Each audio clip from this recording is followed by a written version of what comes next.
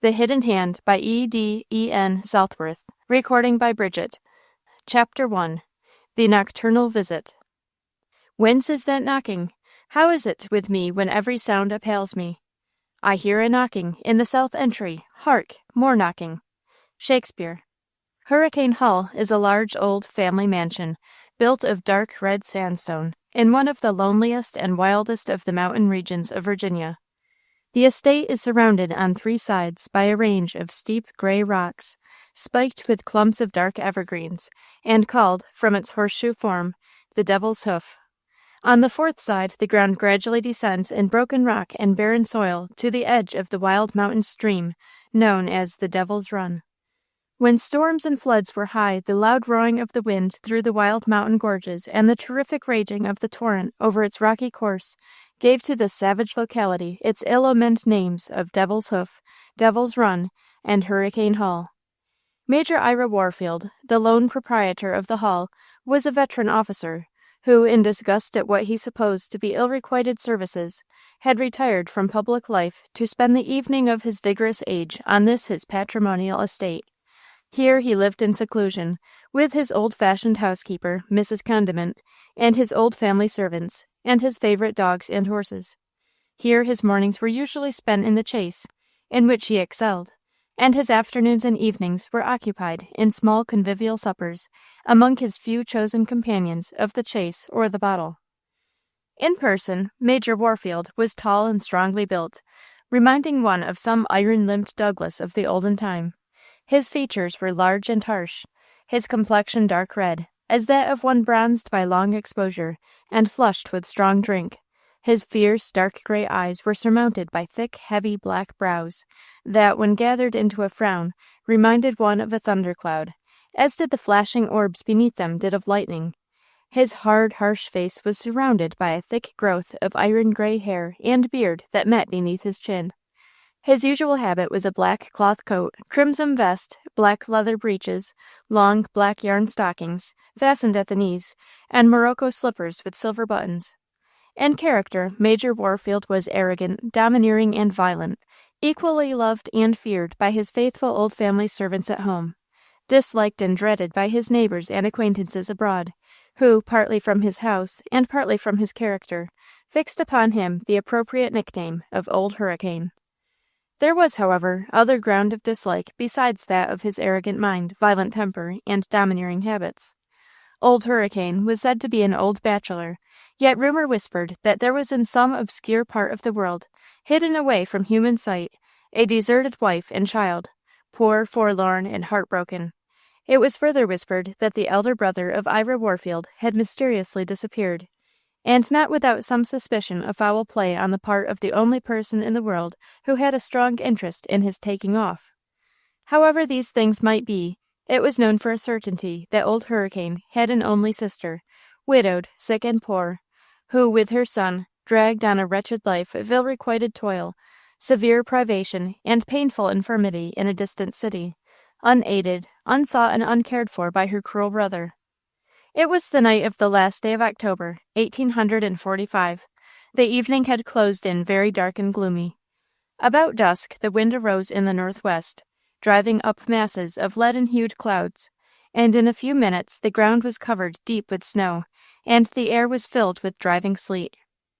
As this was All Hallow Eve, the dreadful inclemency of the weather did not prevent the negroes of Hurricane Hall from availing themselves of their capricious old master's permission, and going off in a body to a banjo breakdown held in the negro quarters of their next neighbor. Upon this evening, then, there was left at Hurricane Hall only Major Warfield, Mrs. Condiment, his little housekeeper, and Wool, his body servant. Early in the evening, the old hall was shut up closely to keep out as much as possible the sound of the storm that roared through the mountain chasms and cannonaded the walls of the house, as if determined to force an entrance. As soon as she had seen that all was safe, Mrs. Condiment went to bed and went to sleep. It was about 10 o'clock that night that Old Hurricane, well wrapped in his quilted flannel dressing-gown, sat in his well-padded easy-chair before a warm and bright fire, taking his comfort in his own most comfortable bedroom. This was the hour of the coziest enjoyment to the self-indulgent old sybarite, who dearly loved his own ease, And indeed, every means and appliance of bodily comfort was at hand.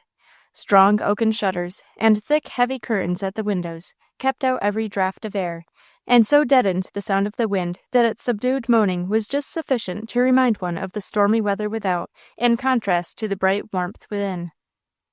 Old Hurricane, as I said, sat well wrapped up in his wadded dressing gown, and reclining in his padded easy-chair, with his head thrown back and his feet upon the fire irons, toasting his shins and sipping his punch. On his right stood a little table with a lighted candle, a stack of clay pipes, a jug of punch, lemons, sugar, Holland gin, etc., while on the hearth sat a kettle of boiling water to help replenish the jug if needful. On his left hand stood his cozy bedstead, with its warm crimson curtains festooned back, revealing the luxurious swell of the full feather bed and pillows, with their snow-white linen and lambswool blankets, inviting repose. Between this bedstead and the corner of the fireplace stood Old Hurricane's ancient body-servant, Wool, engaged in warming a crimson cloth nightcap. "Fools," muttered Old Hurricane over his punch. "Jacks. They'll all get the plurgy except those that get drunk. Did they all go, Wool?" "Every man, 'oman and chile, sar, 'cept 'tis me and coachman, sar." "More fools they, and I shouldn't wonder if you old scarecrow, didn't want to go too." "No, Marse. I know better, sir, don't contradict me. Well, as soon as I'm in bed, and that won't be long now, you may go, so that you get back in time to wait on me tomorrow morning." "Thanky, Marse." "Hold your tongue. You're as big a fool as the rest." "I take this," said Old Hurricane, as he sipped his punch and smacked his lips.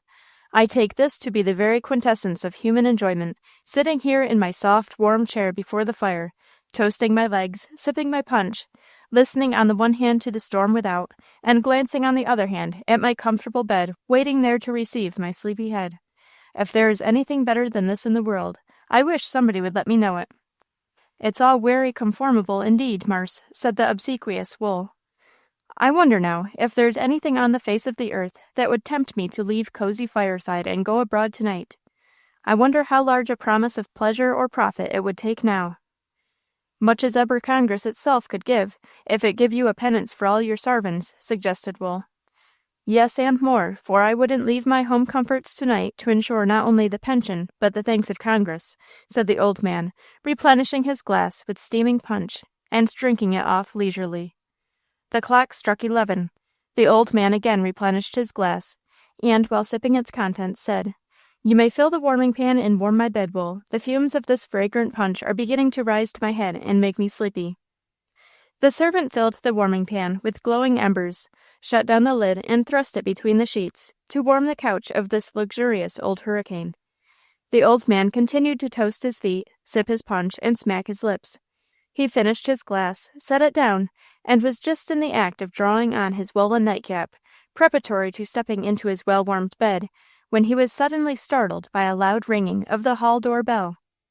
"What the foul fiend can that mean at this time of night?" exclaimed Old Hurricane, dropping his nightcap and turning sharply around toward Wool, who, warming pan in hand, stood staring with astonishment.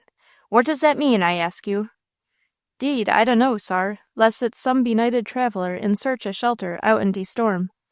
"Humph, and in search of supper, too, of course, and everybody gone away or gone to bed but you and me." At this moment the ringing was followed by a loud knocking. "Marse, don't less you and me listen to it, and then we ain't 'bliged to sturb ourselves with answering of it," suggested Wool. "'Sdeath, sir, do you think that I'm going to turn a deaf ear to a stranger that comes to my house for shelter on such a night as this? Go and answer the bell directly." "Yes, sir." "But stop, look here, sirrah. Mind, I am not to be disturbed. If it is a traveler, ask him in, set refreshments before him, and show him to bed. I'm not going to leave my warm room to welcome anybody tonight, please the Lord. Do you hear?"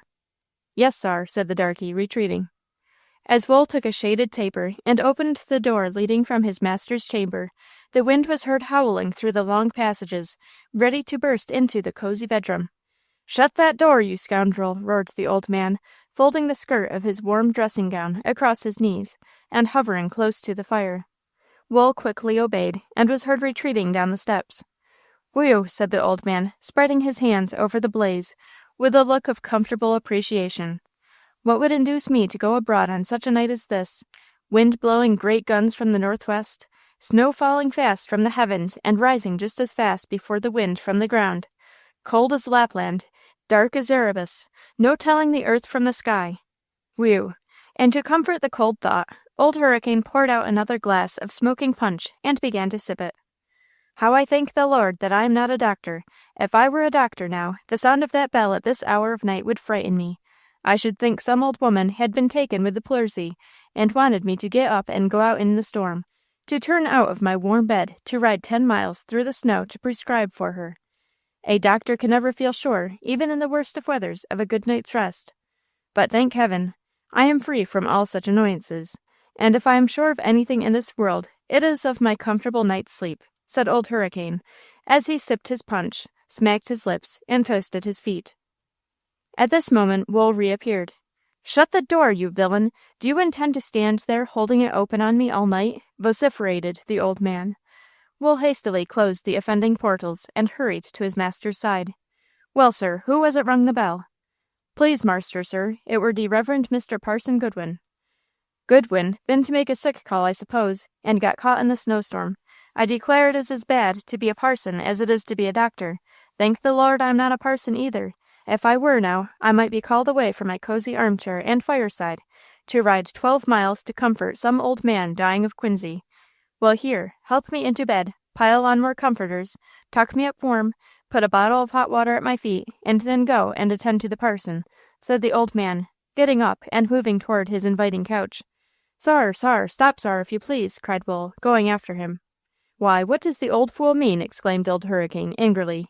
"Sar, de Reverend Mr. Parson Goodwin say how he must see you yourself, personable, alone."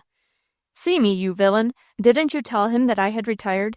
"Yes, Mars, I tell him how you were gone to bed, and asleep more'n an hour ago, and he ordered me to come wake you up, and say how it were a matter o' life and death." "Life and death? What have I to do with life and death? I won't stir. If the parson wants to see me, he will have to come up here and see me in bed," exclaimed Old Hurricane, suiting the action to the word, by jumping into bed, and drawing all the comforters and blankets up around his head and shoulders. "Must I fetch him reverence up, sar?"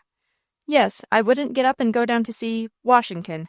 Shut the door, you rascal, or I'll throw the bootjack at your wooden head." Wool obeyed with alacrity, and in time to escape the threatened missile. After an absence of a few minutes, he was heard returning, attending upon the footsteps of another, and the next minute he entered, ushering in the Reverend Mr. Goodwin, the parish minister of Bethlehem, St. Mary's. "How do you do? How do you do? Glad to see you, sir. Glad to see you, though obliged to receive you in bed. Fact is, I caught a cold with a severe change in weather, and took a warm negus, and went to bed to sweat it off. You'll excuse me. Well, draw that easy-chair up to my bedside for worthy Mr. Goodwin, and bring him a glass of warm negus. It will do him good after his cold ride." "I thank you, Major Warfield. I will take the seat, but not the negus, if you please, tonight." "Not the negus? Oh, come now, you are joking. Why, it will keep you from catching cold, and be a most comfortable nightcap, disposing you to sleep and sweat like a baby. Of course, you spend the night with us." "I thank you, no. I must take the road again in a few minutes." "Take the road again tonight? Why, man alive, it is midnight, and the snow driving like all Lapland." "Sir, I am sorry to refuse your proffered hospitality, and leave your comfortable roof tonight, and sorrier still to have to take you with me," said the pastor, gravely. "Take me with you? No, my good sir. No, that is too good a joke. Ha, ha.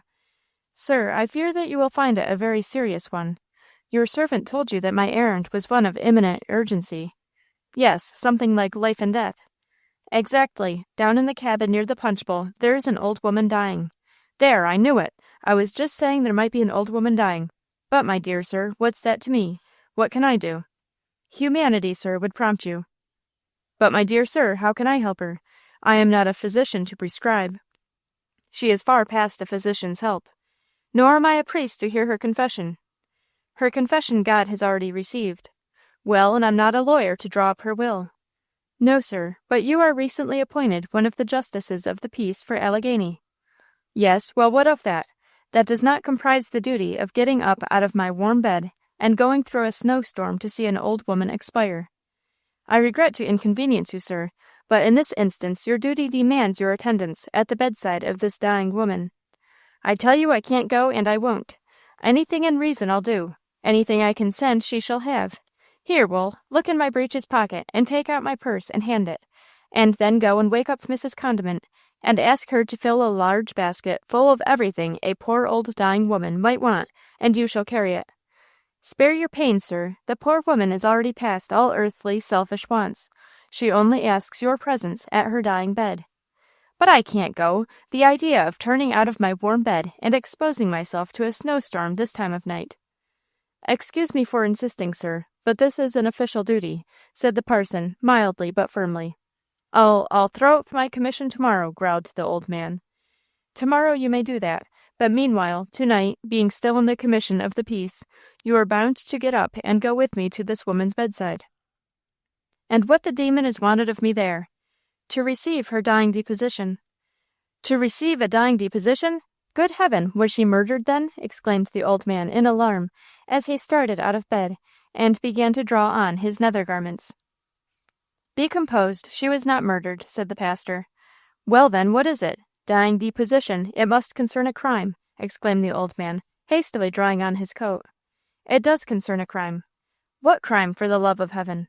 I am not at liberty to tell you. She will do that. Well, go down and rouse up Jehu, and tell him to put Parson Goodwin's mule in the stable for the night, and tell him to put the black draught horses to the close carriage, and light both of the front lanterns, for we shall have a dark, stormy road. Shut that door, you infernal! I beg your pardon, parson, but that villain always leaves the door ajar after him. The good pastor bowed gravely, and the major completed his toilet by the time the servant returned and reported the carriage ready. It was dark as pitch when they emerged from the hall door out into the front portico, before which nothing could be seen but 2 red bull's-eyes of the carriage lanterns, and nothing heard but the dissatisfied whinnying and pawing of the horses. Chapter 2. The Masks. What are these, so withered and so wild in their attire, that look not like the inhabitants of earth, and yet are on it? Macbeth. To the devil's punch bowl was the order given by old Hurricane as he followed the minister into the carriage. And now, sir, he continued, addressing his companion, I think you had better repeat that part of the church litany that prays to be delivered from battle, murder, and sudden death. For if we should be so lucky as to escape Black Donald and his gang, we shall have at least an equal chance of being upset in the darkness of these dreadful mountains. A pair of saddle mules would have been a safer conveyance, certainly, said the minister. Old Hurricane knew that, but though a great sensualist, he was a brave man, and so he had rather risk his life in a close carriage than suffer cold upon a sure-footed mule's back. Only by previous knowledge of the route could anyone have told the way the carriage went. Old Hurricane and the minister both knew that they drove, lumbering over the rough road leading by serpentine windings down that rugged fall of ground to the river's bank, and that then, turning to the left by a short bend, they passed in behind that range of horseshoe rocks that sheltered Hurricane Hall, thus, as it were, doubling their own road. Beneath that range of rocks, and between it and another range, there was an awful abyss or chasm of cleft, torn, and jagged rocks opening, as it were, from the bowels of the earth, in the shape of a mammoth bowl, in the bottom of which, almost invisible from its great depth, seethed and boiled a mass of dark water of what seemed to be a lost river or subterranean spring. This terrific phenomenon was called the Devil's Punch Bowl. Not far from the brink of this awful abyss, and close behind the horseshoe range of rocks, stood a humble log cabin, occupied by an old free negress, who picked up a scanty living by telling fortunes and showing the way to the punch bowl. Her cabin went by the name of the Witch's Hut, or Old Hat's Cabin. A short distance from Hat's cabin, the road became impassable, and the travelers got out, and, preceded by the coachman bearing the lantern, struggled along on foot through the drifted snow and against the buffeting wind and sleet to where a faint light guided them to the house. The pastor knocked. The door was immediately opened by a negro, whose sex from the strange anomalous costume it was difficult to guess. The tall form was rigged out first in a long red cloth petticoat, above which was buttoned a blue cloth surtout. A man's old black beaver hat sat upon the strange head and completed this odd attire. "Well, Hat, how is your patient?" inquired the pastor, as he entered preceding the magistrate. "You will see, sir," replied the old woman. The 2 visitors looked around the dimly lighted, miserable room, in one corner of which stood a low bed, upon which lay extended the form of an old, feeble, and gray-haired woman. "How are you, my poor soul, and what can I do for you now I am here?" inquired Old Hurricane, who, in the actual presence of suffering, was not utterly without pity. "You are a magistrate?" inquired the dying woman. "Yes, my poor soul." "And qualified to administer an oath and take your deposition," said the minister. "Will it be legal? Will it be evidence in a court of law?" asked the woman, lifting her dim eyes to the major. "Certainly, my poor soul, certainly," said the latter, who, by the way, would have said anything to soothe her. "Send everyone but yourself from the room." "What, my good soul, send the parson out in the storm? That will never do. Won't it be just as well to let him go up in the corner yonder?" "No, you will repent it unless this communication is strictly private." "But, my good soul, if it is to be used in a court of law—" "That will be according to your own discretion." "My dear parson," said Old Hurricane, going to the minister, "would you be so good as to retire?" "There is a fire in the woodshed, master," said Hat, leading the way. "Now, my good soul, now, you want first to be put upon your oath?" "Yes, sir."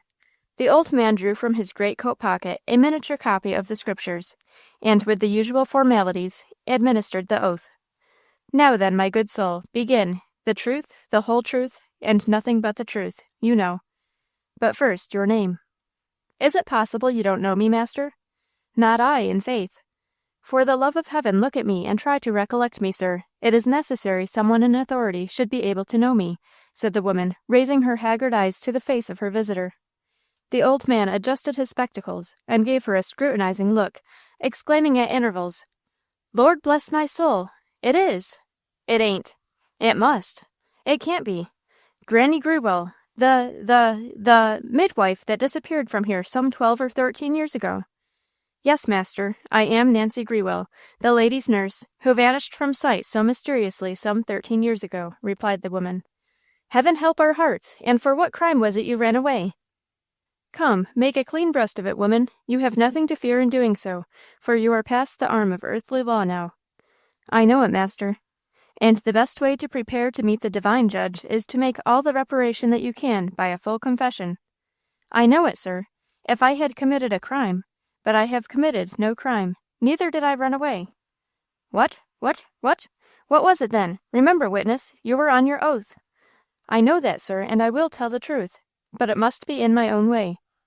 At this moment, a violent blast of wind and hail roared down the mountainside and rattled against the walls, shaking the witch's hut as if it would have shaken it about their ears. It was a proper overture to the tale that was about to be told. Conversation was impossible until the storm raved past, and was heard dying in the deep, reverberating echoes from the depths of the Devil's Punch Bowl. "It is some 13 years ago," began Granny Grewell, "upon just such a night of storm as this, that I was mounted on my old mule Molly, with my saddlebags full of dried yarbs and stilled waters and sich, and I allus carried when I was out tendin' the sick. I was on my way a-goin' to see a lady as I was sent for to tend. Well, master, I'm not shamed to say, as I never was afraid of man, beast, nor sperrit, and never stopped at going out all hours of the night, through the most lonesome roads, if so be I was called upon to do so. Still, I must say that just as me and Molly, my mule, got into that deep, thick, lonesome woods as stands round the old hidden house, in the hollow, I did feel queerish. Case it was the dead hour of the night, and it was said how strange things were seen and hearn, yes, and done, too, in that dark, deep, lonesome place. I seen how even my mule Molly felt queer, too, by the way she stuck up her ears, stiff as quills. So, partly to keep up my own spirits, and partly to courage her, says I, 'Molly,' says I, 'what are ye afeard on? Be a man, Molly.' But Molly stepped out cautious, and pricked up her long ears all the same. Well, master, it was so dark I couldn't see a yard past Molly's ears, and the path was so narrow, and the bushes so thick, we could hardly get along. And just as we came to the little creek, as they calls the spout, 'cause the water jumps and jets along it till it empties into the punch bowl, and just as Molly was cautiously putting her forefoot into the water, out starts 2 men from the bushes and seized poor Molly's bridle." "Good heaven!" exclaimed Major Warfield. "Well, master, before I could cry out, one of them willains seized me by the scruff of my neck, and, with his other hand upon my mouth, he says, 'Be silent, you old fool, or I'll blast your brains out.' And then, master, I saw for the first time that their faces were covered over with black crape. I couldn't a screamed if they'd let me, for my breath was gone, and my senses were going along with it from the fear that was on me. "Don't struggle, come along quietly, and you shall not be hurt," says the man as had spoke before. Struggle! I couldn't 'a' struggled to 'a' saved my soul. I couldn't speak, I couldn't breathe. I liked to have 'a' dropped right off in Molly's back. One on 'em says he, "Give her some brandy," and t'other takes out a flask and puts it to my lips and says he, "Here, drink this." Well, master, as he had me still by the scruff of my neck, I couldn't do no other ways but open my mouth and drink it. And as soon as I took a swallow, my breath came back, and my speech. "And oh, gentlemen," says I, "ef it's your money or your life you mean, I hain't it about me. 'Deed, 'clare to the Lord Almighty, I hain't. It's wrapped up in an old cotton glove in a hole in the plastering in the chimney corner at home, and ef you'll spare my life you can go there and get it," says I. "You old blockhead," says they, "we want neither one nor t'other. Come along quietly, and you shall receive no harm. But at the first cry, or attempt to escape, this shall stop you." And with that, the willain held the muzzle of a pistol so nigh to my nose that I smelt brimstone, while t'other one bound a silk handkercher round my eyes, and then took poor Molly's bridle and led her along. I couldn't see, in course, and I dasn't breathe for the fear of the pistol. But I said my prayers to myself all the time. Well, master, they led the mule on down the path until we comed to a place wide enough to turn, when they turned us round and led us back out in the wood, and then round and round, and up and down, and crossways and lengthways, as if they didn't want me to find where they were taking me. Well, sir, when they'd walked about in this fused way, leadin' of the mule about a mile, I knew we was in the woods again, the very same woods, and the very same path. I knowed by the feel of the place and the sound of the bushes as we hit up against them each side, and also by the rumbling of the spout as it rumbled along toward the punch bowl. We went down and down and down, and lower and lower and lower, until we got right down in the bottom of that hollow. Then we stopped. A gate was opened. I put up my hand to raise the handkerchief and see where I was. But just at that minute I felt the muzzle of the pistol like a ring of ice right agin my temple, and the willain growlin' into my ear, "If you do—" But I didn't. I dropped my hand down as if I had been shot, and afore I had seen anything either. So we went through the gate and up a gravelly walk. I knew it by the crackling of the gravel under Molly's feet, and stopped at a horse block, where one of them willains lifted me off. I put up my hand again. "Do if you dare," says t'other one, with the muzzle of the pistol at my head. I dropped my hand like lead, so they led me on a little way, and then up some steps. I counted them to myself as I went along. They were 6. You see, master, I took all this pains to know the house again. Then they opened a door that opened in the middle. Then they went along a passage and up more stairs. There was 10 and a turn, and then 10 more. Then along another passage, and up another flight of stairs just like the first. Then along another passage, and up a third flight of stairs. They was alike.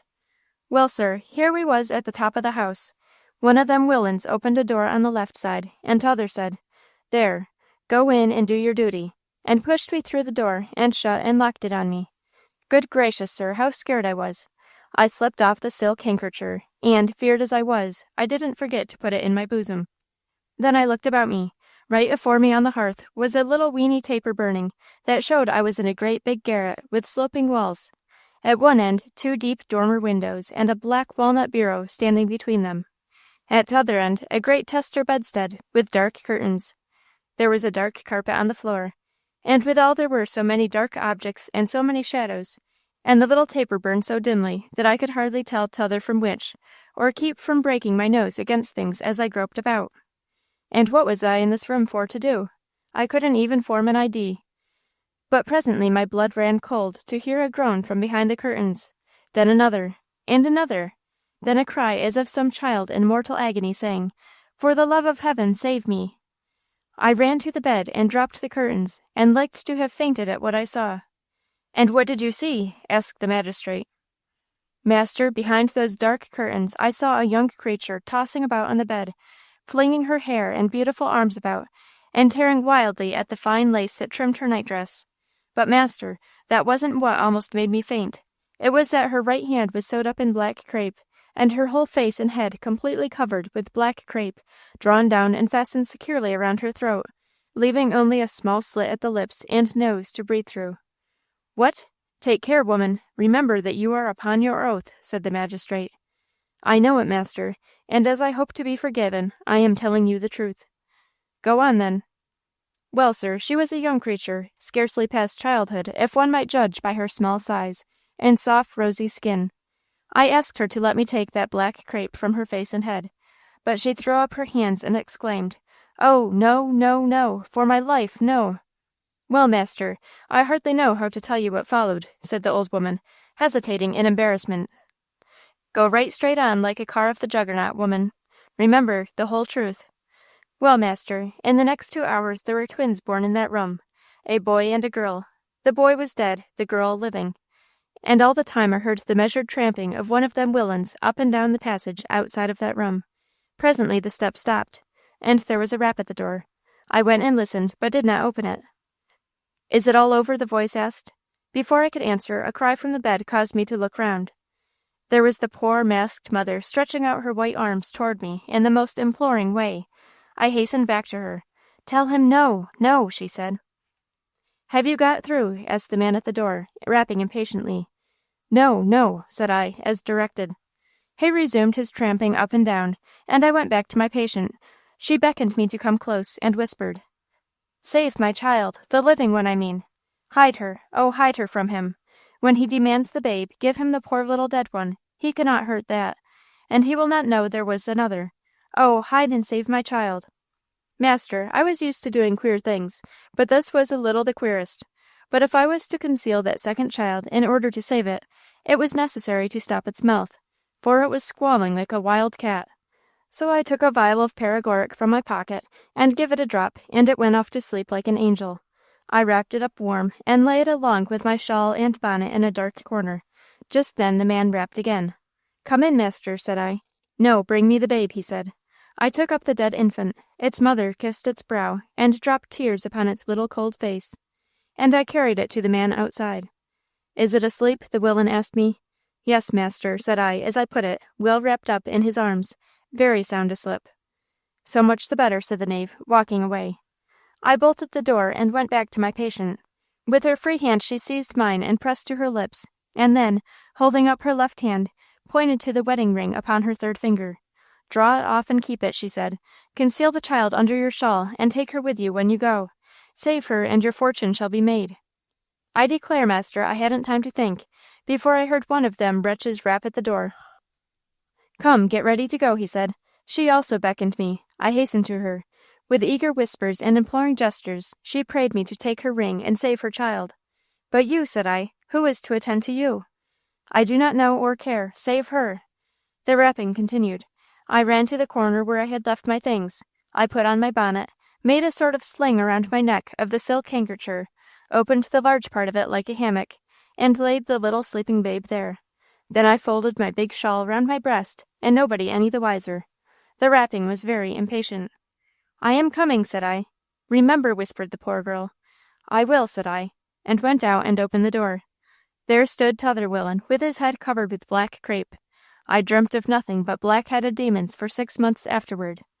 Are you ready? Says he. Yes, your worship, says I. Come along, then. And, binding another silk handkerchief around my eyes, he led me along. Instead of my mule, a carriage stood near the horse-block. Get in, says he, holding the pistol to my ears by way of an argument. I got in. He jumped up on the driver's seat, and we drove like the wind, in another direction from that in which we come, in course, for there was no carriage road there. The carriage whirled along at such a rate it made me quite giddy. At last it stopped again. The man in the mask got down and opened the door. Where are you taking me? Says I. Be quiet, said he, and with that he put the pistol to my cheek, ordered me to get out, take the bandage from my eyes, and walk before him. I did so, and saw dimly that we were in a part of the country that I was never at before. We were in a dark road through a thick forest. On the left side of the road in a clearing stood an old house. A dim light was burning in a lower window. Go on in there, said the villain, putting the pistol to the back of my head. As the door stood ajar, I went in, to a narrow, dark passage, the man all the time at my back. He opened a door on the left side, and made me go into a dark room. Just then the unfortunate child that had been moving restlessly began to wail. Well it might, poor starved thing. "What's that?" says the miscreant under his breath, and stopped short. "It ain't nothing, sir," says I, and "Hush" to the baby. But the poor little wretch raised a squall. "What is the meaning of this?" said he. "Where did that child come from? Why the demon don't you speak?" And with that he seized me again by the scruff of the neck and shook me. "Oh, master, for the love of heaven, don't," says I. "This is only a poor unfortunate infant as its parents wanted to get out in the way, and hired me to take care on. And I have had it wrapped up under my shawl all the time, 'cept when I was in your house, when I put it to sleep in the corner." "Humph! And you had that child concealed under your shawl when I first stopped you in the woods?" "In course, master," says I. "Whose is it?" "Master," says I, it's a dead secret, for I hadn't another lie ready." He broke out into a rude, scornful laugh, and seemed not half to believe me, and yet not to care about questioning me too closely. He made me sit down then in the dark, and went out and turned the key on me. I wet my finger with a paregoric, and put it to the baby's lips to quiet its pains of hunger. Then I heard a whispering in the next room. Now my eyesight never was good, but to make up for it, I believe I had the sharpest ears that ever was, and I don't think anybody could have heard that whispering but me. I saw a little glimmer of light through the chinks that showed me where the door was, and so I creeped up to it, and put my ear to the keyhole. Still they whispered so low that no ears could have heard them but my sharp ones. The first words I heard good was a grumbling voice asking, "How old?"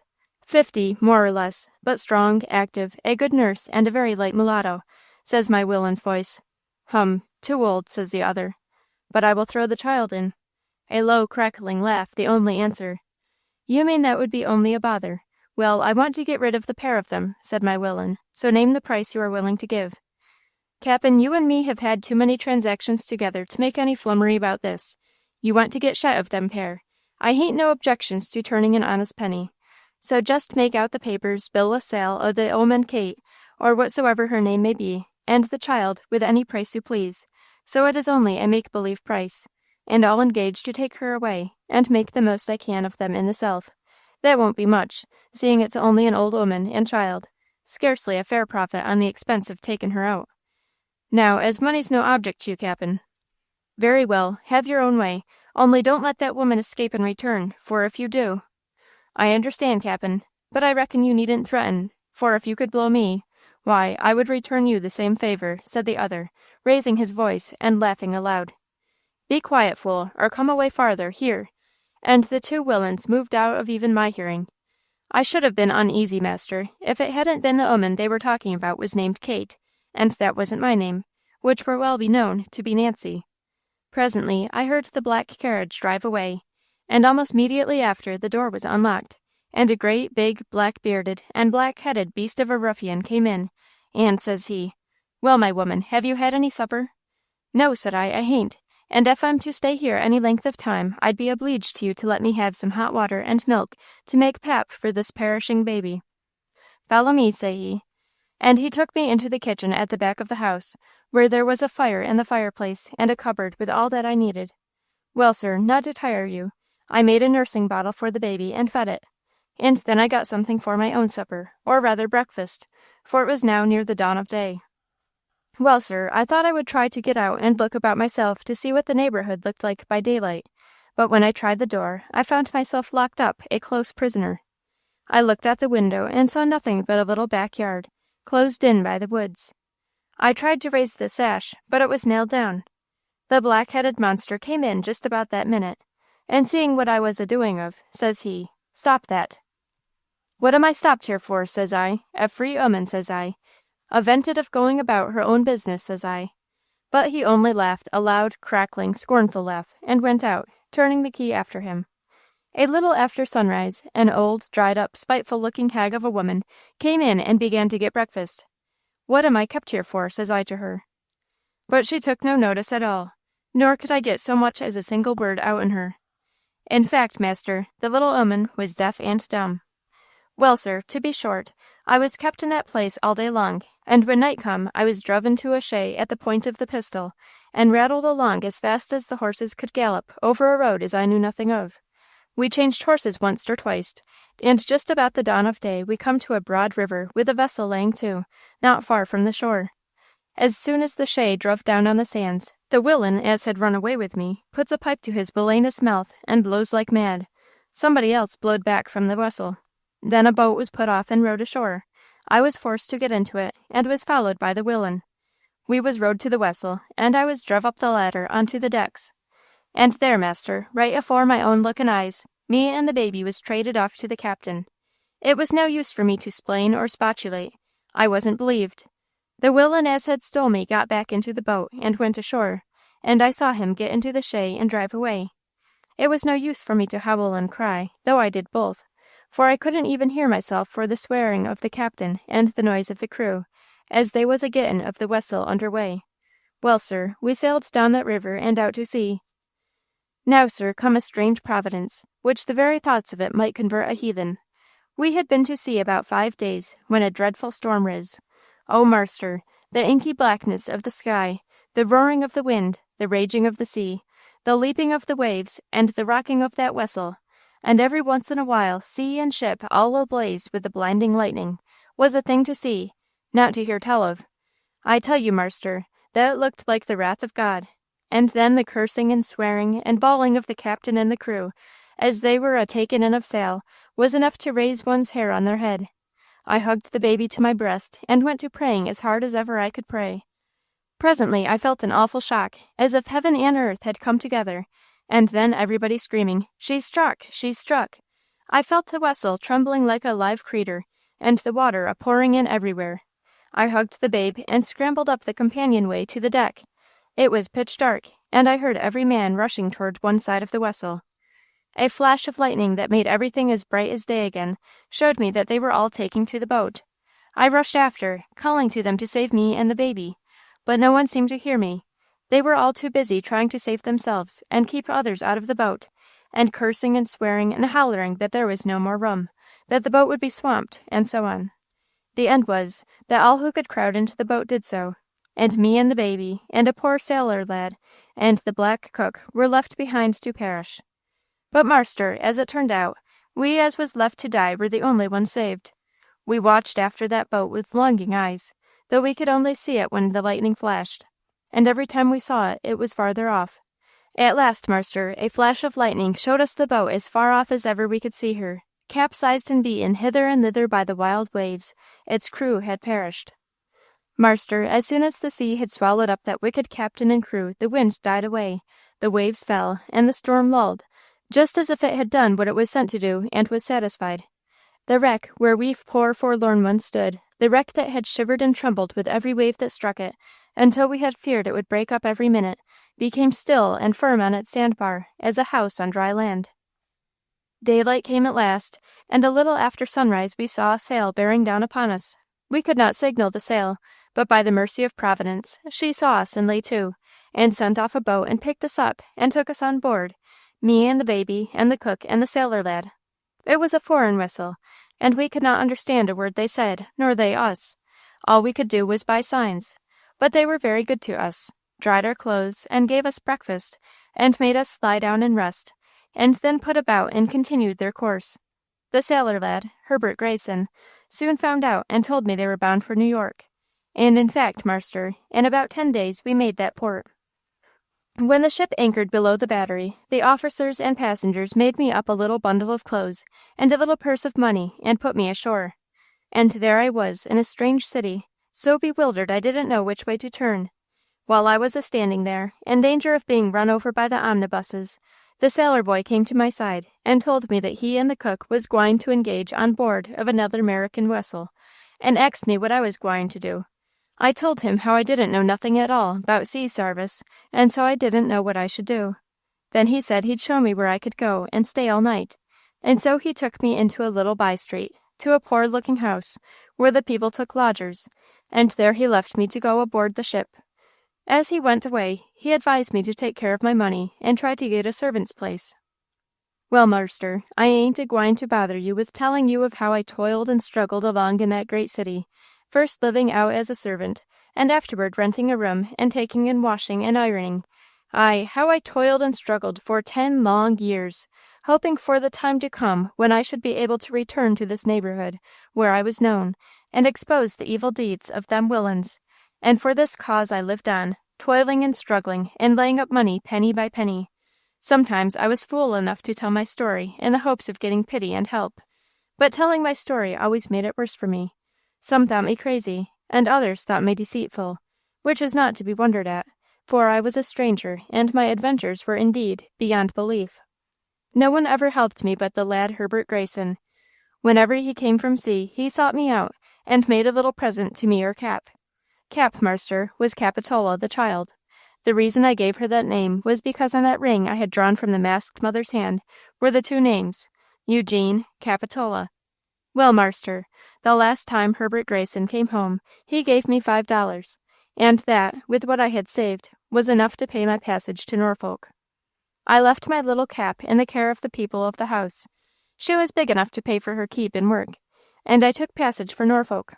When I got there, I fell ill, spent all my money, and was at last taken to the poorhouse. 6 months passed away before I was discharged, and then 6 months more before I had earned and saved money enough to pay my way on here. I reached here 3 days ago, and found a wheat field growing where my cottage fire used to burn, and all my old cronies dead, all except Old Hat, who has received and given me shelter. Sir, my story is done. Make what you can of it, said the invalid, sinking down in her bed, as if utterly exhausted. Old Hurricane, whose countenance had expressed emotions as powerful as they were various while listening to this tale, now arose, stepped cautiously to the door, drew the bolt, and, coming back, bent his head and asked, "What more of the child?" "Cap, sir? I have not heard a word of Cap since I left her to try to find out her friends, but anyone interested in her might inquire for her at Mrs. Simmons, laundress, No. 8, Rag Alley. You say the names upon that ring were Eugene, Capitola?" "Yes, sir, they were." "Have you that ring about you?" "No, master. I thought it was best, in case of accidents, to leave it with the child." "Have you told her any part of this strange history?" "No, master, nor hinted at it. She was too young for such a confidence." "You were right. Had she any mark about her person by which she could be identified?" "Yes, master, a very strange one. In the middle of her left palm was a perfect image of a crimson hand, about 1/2 inch in length. There was also another, Herbert Grayson, to please me, marked upon her forearm, in India ink, her name and birthday, Capitola, October 31st, 1832. "Right. Now tell me, my good soul, do you know, from what you were able to observe, what house that was where Capitola was born?" "I am on my oath. No, sir, I do not know, but—" "You suspect?" The woman nodded. "It was," said Old Hurricane, stooping and whispering a name that was heard by no one but the sick woman. She nodded again, with a look of intense meaning. "Does your old hostess here, Hat, know or suspect anything of this story?" inquired Major Warfield. "Not a word. No soul but yourself has heard it." "That is right. Still be discreet. And if you would have the wicked punished and the innocent protected, be silent and wary. Have no anxiety about the girl. What man can do for her will I do, and quickly. And now, good creature, day is actually dawning. You must seek repose, and I must call the parson in and return home. I will send Mrs. Condiment over with food, wine, medicine, clothing, and every comfort that your condition requires," said Old Hurricane, rising and calling in the clergyman, with whom he soon after left the hut for home. They reached Hurricane Hall in time for an early breakfast, which the astonished housekeeper had prepared, and for which their night's adventures had certainly given them a good appetite. Major Warfield kept his word, and as soon as breakfast was over, he dispatched Mrs. Condiment with a carriage filled with provisions for the sick woman. But they were not needed. In a couple of hours the housekeeper returned with the intelligence that the old nurse was dead. The false strength of mental excitement that had enabled her to tell so long and dreadful a tale had been the last flaring up of the flame of life that almost immediately went out. "I am not sorry, upon the whole, for now I shall have the game in my own hands," muttered Old Hurricane to himself. "Ah, Gabriel Lenore, better you had cast yourself down from the highest rock of this range, and been dashed to pieces below, than have thus fallen into my power." Chapter 3. The Quest. Then did Sir Knight abandon dwelling, and out he rode. Hudibras. Pursuant to the orders of Major Warfield, the corpse of the old midwife was the next day after her decease brought over and quietly interred in the family graveyard of Hurricane Hall. And then Major Warfield astonished his household by giving orders to his housekeeper and his body servant to prepare his wardrobe and pack his trunks for a long journey to the north. "What can the Major be thinking of, to be setting out for the north at this time of year?" exclaimed good little Mrs. Condiment, as she picked over her employer's shirts, selecting the newest and warmest to be done up for the occasion. "Lord Almighty only knows, but 'pears to me Marster's never been right in his headpiece since Hallow Eve night, when he took that ride to the witch's hut," replied Wool, who, with brush and sponge, was engaged in rejuvenating his master's outer garments. But let his family wonder as they would, Old Hurricane kept his own counsel. Only just as he was going away, lest mystery should lead to investigation, and that to discovery, the old man gave out that he was going north to invest capital in bank stock, and so, quite unattended, he departed.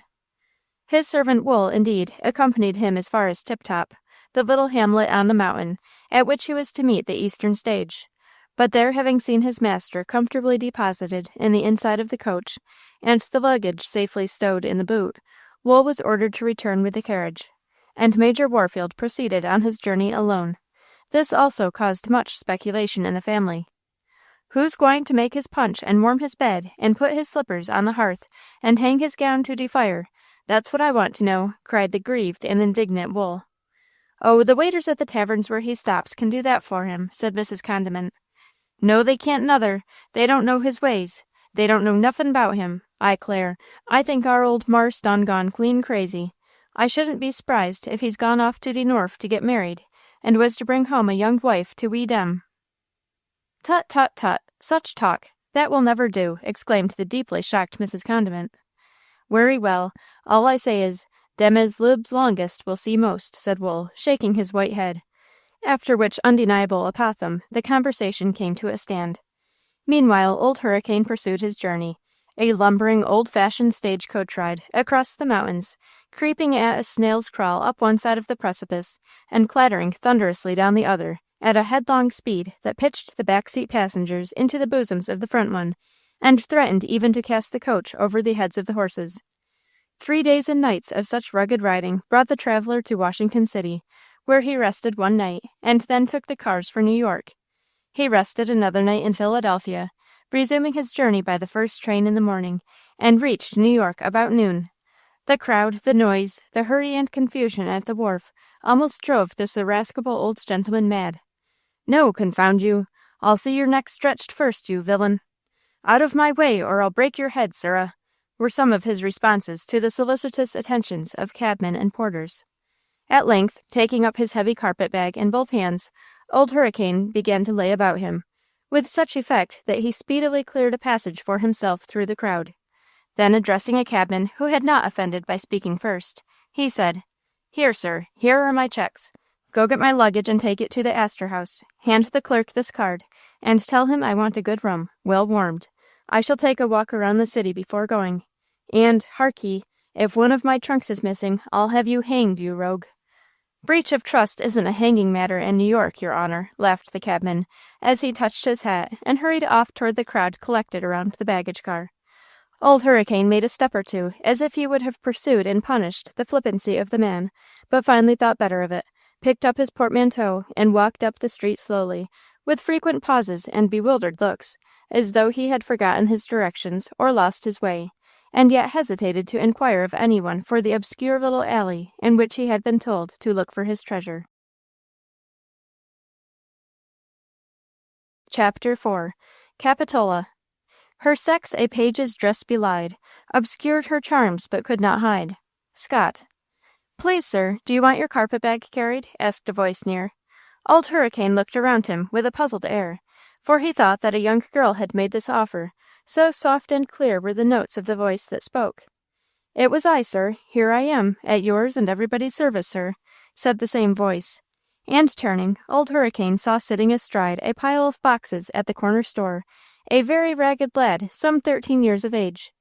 "Good gracious," thought Old Hurricane, as he gazed upon the boy, "this must be Crown Prince and heir apparent to the King of Shreds and Patches."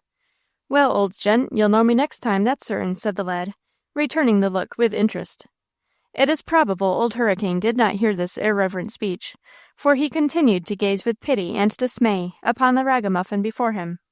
He was a handsome boy, too, notwithstanding the deplorable state of his wardrobe. Thick clustering curls of jet-black hair fell in tangled disorder around a forehead broad, white and smooth as that of a girl. Slender and quaintly arched black eyebrows played above a pair of mischievous dark gray eyes that sparkled beneath the shade of long, thick black lashes. A little turned-up nose and red, pouting lips completed the character of a countenance full of fun, frolic, spirit, and courage. "Well, Governor, if you've looked long enough, maybe you'll take me into service," said the lad, winking to a group of his fellow newsboys that had gathered at the corner.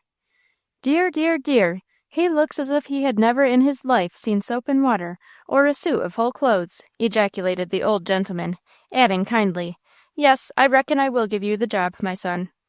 His son! Oh, crikey, do you hear that, fellows? His son! Oh, Lord, my governor's turned up at last. I'm his son. Oh, Gemini! But what did I tell you? I always had a sort of impression that I must have had a father in some former period of my life, and behold, here he is. Who knows but I might have had a mother also, but that isn't likely. Still, I'll ask him. How's the old woman, sir? Said the newsboy, jumping off the boxes and taking the carpet-bag in his hand. What are you talking about, you infatuated tatterdemalion? Come along. If it weren't for pity, I'd have you put in the pillory, exclaimed Old Hurricane, shaking his cane at the offender.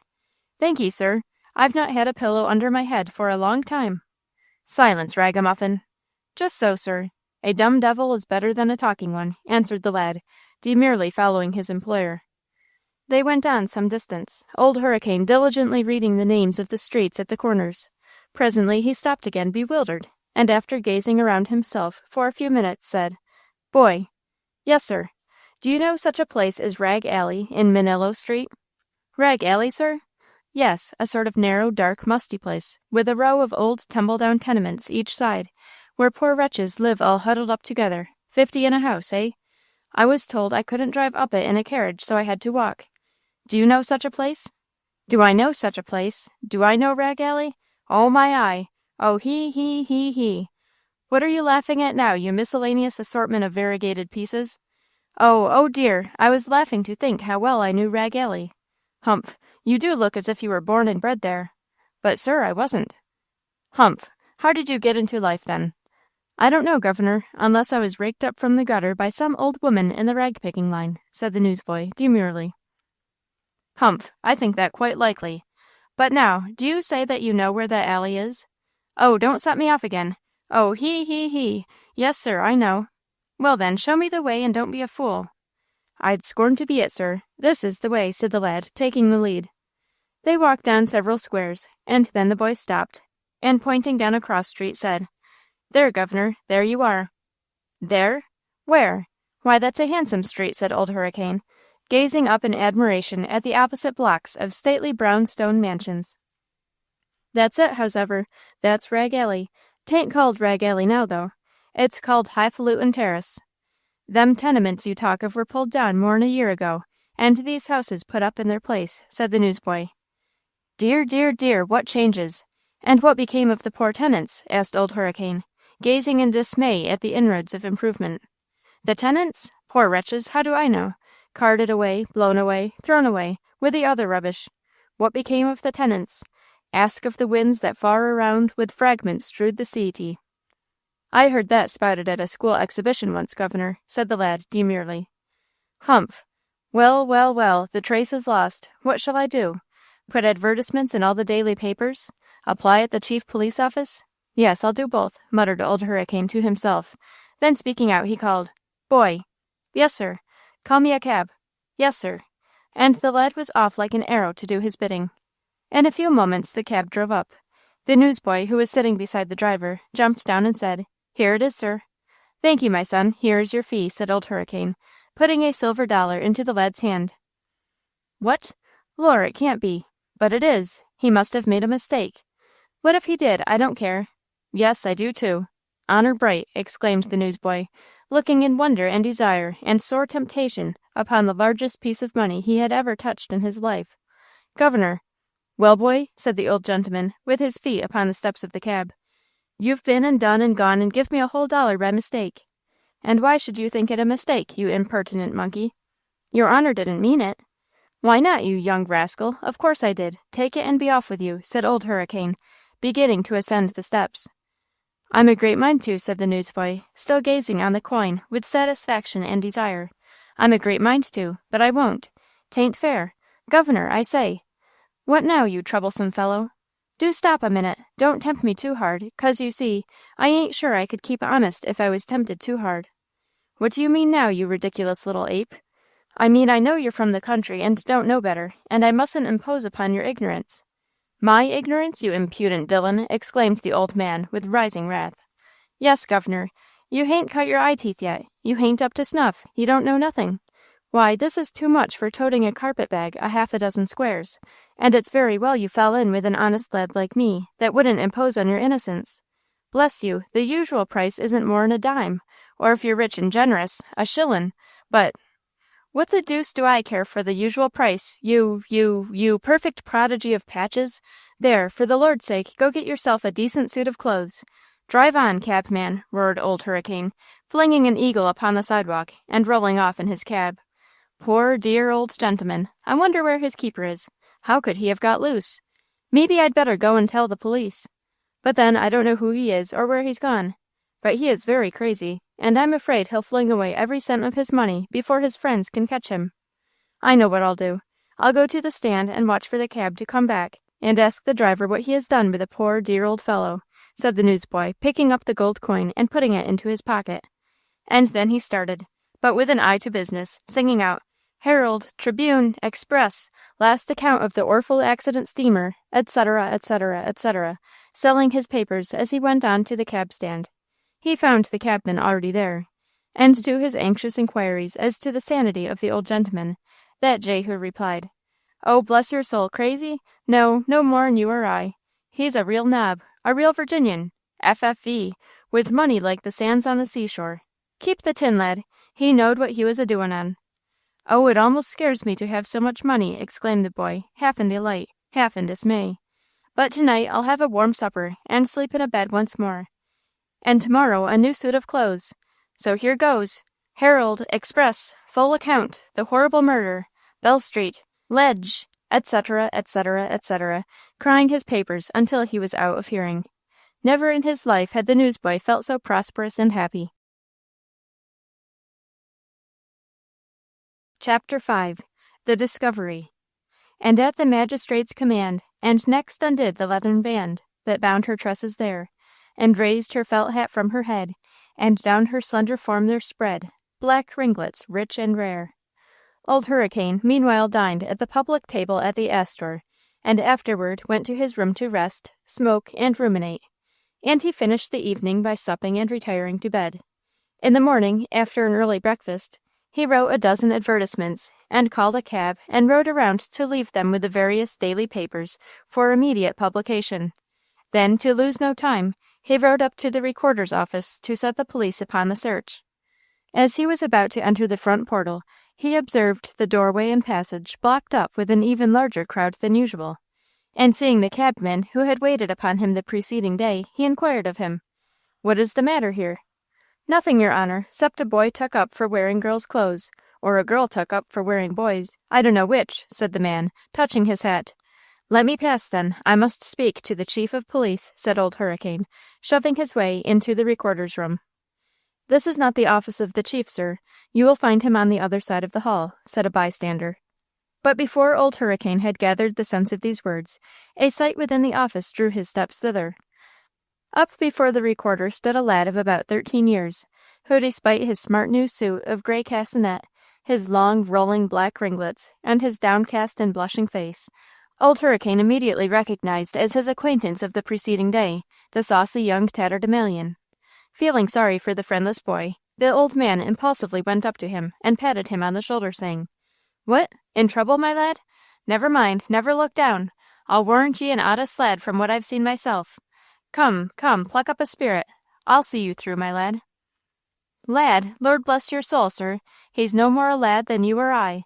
The young rascal is a girl in boy's clothes, sir," said the officer who had the culprit in custody. What? Exclaimed Old Hurricane, gazing in consternation from the young prisoner to the accuser. What? My newsboy, my saucy little prince of patches, a girl in boy's clothes? Yes, sir, a young scoundrel. I actually twigged him selling papers at the Fulton Ferry this morning. A little rascal." "A girl in boy's clothes! A girl!" exclaimed Old Hurricane. with his eyes nearly starting out of his head. Just then the young culprit looked up in his face with an expression half melancholy, half mischievous, that appealed to the rugged heart of the old man. Turning around to the policeman, he startled the whole office by roaring out, "Girl, is she, sir?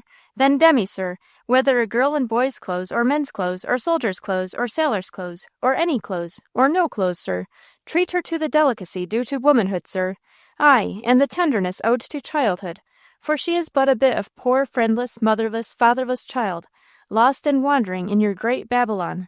No more hard words to her, sir, or by the everlasting—" "Order!" put in the calm and dignified recorder. Old Hurricane, though his face was still purple, his veins swollen, and his eyeballs glaring with anger, immediately recovered himself, turned and bowed to the recorder, and said, "Yes, sir, I will keep order, if you'll make that brute of a policeman reform his language." And so saying, Old Hurricane subsided into a seat immediately behind the child, to watch the examination. "What'll they do with her, do you think?" he inquired of a bystander. "Send her down, in course." "Down? Where?" "To Blackwell's Island, to the workhouse, in course." "To the workhouse? Her, that child? The wretches!" Oh," groaned Old Hurricane, stooping and burying his shaggy gray head in his great hands. He felt his shoulder touched, and looking up, saw that the little prisoner had turned around, and was about to speak to him. "Governor," said the same clear voice that he had even at first supposed belonged to a girl, "Governor, don't you keep on letting out that way. You don't know nothing. You're in the recorder's court. If you don't mind your eye, they'll commit you for contempt." "Will they? Then they'll do well, my lad. Lass, I mean. I plead guilty to contempt. Send a child like you to the— They shan't do it. Simply, they shan't do it. I, Major Warfield of Virginia, tell you so, my boy, girl, I mean. But you innocent old lion, instead of freeing me, you'll find yourself shut up between four walls, and very narrow ones at that, I tell you. You'll think yourself in your coffin. Governor, they call it the Tombs," whispered the child. "Attention," said the clerk. The little prisoner turned and faced the court, and the old lion buried his shaggy gray head and beard in his hands and groaned aloud. "Now then, what is your name, my lad, my girl, I should say?" inquired the clerk. "Capitola, sir." Old Hurricane pricked up his ears and raised his head, muttering to himself, "Capitola, that's a very odd name. Can't surely be two in the world of the same. Capitola. If it should be my Capitola after all, I shouldn't wonder at all. I'll listen and say nothing." And with this wise resolution, Old Hurricane again dropped his head upon his hands. "You say your name is Capitola? Capitola what?" inquired the clerk, continuing the examination. "Nothing, sir." "Nothing? What do you mean?" "I have no name but Capitola, sir." "Who is your father?" "Never had any that I know, sir." "Your mother?" "Never had a mother either, sir, as ever I heard." "Where do you live?" "About in spots in the city, sir." Oh," groaned Old Hurricane within his hands. "What is your calling?" inquired the clerk. "Selling newspapers, carrying portmanteaus and packages, sweeping before doors, clearing off snow, blacking boots, and so on. Little odd jobs in general, eh?" "Yes, sir, anything that I can turn my hand to and get to do." "Boy, girl, I should say, what tempted you to put yourself into male attire?" "Sir?" "In boy's clothes, then." "Oh, yes, want, sir, and danger, sir," cried the little prisoner, putting her hands to a face crimson with blushes, and for the first time since her arrest upon the eve of sobbing. "Want? Danger? How is that?" continued the clerk. "Your honor mightn't like to know." "By all means. It is in fact necessary that you should give an account of yourself," said the clerk. Old Hurricane once more raised his head, opened his ears, and gave close attention. One circumstance he had particularly remarked. The language used by the poor child during her examination was much superior to the slang she had previously affected to support her assumed character of newsboy. Well, why do you pause? Go on, my good boy, girl, I mean," said the recorder, in a tone of kind encouragement. Chapter 6. A Short, Sad Story. Ah, poverty is a weary thing, it burdeneth the brain, it maketh even the little child to murmur and complain. "It is not much I have to tell," began Capitola. "I was brought up in Rag Alley and its neighborhood by an old woman named Nancy Grewell." "Ah!" ejaculated Old Hurricane. "She was a washwoman, and rented one scantily furnished room from a poor family named Simmons." "Oh!" cried Old Hurricane. Granny, as I called her, was very good to me, and I never suffered cold nor hunger until about 18 months ago, when Granny took it into her head to go down to Virginia." "Umph!" exclaimed Old Hurricane. "When Granny went away she left me a little money and some good clothes, and told me to be sure to stay with the people where she left me, for that she would be back in about a month. But, your honor, that was the last I ever saw or heard of poor Granny. She never came back again, and by that I know she must have died." "Ah!" breathed the old man, puffing fast. "The first month or two after Granny left, I did well enough, and then, when the little money was all gone, I eat with the Simmonses and did little odd jobs for my food. But by and by Mr. Simmons got out of work, and the family fell into want, and they wished me to go out and beg for them. I just couldn't do that, and so they told me I should have to look out for myself." "Were there no customers of your grandmother that you could have applied to for employment?" asked the recorder. "No, sir. My granny's customers were mostly boarders at the small taverns, and they were always changing. I did apply to 2 or 3 houses where the landladies knew Granny, but they didn't want me." "Oh," groaned Major Warfield, in the tone of one in great pain. "I wouldn't have that old fellow's conscience for a good deal," whispered a spectator, "for, as sure as shooting, that gal's his unlawful child." "Well, go on. What next?" asked the clerk. "Well, sir, though the Simmonses had nothing to give me except a crust now and then, they still let me sleep in the house, for the little jobs I could do for them. But at last Simmons he got work on the railroad away off somewhere, and they all moved away from the city." "And you were left alone?" "Yes, sir, I was left alone in the empty, unfurnished house. Still, it was a shelter, and I was glad of it, and I dreaded the time when it would be rented by another tenant, and I should be turned into the street." "Oh, oh, oh, Lord!" groaned the Major. "But it was never rented again, for the word went around that the whole row was to be pulled down, and so I thought I had leave to stay at least as long as the rats did," continued Capitola, with somewhat of her natural roguish humor twinkling in her dark gray eyes. "But how did you get your bread?" inquired the recorder. "Did not get it at all, sir. Bread was too dear. I sold my clothes, piece by piece, to the old Jew over the way, and bought cornmeal, and picked up trash to make a fire, and cooked a little mush every day in an old tin can that had been left behind. And so I lived on for 2 or 3 weeks. And then when my clothes were all gone except the suit I had upon my back, and my meal was almost out, instead of making mush every day, I economized and made gruel." "But, my boy, my good girl, I mean, before you became so destitute you should have found something or other to do," said the recorder. "Sir, I was trying to get jobs every hour in the day. I'd have done anything honest. I went around to all the houses Granny knew, but they didn't want a girl. Some of the good-natured landlords said if I was a boy now, they could keep me opening oysters, but as I was a girl they had no work for me.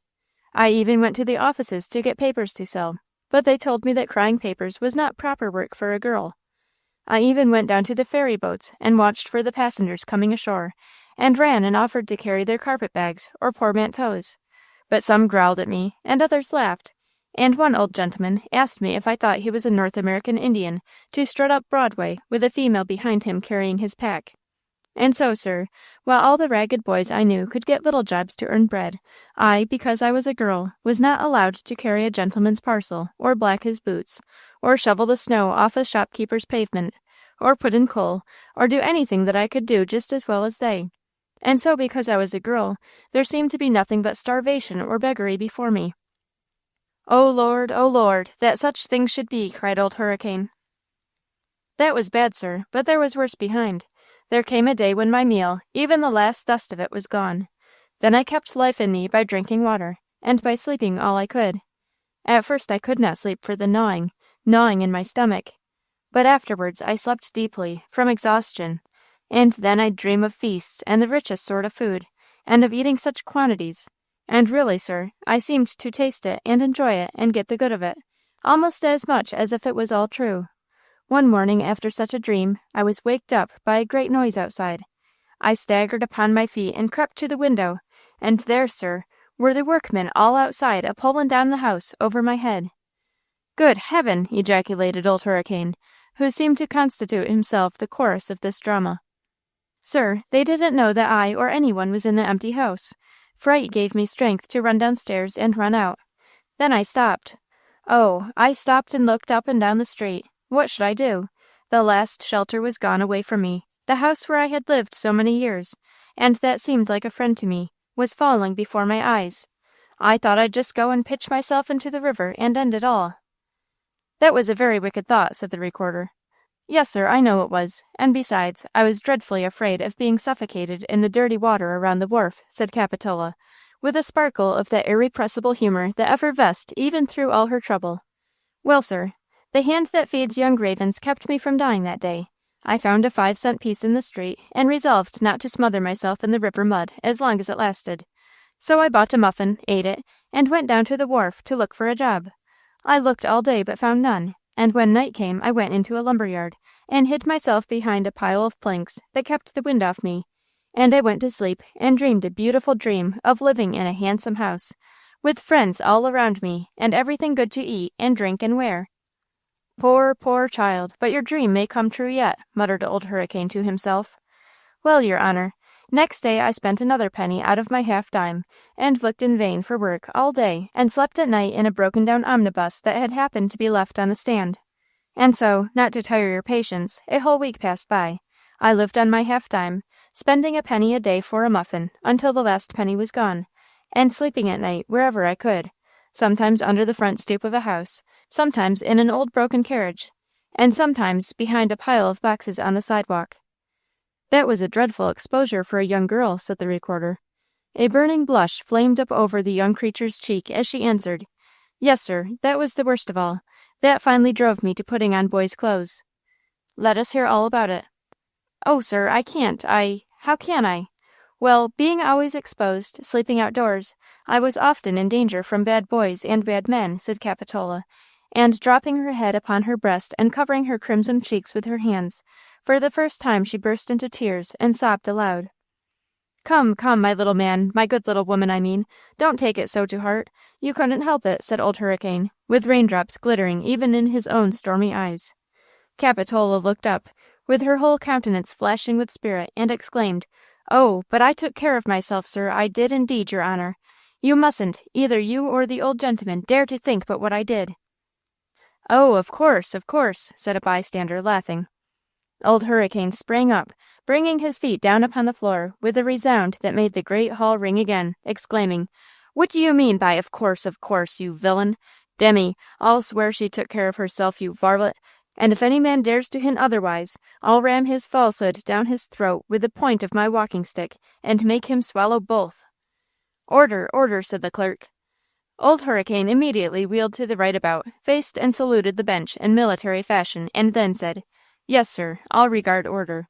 But in the meanwhile, if the court does not protect this child from insult, I must, order or no order."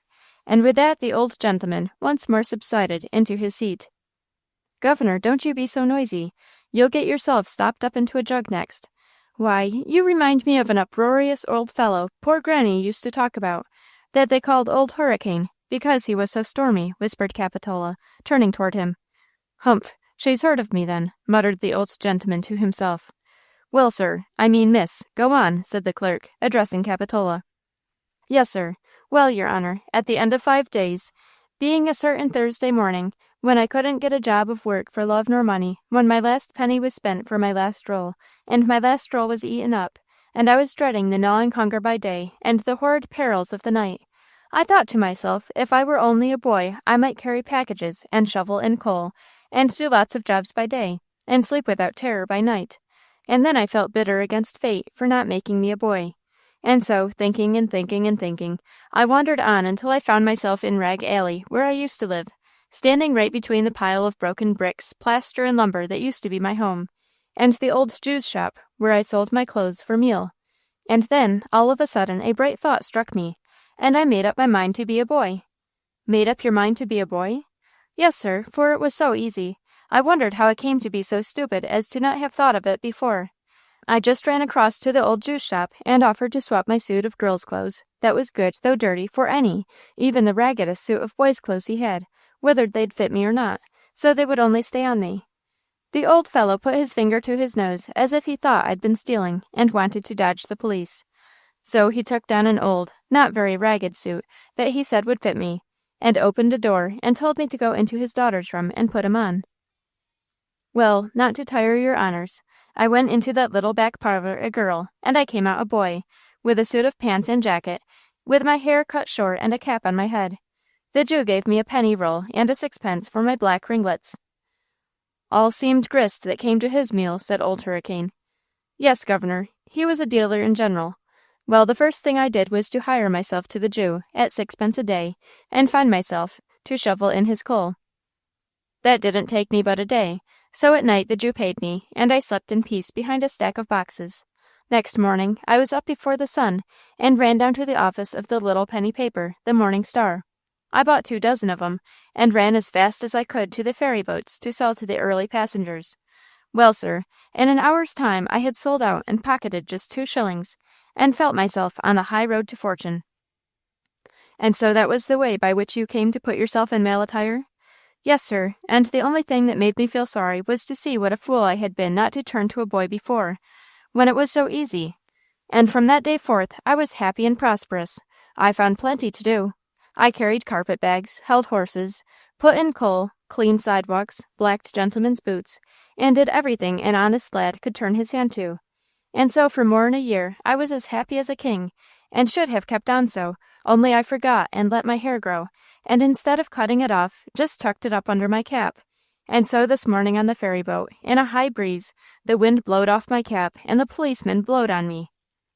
"'Twasn't altogether her long hair, your honor, for I had seen her before, having known her when she lived with old Mrs. Grewell in Rag Alley," interrupted the officer. "You may sit down, my child," said the recorder, in a tone of encouragement. Chapter 7. Metamorphosis of the Newsboy. With caution judge of probability, things deemed unlikely, e'en impossible. Experience oft hath proven to be true. Shakespeare. "What shall we do with her?" inquired the recorder, sotto voice, of a brother magistrate who appeared to be associated with him on the bench. "Send her to the refuge," replied the other, in the same tone. "What are they consulting about?" asked Old Hurricane, whose ears were not of the best. "They are talking of sending her to the refuge," answered a bystander. "Refuge? Is there a refuge for destitute children in New York? Then Babylon is not so bad as I thought it. Where is this refuge?" "It is a prison where juvenile delinquents are trained to habits of—" "A prison? Send her to a prison? Never!" burst forth Old Hurricane, rising and marching up to the recorder. He stood, hat in hand, before him and said, "Your Honor, if a proper legal guardian appears to claim this young person, and holds himself in all respects responsible for her, may she not be at once delivered into his hands?" "Assuredly," answered the magistrate, with the manner of one glad to be rid of the charge. "Then, sir, I, Ira Warfield, of Hurricane Hall, in Virginia, present myself as the guardian of this girl, Capitola Black, whom I claim as my ward, and I will enter into a recognizance for any sum to appear and prove my right if it should be disputed. For my personal responsibility, sir, I refer you to the proprietors of the Astor, who have known me many years." "It is not necessary, Major Warfield. We assume the fact of your responsibility, and deliver up the young girl to your charge." "I thank you, sir," said Old Hurricane, bowing low. Then hurrying across the room where sat the reporters for the press, he said, "Gentlemen, I have a favor to ask of you. It is that you will altogether drop this case of the boy in girl's clothes. I mean the girl in girl's clothes. I declare I don't know what I mean, nor I shan't neither, until I see the creature in its proper dress. But this I wish to request of you, gentlemen, that you will drop that item from your report, or, if you must mention it, treat it with delicacy, as the good name of a young lady is involved." The reporters, with sidelong glances, winks, and smiles, gave him the required promise, and Old Hurricane returned to the side of his protégé. "Capitola, are you willing to go with me?" "Jolly willing, governor." "Then come along, my cab is waiting," said Old Hurricane, and, bowing to the court, he took the hand of his charge and led her forth, amid the ill-suppressed jibes of the crowd. "There's a hoary-headed old sinner," said one. "She's as like him as 2 peas," quoth another. "Wonder if there's any more belonging to him of the same sort?" inquired a third. Leaving all the sarcasm behind him, Old Hurricane handed his protégé into the cab, took the seat beside her, and gave orders to be driven out toward Harlem. As soon as they were seated in the cab, the old man turned to his charge and said, "Capitola, I shall have to trust to your girl's wit to get yourself into proper clothes again, without exciting further notice." "Yes, governor." "My boy, girl, I mean. I am not the governor of Virginia, though if everyone had his rights, I don't know but I should be. However, I am only Major Warfield," said the old man naively, for he had not the most distant idea that the title bestowed on him by Capitola was a mere remnant of her newsboy's slang. "Now, my lad, pshaw, my lass, I mean, how shall we get you metamorphosed again?" "I know, Major, I mean. There is a shop of ready-made clothing at the Needlewoman's Aid, corner of the next square. I can get out there and buy a full suit." "Very well, stop at the next corner, driver," called Old Hurricane. The next minute the cab drew up before a warehouse of ready-made garments. Old Hurricane jumped out, and leading his charge, entered the shop. Luckily, there was behind the counter only one person, a staid, elderly, kind-looking woman. "Here, madam," said Old Hurricane, stooping confidentially to her ear. "I am in a little embarrassment that I hope you will be willing to help me out of for a consideration. I came to New York in pursuit of my ward, this young girl here, whom I found in boy's clothes. I now wish to restore her to her proper dress, before presenting her to my friends, of course. Therefore, I wish you to furnish her with a half-dozen complete suits of female attire, of the very best you have that will fit her, and also to give her the use of a room, and of your own aid in changing her dress. I will pay you liberally." Half suspicious and half scandalized, the worthy woman gazed with scrutiny, first into the face of the guardian, and then into that of the ward. But finding in the extreme youth of the one and the advanced age of the other, and in the honest expression of both, something to allay her fears, if not to inspire her confidence, she said, "Very well, sir. Come after me, young gentleman, young lady, I should say." And, calling a boy to mind the shop, she conducted Capitola to an inner apartment. Old Hurricane went out and dismissed his cab. When it was entirely out of sight, he hailed another that was passing by empty, and engaged it to take himself and the young lady to the Washington House. When he re-entered the shop, he found the shopwoman and Capitola returned, and waiting for him. Capitola was indeed transfigured. Her bright black hair, parted in the middle, fell in ringlets each side of her blushing cheeks. Her dark gray eyes were cast down in modesty, at the very same instant that her ripe red lips were puckered up with mischief. She was well and properly attired in a gray silk dress, crimson merino shawl, and a black velvet bonnet. The other clothing that had been purchased was done up in packages and put into the cab. And after paying the shopwoman handsomely, Old Hurricane took the hand of his ward, handed her into the cab, and gave the order, "To the Washington House." The ride was performed in silence. Capitola sat deeply blushing at the recollection of her male attire, and profoundly cogitating as to what could be the relationship between herself and the gray old man whose claim the recorder had so promptly admitted. There seemed but one way of accounting for the great interest he took in her fate. Capitola came to the conclusion that the grim old lion before her was no more nor less than her own father, for, alas, poor Cap had been too long tossed about New York not to know more of life than at her age she should have known. She had indeed the innocence of youth, but not its simplicity. Old Hurricane, on his part, sat with his thick cane grasped in his two knobby hands, standing between his knees, his grizzled chin resting upon it, and his eyes cast down as in deep thought. And so in silence they reached the Washington House.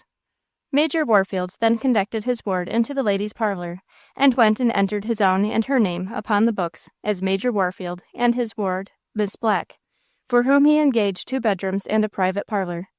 Then, leaving Capitola to be shown to her apartment by a chambermaid, he went out and ordered her luggage up to her room and dismissed the cab. Next he walked to the Astor House, paid his bill, collected his baggage, took another carriage, and drove back to the Washington Hotel. All this trouble Old Hurricane took to break the links of his action and prevent scandal. This filled up a long forenoon. He dined alone with his ward in their private parlor. Such a dinner poor Cap had never even smelled before. How immensely she enjoyed it, with all its surroundings, the comfortable room, the glowing fire, the clean table, the rich food, the obsequious attendants, her own genteel and becoming dress, the company of a highly respectable guardian, all so different from anything she had ever been accustomed to, and so highly appreciated. How happy she felt! How much happier from the contrast of her previous wretchedness, to be suddenly freed from want, toil, fear, and all the evils of destitute orphanage, and to find herself blessed with wealth, leisure, and safety, under the care of a rich, good, and kind father, or as such Capitola continued to believe her guardian to be. It was an incredible thing. It was like a fairy tale. Something of what was passing in her mind was perceived by Old Hurricane. who frequently burst into uproarious fits of laughter as he watched her. At last, when the dinner and the dessert were removed, and the nuts, raisins, and wine placed upon the table, and the waiters had retired from the room and left them alone, sitting one on each side of the fire, with the table and its luxuries between them, Major Warfield suddenly looked up and asked, "Capitola, whom do you think that I am?" "Old Hurricane, to be sure. I knew you from Granny's description, the moment you broke out so in the police office," answered Cap.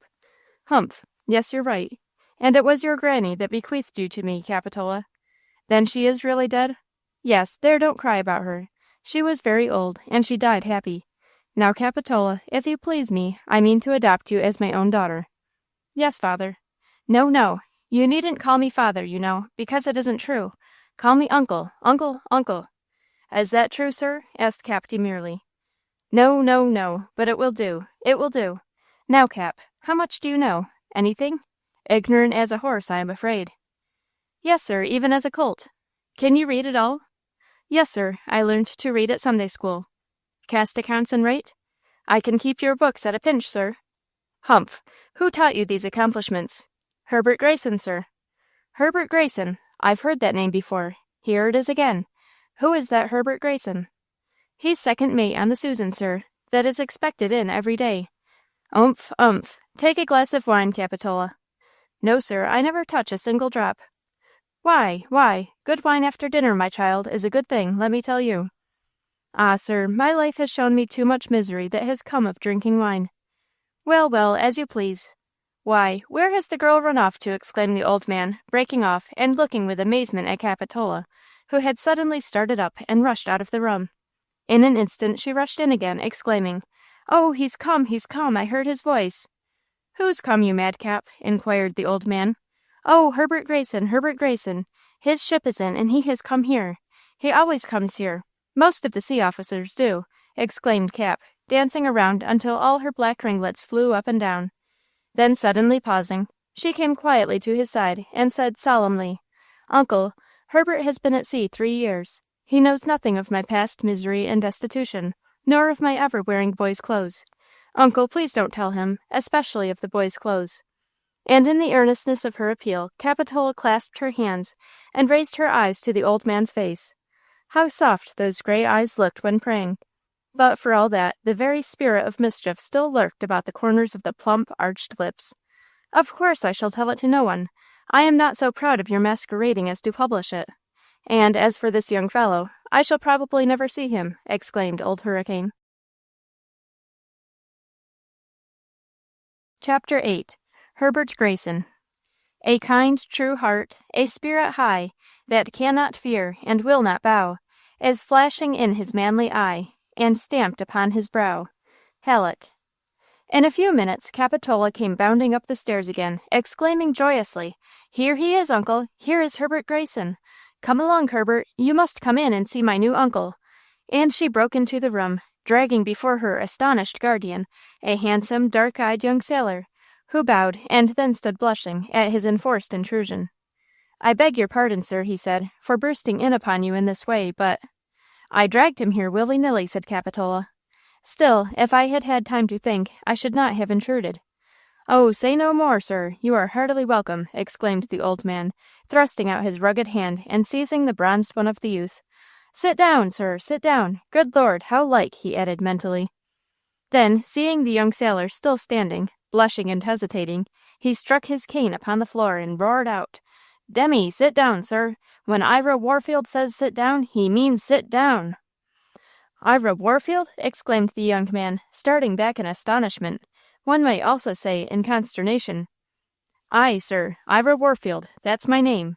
Never heard any ill of it, did you?" The young man did not answer, but continued gazing in amazement upon the speaker. "Nor any good of it either, perhaps, eh, uncle?" archly put in Capitola. "Silence, you monkey!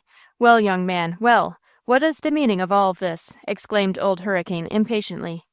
"Oh, your pardon, sir, this was sudden. But you must know I had once a relative of that name, an uncle." "And have still, Herbert, and have still, lad.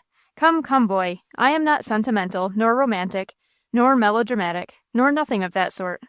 I don't know how to strike an attitude and exclaim, 'Come to my bosom, sole remaining offspring of a dear departed sister,' or any of the like stage playing.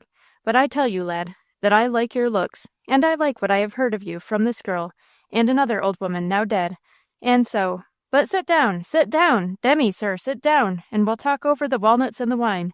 Capitola, take your seat too, ordered the old man, throwing himself into his chair. Herbert also drew his chair up. Capitola resumed her seat, saying to herself, Well, well, I am determined not to be surprised at anything that happens, being perfectly clear in my own mind that this is all nothing but a dream. But how pleasant it is to dream that I have found a rich uncle, and he has found a nephew, and that nephew is Herbert Grayson. I do believe that I had rather die in my sleep than wake from this dream. Herbert, said old Hurricane, as soon as they were gathered around the table, Herbert, this is my ward, Miss Black, the daughter of a deceased friend. Capitola, this is the only son of my departed sister. We have had the pleasure of being acquainted with each other before, said Cap, pinching up her lip and looking demure.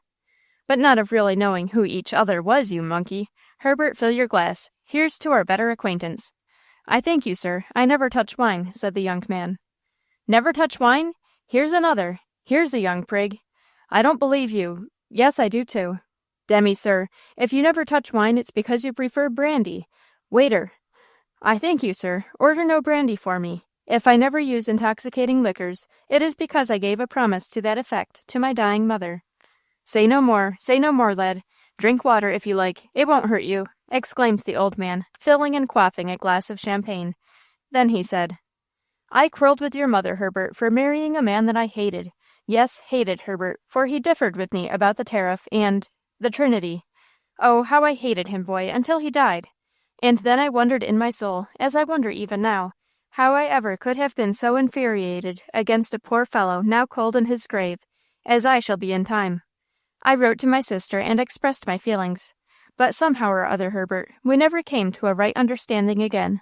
She answered my letter affectionately enough, but she refused to accept a home for herself and child under my roof, saying that she thanked me for my offer, but that the house which had been closed against her husband ought never to become the refuge of his widow.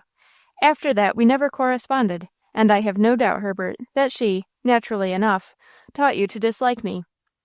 Not so, sir, indeed, you wrong her. She might have been loyal to my father's memory without being resentful toward you. She said that you had a noble nature, but it was often obscured by violent passions. On her deathbed, she bade me, should I ever meet you, to say that she repented her refusal of your offered kindness. And consented that it should be transferred to her orphan boy? Asked old Hurricane, with the tears like raindrops in his stormy eyes. No, sir, she said not so. But yet she would not have disapproved a service offered to her son. Uncle, since you permit me to call you so, I want nothing. I have a good berth in the Susan, and a kind friend in her captain. You have all your dear mother's pride, Herbert. And all his uncle's, put in Cap. Hush, Magpie. But is the merchant service agreeable to you, Herbert? Not perfectly, sir, but one must be content. Demi, sir, my sister's son need not be content unless he has a mind to, and if you prefer the navy— No, sir, I like the navy even less than the merchant service. Then what would suit you, lad? Come, you have betrayed the fact that you are not altogether satisfied. On the contrary, sir, I told you distinctly that I really wanted nothing, and that I must be satisfied. And I say, Demi, sir, you shan't be satisfied unless you like to. Come, if you don't like the navy, what do you say to the army, eh? It is a proud, aspiring profession, sir, said the young man, as his face lighted up with enthusiasm. Then, Demi, if you like the army, sir, you shall enter it. Yes, sir. Demi, the administration, confound them, has not done me justice, but they'll scarcely dare to refuse to send my nephew to West Point when I demand it. To West Point, exclaimed Herbert in delight. Aye, youngster, to West Point. I shall see to it when I pass through Washington on my way to Virginia. We start in the early train tomorrow morning. In the meantime, young man, you take leave of your captain, pack up your traps, and join us. You must go with me and make Hurricane Hall your home until you go to West Point. Oh, what a capital old governor our uncle is, exclaimed Cap, jumping up and clapping her hands. Sir, indeed you overwhelm me with this most unexpected kindness. I do not know as yet how much of it I ought to accept. But accident will make me, whether or no, your traveling companion for a great part of the way, as I also start for Virginia tomorrow, to visit dear friends there, whose house was always my mother's home and mine, and who, since my bereavement, have been to me like a dear mother and brother.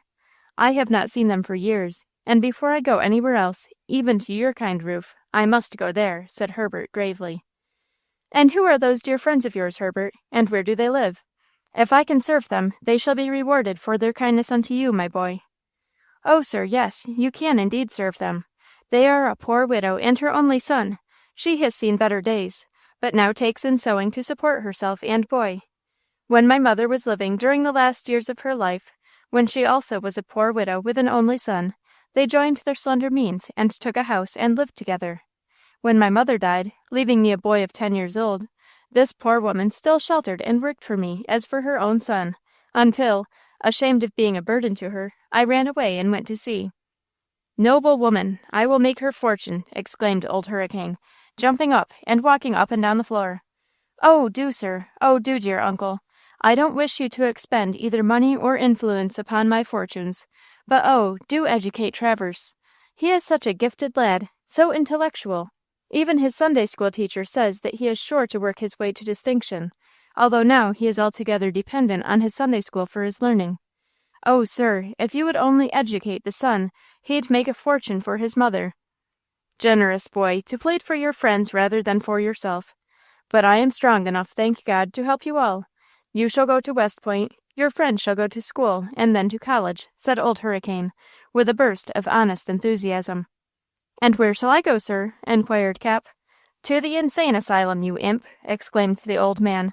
Then, turning to Herbert, he continued, "Yes, lad, I will do as I say. And as for the poor but noble-hearted widow—" "You'll marry her yourself as a reward, won't you, uncle?" asked the incorrigible Cap. "Perhaps I will, you monkey, if it is only to bring somebody home to keep you in order," said Old Hurricane.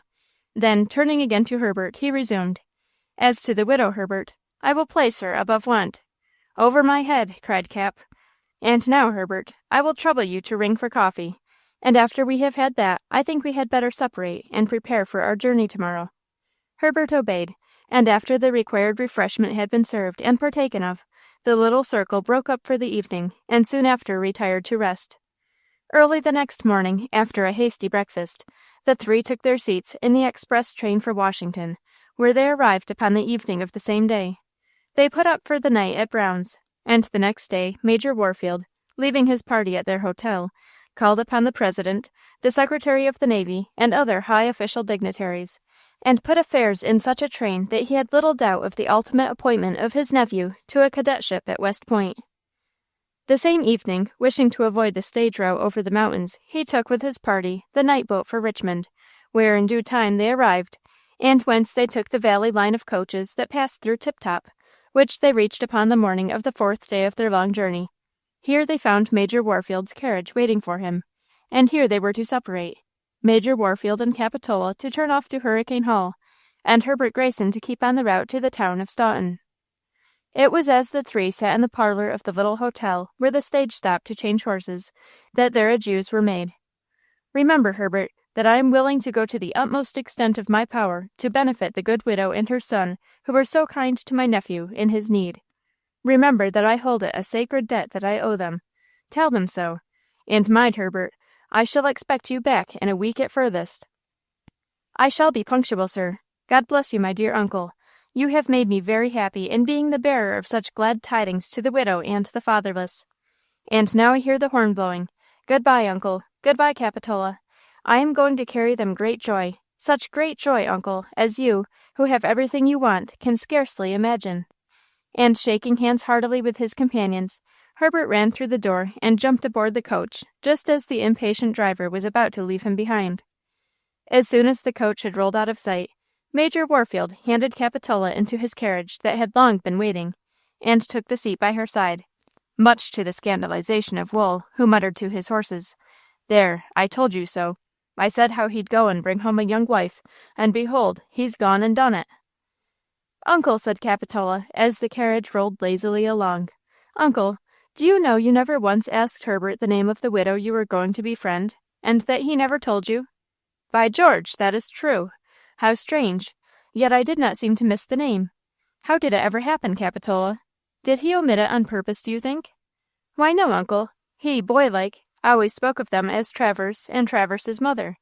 And you, like yourself, called her nothing but the poor widow, and the struggling mother, and the noble woman, and so on, and her son as the boy, the youth, young Travers, Herbert's friend, etc.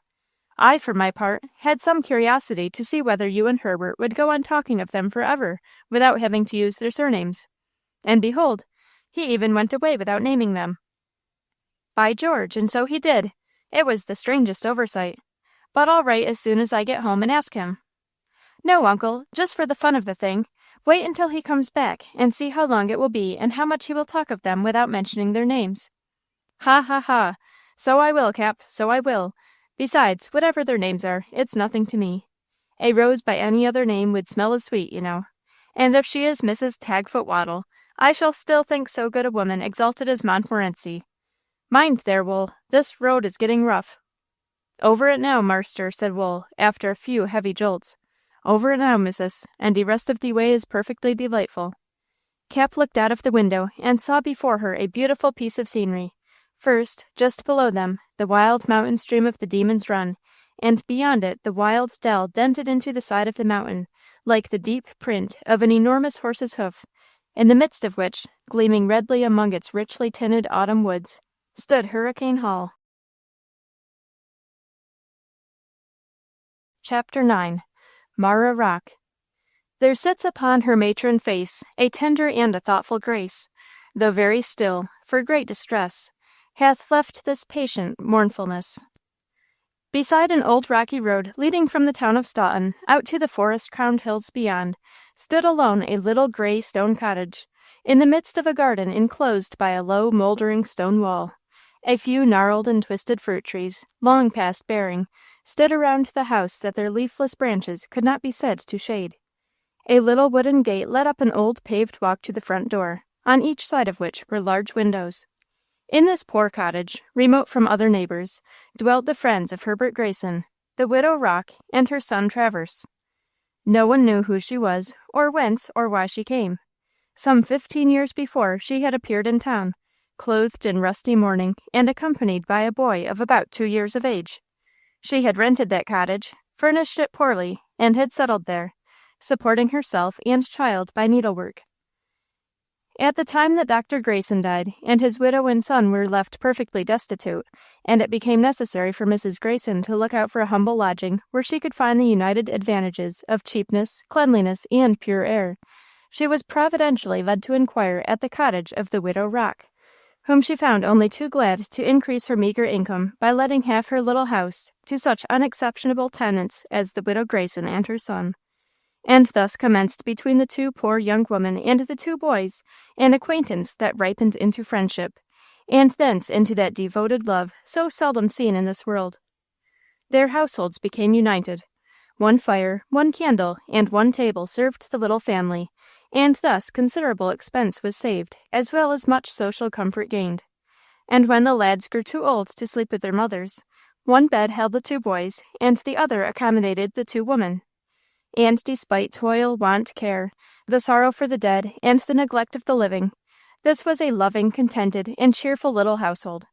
How much of their private history these women might have confided to each other was not known, but it was certain that they continued fast friends up to the time of the death of Mrs. Grayson, after which the widow Rocke assumed a double burden, and became a second mother to the orphan boy, until Herbert himself, ashamed of taxing her small means, ran away, as he had said, and went to sea. Every year had Herbert written to his kind foster mother and his dear brother, as he called Travers. And at the end of every prosperous voyage, when he had a little money, he had sent them funds. But not always did these letters or remittances reach the widow's cottage, and long seasons of intense anxiety would be suffered by her for the fate of her sailor boy, as she always called Herbert. Only 3 times in all these years had Herbert found time and means to come down and see them, and that was long ago. It was many months, over 2 years, since they had even received a letter from him. And now the poor widow and her son were almost tempted to think that their sailor boy had quite forsaken them. It is near the close of a late autumnal evening that I shall introduce you, reader, into the interior of the widow's cottage. You enter by the little wooden gate, pass up the mouldering paved walk, between the old leafless lilac bushes, and pass through the front door, right into a large, clean, but poor-looking sitting-room and kitchen. Everything was old, though neatly and comfortably arranged about this room. A faded homemade carpet covered the floor. A threadbare crimson curtain hung before the window. A rickety walnut table, dark with age, sat under the window against the wall. Old walnut chairs were placed to each side of it. Old plated candlesticks, with the silver all worn off, graced the mantelpiece. A good fire, a cheap comfort in that well-wooded country, blazed upon the hearth. On the right side of the fireplace, a few shelves contained some well-worn books, a flute, a few minerals, and other little treasures belonging to Travers. On the left hand, there was a dresser containing the little delftware, tea service, and plates and dishes of the small family. Before the fire, with her knitting in her hand, sat Marah Rocke, watching the kettle as it hung singing over the blaze and the oven of biscuits that sat baking upon the hearth. Marah Rocke was at this time about 35 years of age, and of a singularly refined and delicate aspect for one of her supposed rank. Her little form, slight and flexible as that of a young girl, was clothed in a poor but neat black dress, relieved by a pure white collar around her throat. Her jet-black hair was parted plainly over her low, sweet brow, brought down each side her thin cheeks, and gathered into a bunch at the back of her shapely little head. Her face was oval, with regular features and pale olive complexion, serious lips, closed in pensive thought, and soft, dark brown eyes, full of tender affection and sorrowful memories, and too often cast down in meditation beneath the heavy shadows of their long, thick eyelashes, completed the melancholy beauty of a countenance not often seen among the hard-working children of toil. Marah Rocke was a very hard-working woman, sewing all day long and knitting through the twilight, and then again resuming her needle by candlelight, and sewing until midnight. And yet Marah Rocke made but a poor and precarious living for herself and son. Needlework, so ill paid in large cities, is even worse paid in the country towns, and, though the cottage hearth was never cold, the widow's meals were often scant. Lately her son Travers, who occasionally earned a trifle of money by doing, with all his might, whatever his hand could find to do, had been engaged by a grocer in the town to deliver his goods to his customers during the illness of the regular porter, for which, as he was only a substitute, he received the very moderate sum of 25 cents a day. This occupation took Travers from home at daybreak in the morning, and kept him absent until 8 o'clock at night. Nevertheless, the widow always gave him a hot breakfast before he went out in the morning, and kept a comfortable supper waiting for him at night. It was during this last social meal that the youth would tell his mother all that had occurred in his world outside the home that day, and all that he expected to come to pass the next, for Travers was wonderfully hopeful and sanguine. And after supper the evening was generally spent by Travers in hard study beside his mother's sewing-stand. Upon this evening, when the widow sat waiting for her son, he seemed to be detained longer than usual. She almost feared that the biscuits would be burned, or, if taken from the oven, be cold before he would come to enjoy them. But just as she had looked for the 20th time at the little black walnut clock that stood between those old plated candlesticks on the mantelpiece, the sound of quick, light, joyous footsteps was heard resounding along the stony street. The gate was opened, a hand laid upon the door latch, and the next instant entered a youth some 17 years of age, clad in a homespun suit, whose coarse material and clumsy make could not disguise his noble form or graceful air. He was like his mother, with the same oval face, regular features, and pale olive complexion, with the same full, serious lips, the same dear, tender brown eyes, shaded by long black lashes, and the same wavy, jet-black hair. But there was a difference in the character of their faces. Where hers showed refinement and melancholy, his exhibited strength and cheerfulness. His loving brown eyes, instead of drooping sadly under the shadow of their lashes, looked you brightly and confidently fully in the face. And lastly, his black hair curled crisply around a broad, high forehead, royal with intellect. Such was the boy that entered the room and came joyously forward to his mother, clasping his arms around her neck, saluting her on both cheeks, and then laughingly claiming his childish privilege of kissing the pretty little black mole on her throat. "Will you never have outgrown your babyhood, Travers?" asked his mother, smiling at his affectionate ardor. "Yes, dear little mother, and everything but the privilege of fondling you. That feature of babyhood I never shall outgrow," exclaimed the youth, kissing her again with all the ardor of his true and affectionate heart, and starting up to help her set the table. He dragged the table out from under the window, spread the cloth, and placed the cups and saucers upon it, while his mother took the biscuits from the oven and made the tea, so that in 10 minutes from the moment in which he entered the room, mother and son were seated at their frugal supper. "I suppose, tomorrow being Saturday, you will have to get up earlier than usual to go to the store?" said his mother. "No, ma'am," replied the boy, looking up brightly, as if he were telling a piece of good news. "I am not wanted any longer. Mr. Spicer's own man has got well again and returned to work." "So you are discharged," said Mrs. Rocke sadly. "Yes, ma'am, but just think how fortunate that is, for I shall have a chance tomorrow of mending the fence and nailing up the gate and sawing wood enough to last you a week, besides doing all the other little odd jobs that have been waiting for me so long. And then on Monday I shall get more work." "I wish I were sure of it," said the widow, whose hopes had long since been too deeply crushed to permit her ever to be sanguine. When their supper was over and the humble service cleared away, the youth took his books and applied himself to study on the opposite side of the table at which his mother sat busied with her needlework, and there fell a perfect silence between them. The widow's mind was anxious and her heart heavy. Many cares never communicated to cloud the bright sunshine of her boy's soul oppressed hers.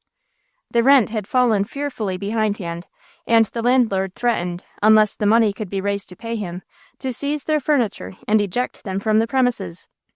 And how this money was to be raised she could not see at all. True, this meek Christian had often in her sad experience proved God's special providence at her utmost need, and now she believed in his ultimate interference.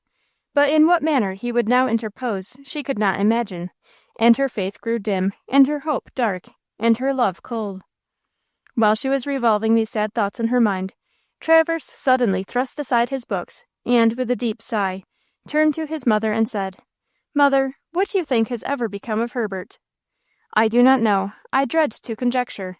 It has now been nearly 3 years since we heard from him," exclaimed the widow, with the tears welling up in her brown eyes. "You think he has been lost at sea, mother, but I don't. I simply think his letters have been lost.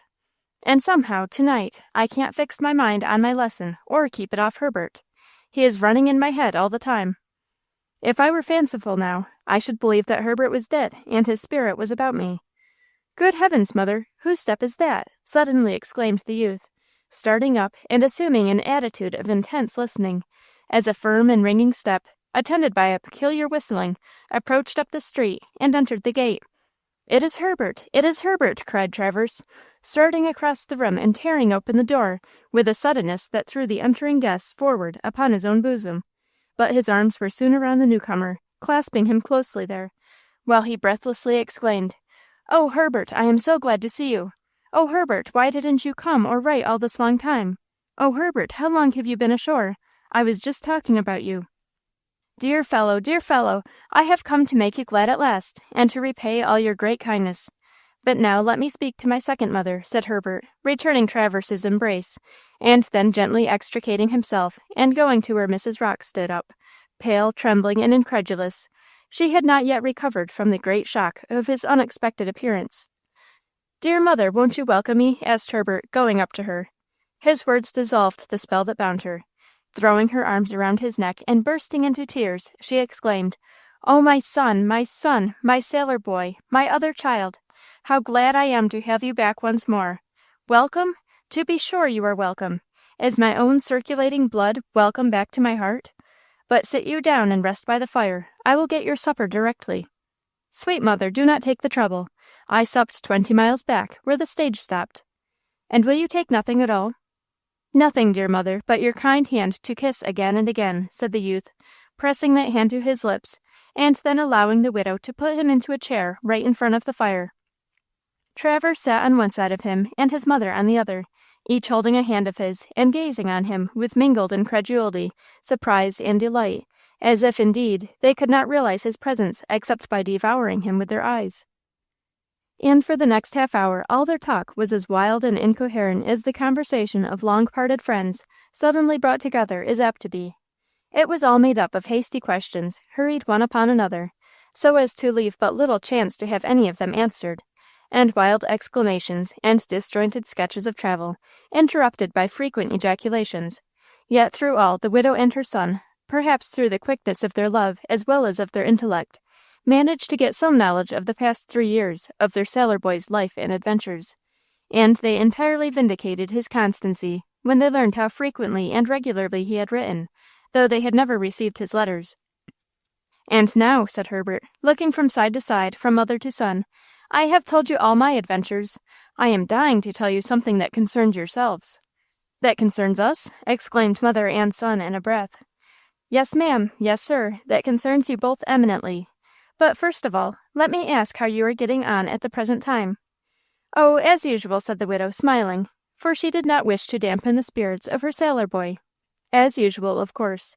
Travers has not been able to accomplish his darling purpose of entering the seminary yet, but I'm getting on quite well with my education for all that," interrupted Travers, "for I belong to Dr. Day's Bible class in the Sabbath school, which is a class of young men, you know, and the doctor is so good as to think that I have some mental gifts worth cultivating, so he does not confine his instructions to me to the Bible class alone, but permits me to come to him in his library at Willow Heights for an hour twice a week when he examines me in Latin and algebra, and sets me new exercises, which I study and write out at night, so that you see I am doing very well.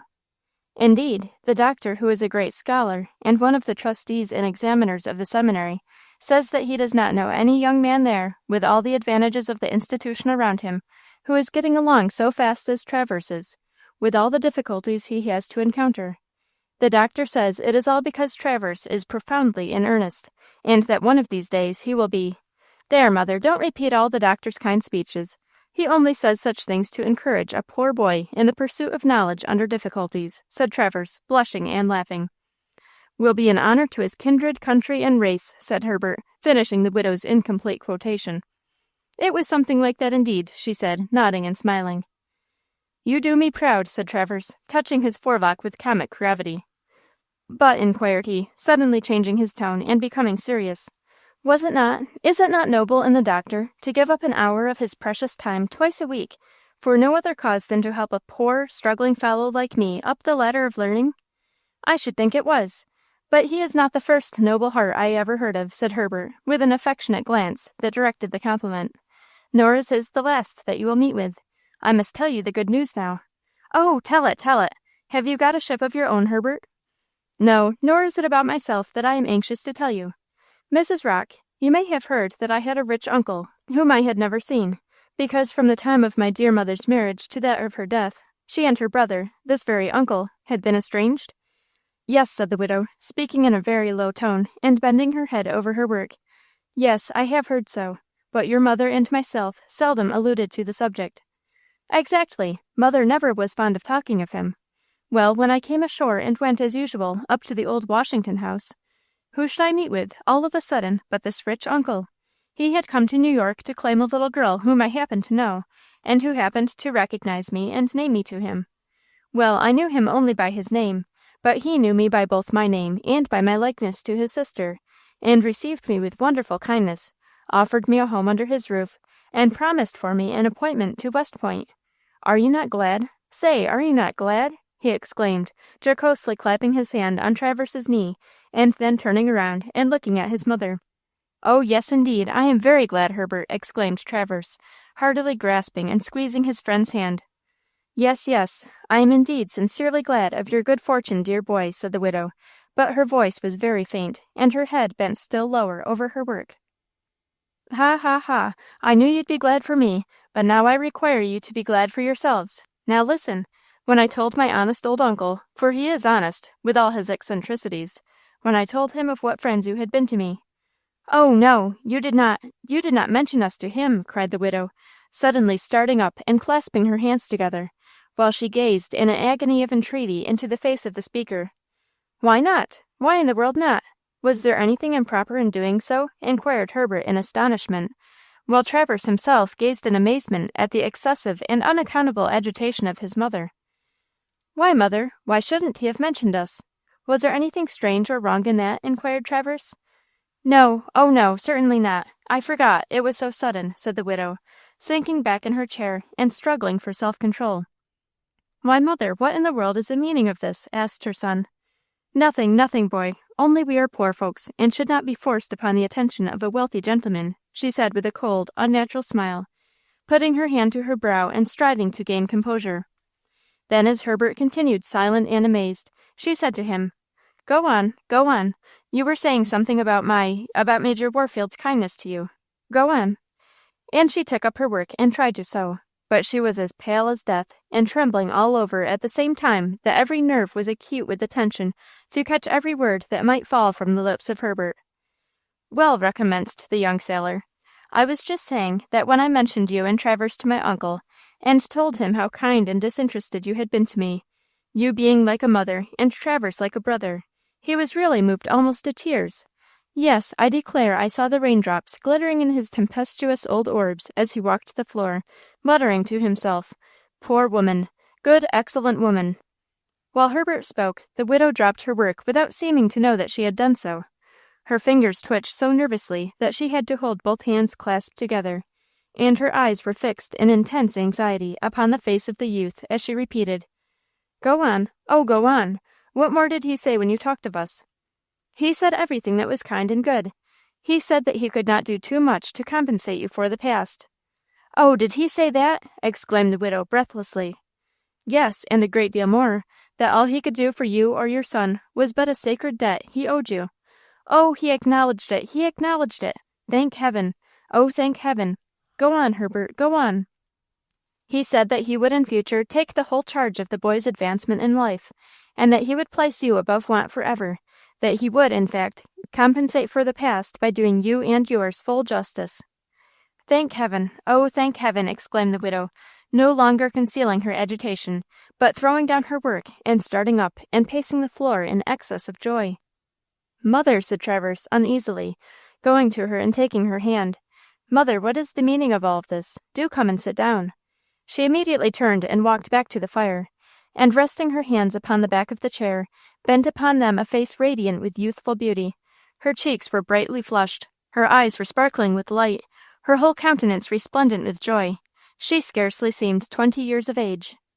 "Mother, tell us what it is," pleaded Travers, who feared for her sanity. "Oh, boys, I am so happy. At last, after 18 years of patient hoping against hope, I shall go mad with joy." "Mother," said Herbert softly, "children, I am not crazy. I know what I am saying, though I did not intend to say it. And you shall know too. But first I must ask Herbert another question. Herbert, are you very sure that he, Major Warfield, knew who we were?" "Yes, indeed. Didn't I tell him all about you, your troubles, your struggles, your disinterestedness, and all your history since ever I knew you?" answered Herbert, who was totally unconscious that he had left Major Warfield in ignorance of one very important fact, her surname. "Then you are sure he knew who he was talking about?" "Of course he did. He could not have failed to do so, indeed. But, Herbert, did he mention any other important fact that you have not yet communicated to us?" "No, ma'am." "Did he allude to any previous acquaintance with us?" "No, ma'am, unless it might have been in the words I repeated to you. There was nothing else, except that he bade me hurry to you and make you glad with his message, and return as soon as possible to let him know whether you accept his offers." Accept them! Of course I do. I have waited for them for years. Oh, children, you gaze on me as if you thought me mad. I am not so, nor can I now explain myself. For since he has not chosen to be confidential with Herbert, I cannot be so prematurely. But you will know all when Herbert shall have borne back my message to Major Warfield. It was indeed a mad evening in the cottage, and even when the little family had separated and retired to bed, the two youths, lying together as formerly, could not sleep for talking, while the widow on her lonely couch lay awake for joy. Chapter 10. The Room of the Trap Door. If you have hitherto concealed the sight, let it be tenable in your silence still, and whatsoever else doth hap tonight, give it an understanding, but no tongue. Shakespeare. Capitola, meanwhile, in the care of the Major, arrived at Hurricane Hall, much to the discomfiture of good Mrs. Condiment, who was quite unprepared to expect the new inmate, and when Major Warfield said, "Mrs. Condiment, this is your young lady. Take her up to the best bedroom, where she can take off her bonnet and shawl," the worthy dame, thinking secretly, "The old fool has gone and married a young wife, sure enough, a mere chit of a child," made a very deep curtsy and a very queer cough, and said, "I am mortified, madam, at the fire not being made in the best bedroom. But then, I was not warned of your coming, madam." "Madam! Is the old woman crazed? This child is no madam. She is Miss Black, my ward, the daughter of a deceased friend," sharply exclaimed Old Hurricane. "Excuse me, miss, I did not know. I was unprepared to receive a young lady."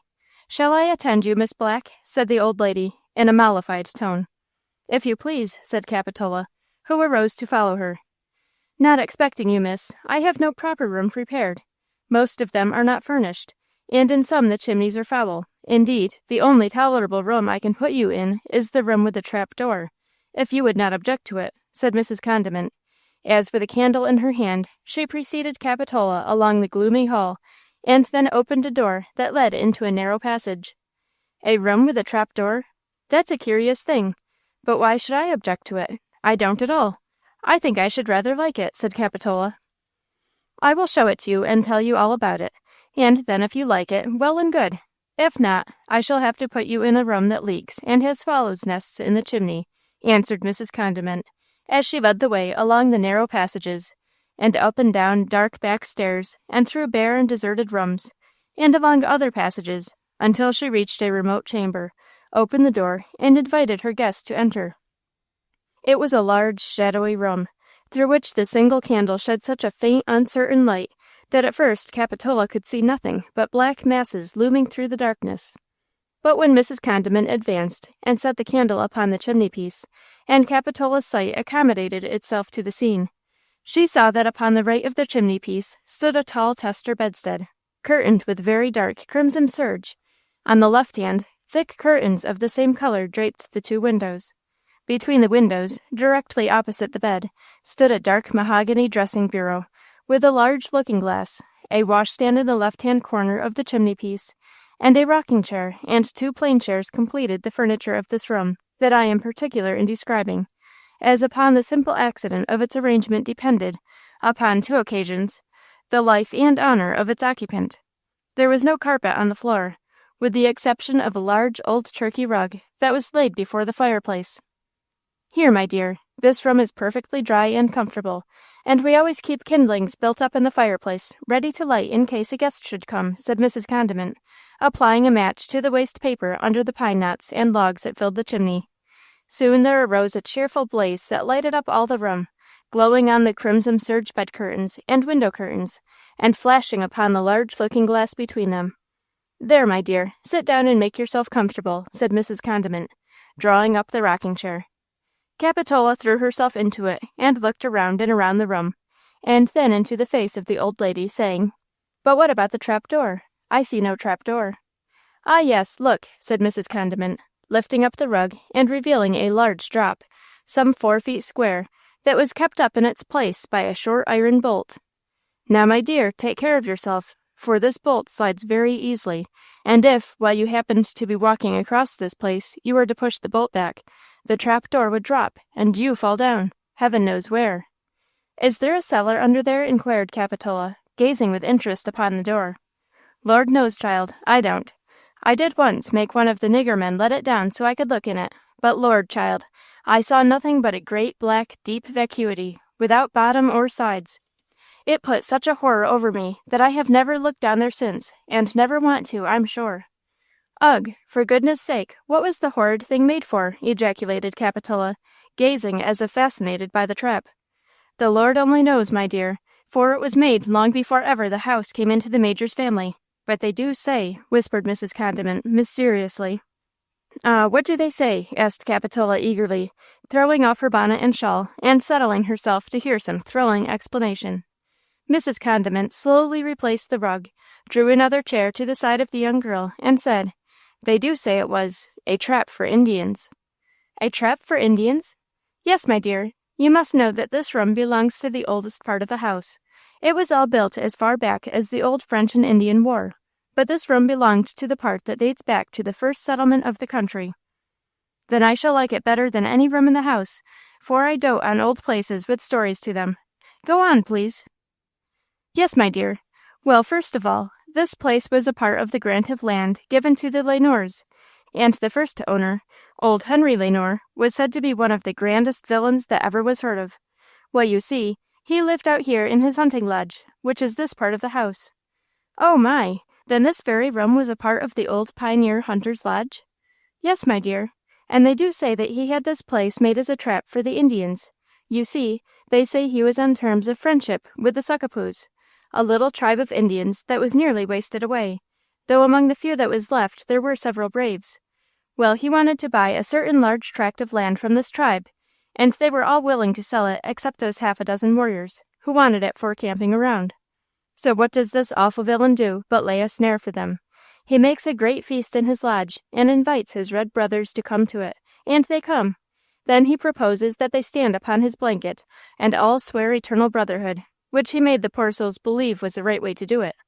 Then when they all 6 stood close together as they could stand, with hands held up touching above their heads, all of a sudden the black villain sprung the bolt, the trap fell, and the 6 men went down, the Lord knows where. "Oh, that is horrible, horrible!" cried Capitola. "But where do you think they fell to?"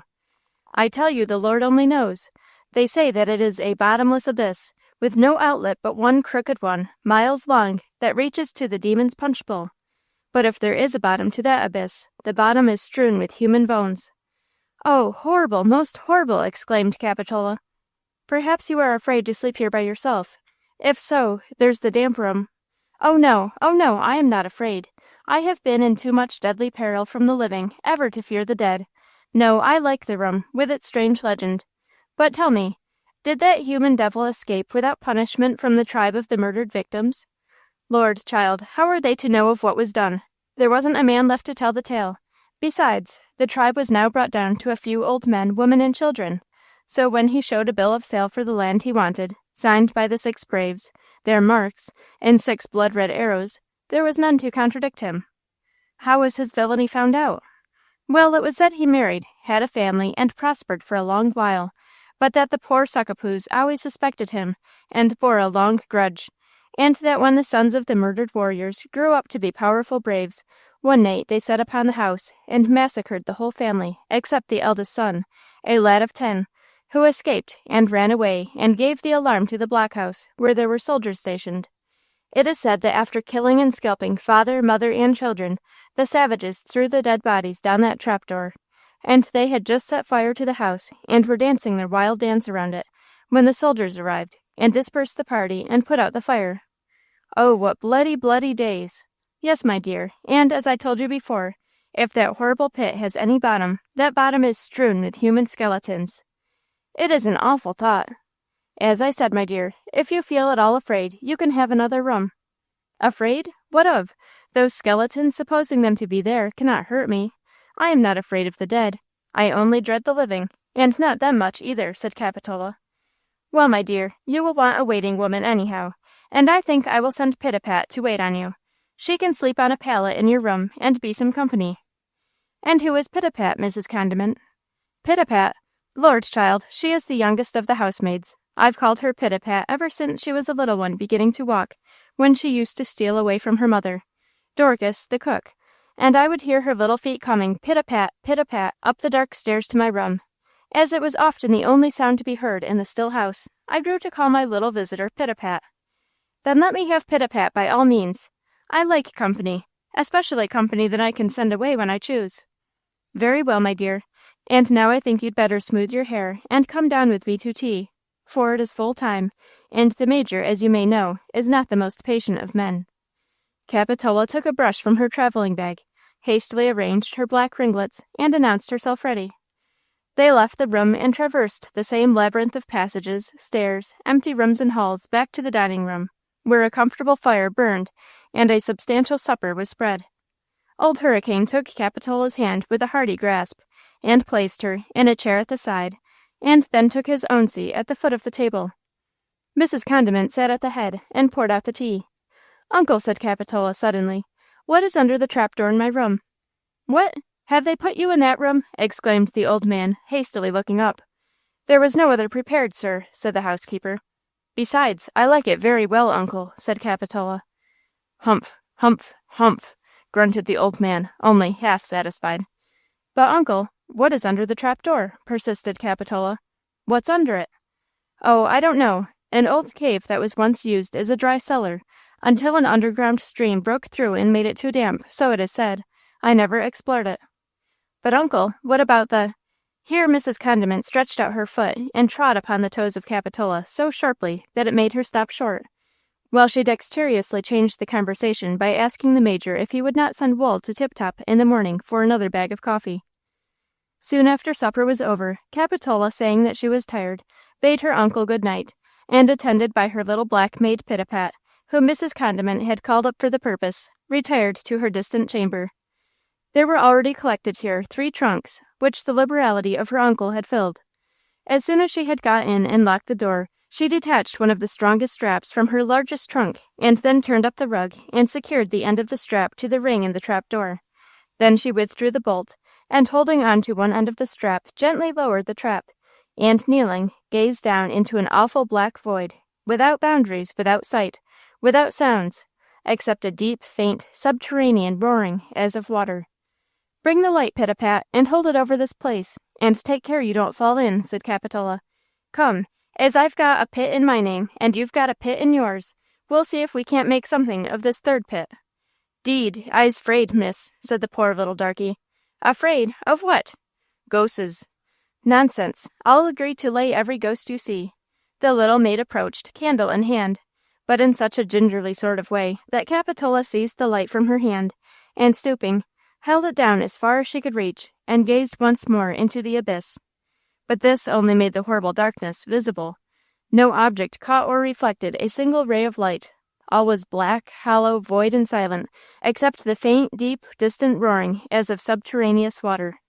Capitola pushed the light as far down as she possibly could reach, and then, yielding to a strange fascination, dropped it into the abyss. It went down, down, down, down into the darkness, until far below it glimmered out of sight. Then, with an awful shudder, Capitola pulled up and fastened the trap-door, laid down the rug, and said her prayers, and went to bed by the firelight, with little Pitapat sleeping on a pallet. The last thought of Cap, before falling to sleep, was, "It is awful to go to bed over such a horrible mystery, but I will be a hero." Chapter 11. A Mystery and a Storm at Hurricane Hall. Bid her address her prayers to heaven, learn if she there may be forgiven. Its mercy may absolve her yet, but here upon this earth beneath, there is no spot where she and I together for an hour could breathe. Byron. Early the next morning Capitola arose, made her toilet, and went out to explore the outer walls of her part of the old house, to discover, if possible, some external entrance into the unknown cavity under her room. It was a bright, cheerful, healthy autumnal morning, well adapted to dispel all clouds of mystery and superstition. Heaps of crimson and golden-hued leaves, glimmering with hoarfrost, lay drifted against the old walls, and when these were brushed away by the busy hands of the young girl, they revealed nothing but the old mouldering foundation. Not a vestige of a cellar door or window was visible. Capitola abandoned the fruitless search, and turned to go into the house, and saying to herself, "I'll think no more of it. I dare say, after all, it is nothing but a very dark cellar without window and with a well, and the story of the murders and of the skeletons is all moonshine." She ran into the dining-room and took her seat at the breakfast table. Old Hurricane was just then storming away at his factotum wool for some misdemeanor, the nature of which Capitola did not hear, for upon her appearance he suffered his wrath to subside in a few reverberating low thunders, gave his ward a grumpy "good morning," and sat down to his breakfast. After breakfast, Old Hurricane took his greatcoat and old cocked hat, and stormed forth upon the plantation to blow up his lazy overseer, Mr. Will E.Z., and his idle negroes, who had loitered or frolicked away all the days of their master's absence. Mrs. Condiment went away to mix a plum pudding for dinner, and Cap was left alone. After wandering through the lower rooms of the house, the stately old-fashioned drawing-room, the family parlor, the dining-room, etc., Cap found her way through all the narrow back passages and steep little staircases back to her own chamber. The chamber looked quite different by daylight, the cheerful wood fire burning in the chimney right before her, opposite the door by which she entered, the crimson-draped windows, with the rich old mahogany bureau and dressing-glass standing between them on her left, the polished, dark oak floor, the comfortable rocking-chair, the new workstand, placed there for her use that morning, and her own well-filled trunks standing in the corners, looked altogether too cheerful to associate with dark thoughts. Besides, Capitola had not the least particle of gloom, superstition, or marvelousness in her disposition. She loved old houses and old legends well enough to enjoy them, but was not sufficiently credulous to believe, or cowardly to fear them. She had besides a pleasant morning's occupation before her, in unpacking her 3 trunks and arranging her wardrobe and her possessions, which were all upon the most liberal scale, for Major Warfield, at every city where they had stopped, had given his poor little protégée a virtual carte blanche for purchases, having said to her, "Capitola, I'm an old bachelor. I've not the least idea what a young girl requires. All I know is that you have nothing but your clothes, and must want sewing and knitting needles and brushes and scissors and combs and boxes and smelling bottles and tooth powder and such. So come along with me to one of those vanity fairs they call fancy stores, and get what you want. I'll foot the bill." And Capitola, who firmly believed that she had the most sacred of claims upon Major Warfield, whose resources she also supposed to be unlimited, did not fail to indulge her taste for rich and costly toys, and supplied herself with a large ivory dressing-case, lined with velvet and furnished with ivory-handled combs and brushes, silver boxes and crystal bottles, a papier-mâché work-box with gold thimble, needle-case and perforator, and gold-mounted scissors and winders, and an ebony writing-desk with silver-mounted crystal standishes. Each of these, boxes and desk, were filled with all things requisite in the several departments. And now as Capitola unpacked them and arranged them upon the top of her bureau, it was with no small degree of appreciation. The rest of the forenoon was spent in arranging the best articles of her wardrobe in her bureau drawers. Having locked the remainder in her trunks and carefully smoothed her hair and dressed herself in a brown merino, she went downstairs and sought out Mrs. Condiment, whom she found in the housekeeper's little room, and to whom she said, "Now, Mrs. Condiment, if Uncle has any needlework wanted to be done, any buttons to be sewed on, or anything of that kind, just let me have it. I've got a beautiful work-box, and I'm just dying to use it." "My dear Miss Black," "Please to call me Capitola, or even Cap. I never was called Miss Black in my life until I came here, and I don't like it at all." "Well then, my dear Miss Cap, I wish you would wait till tomorrow, for I just came in here in a great hurry to get a glass of brandy out of the cupboard to put in the sauce for the plum pudding, as dinner will be on the table in 10 minutes. With a shrug of her little shoulders, Capitola left the housekeeper's room and hurried through the central front hall and out at the front door, to look about and breathe the fresh air for a while. As she stepped upon the front piazza, she saw Major Warfield walking up the steep lawn, followed by Wool, leading a pretty mottled iron-gray pony, with a side saddle on his back. "Ah, I'm glad you're down, Cap. Come, look at this pretty pony. He is good for nothing as a working horse, and is too light to carry my weight, and so I intend to give him to you. You must learn to ride," said the old man, coming up the steps. "Give him to me? I learn to ride? Oh, uncle, I shall go perfectly crazy with joy," exclaimed Cap, dancing and clapping her hands with delight. "Oh, well, a tumble or two in learning will bring you back to your senses, I reckon." Oh, uncle, when shall I begin?" "You shall take your first tumble immediately after dinner, when, being well filled, you will not be so brittle and apt to break in falling." "Oh, uncle, I shall not fall. I feel I shan't. I feel I've a natural gift for holding on." Come, get in, I want my dinner," said Old Hurricane, driving his ward in before him to the dining-room, where the dinner was smoking upon the table. After dinner, Cap, with Wool for a riding-master, took her first lesson in equestrianism. She had the 4 great requisites for forming a good rider: a well-adapted figure, a fondness for the exercise, perfect fearlessness, and presence of mind. She was not once in danger of losing her seat, and during that single afternoon's exercise she made considerable progress in learning to manage her steed. Old Hurricane, whom the genial autumn afternoon had tempted out to smoke his pipe in the armchair on the porch, was a pleased spectator of her performances, and expressed his opinion that in time she would become the best rider in the neighborhood, and that she should have the best riding dress and cap that could be made at Tip-Top. Just now, in lack of an equestrian dress, poor Cap was parading around the lawn with her head bare, and her hair flying, and her merino skirt exhibiting more ankles than grace. It was while Old Hurricane still sat smoking his pipe and making his comments, and Capitola still ambled around and around the lawn, that a horseman suddenly appeared galloping as fast as the steep nature of the ground would admit up toward the house. And before they could form an idea who he was, the horse was at the block, and the rider dismounted and standing before Major Warfield. "Why, Herbert, my boy, back so soon? We didn't expect you for a week to come. This is sudden indeed. So much the better, so much the better. Glad to see you, lad," exclaimed Old Hurricane, getting up and heartily shaking the hand of his nephew. Capitola came ambling up, and in the effort to spring nimbly from her saddle, tumbled off, much to the delight of Wool, who grinned from ear to ear, and of old Hurricane, who, with "and I said so," burst into a roar of laughter.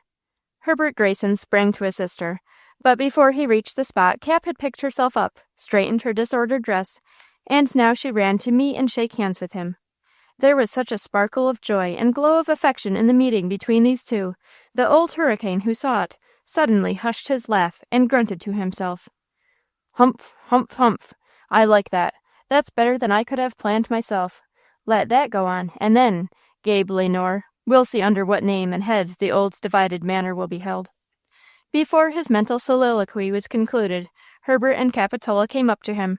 He welcomed Herbert again with great cordiality, and then called to his man to put up the horses, and bade the young people to follow him into the house, as the air was getting chilly. "And how did you find your good friends, lad?" inquired old Hurricane, when they had reached the sitting parlor.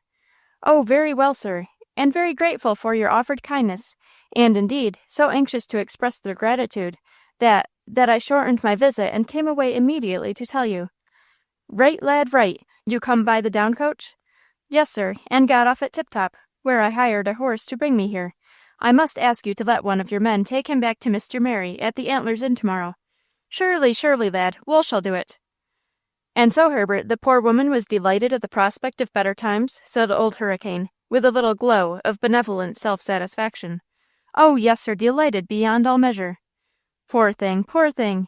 See, young folks, how easy it is for the wealthy, by sparing a little of their superfluous means, to make the poor and virtuous happy. And the boy, Herbert, the boy." "Oh, sir, delighted for himself, but still more delighted for his mother, for her joy was such as to astonish and even alarm me. Before that I had thought Marah Rocke a proud woman, but—" "What? Say that again?" exclaimed Major Warfield.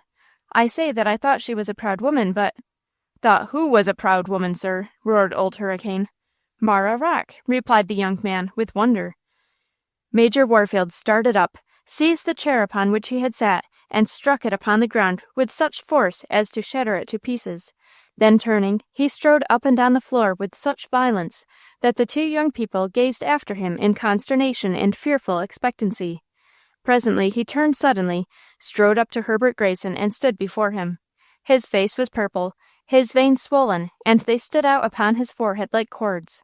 His eyes were protruded and glaring, his mouth clenched until the grisly gray mustache and beard were drawn in. His whole huge frame was quivering from head to foot. It was impossible to tell what passion, whether rage, grief, or shame, the most possessed him, for all three seemed tearing his giant frame to pieces. For an instant he stood speechless, and Herbert feared that he would fall into a fit, but the old giant was too strong for that. For one short moment he stood thus, and in a terrible voice he asked, "Young man, did you know the shame that you dashed into my face with the name of that woman?" "Sir, I know nothing but that she is the best and dearest of her sex," exclaimed Herbert, beyond all measure amazed at what he heard and saw. "Best and dearest?" thundered the old man. "Oh, idiot, is she still a siren, and are you a dupe? But that cannot be. No, sir, it is I whom you both would dupe. Ah, I see it all now. That is why you artfully concealed her name from me until you had won my promise. It shall not serve either you or her, sir. I break my promise thus," bending and snapping his own cane, and flinging the fragments behind his back. "There, sir, when you can make those ends of dry cedar grow together again and bear green leaves, you may hope to reconcile Ira Warfield and Marah Rocke. I break my promise, sir, as she broke." The old man suddenly sank back into the nearest chair, dropped his shaggy head and face into his hands, and remained trembling from head to foot, while the convulsive heaving of his chest and the rising and falling of his huge shoulders betrayed that his heart was nearly bursting with such suppressed sobs as only can be forced from manhood by the fiercest anguish. The young people looked on in wonder, awe, and pity, and when their eyes met, those of Herbert silently inquired, "What can all this mean?" Those of Capitola mutely answered, "Heaven only knows." In his deep pity for the old man's terrible anguish, Herbert could feel no shame or resentment for the false accusation made upon himself. Indeed, his noble and candid nature easily explained all as the ravings of some heartrending remembrance. Waiting, therefore, until the violent convulsions of the old man's frame had somewhat subsided, Herbert went to him, and with a low and respectful inflection of voice said, "Uncle, if you think that there was any collusion between myself and Mrs. Rocke, you wrong us both. You will remember that when I met you in New York, I had not seen or heard from her for years, nor had I then any expectation of ever seeing you. The subject of the poor widow came up between us accidentally, and if it is true that I omitted to call her by name, it must have been because we both then felt too tenderly by her to call her anything else but the poor widow, the poor mother, the good woman, and so on.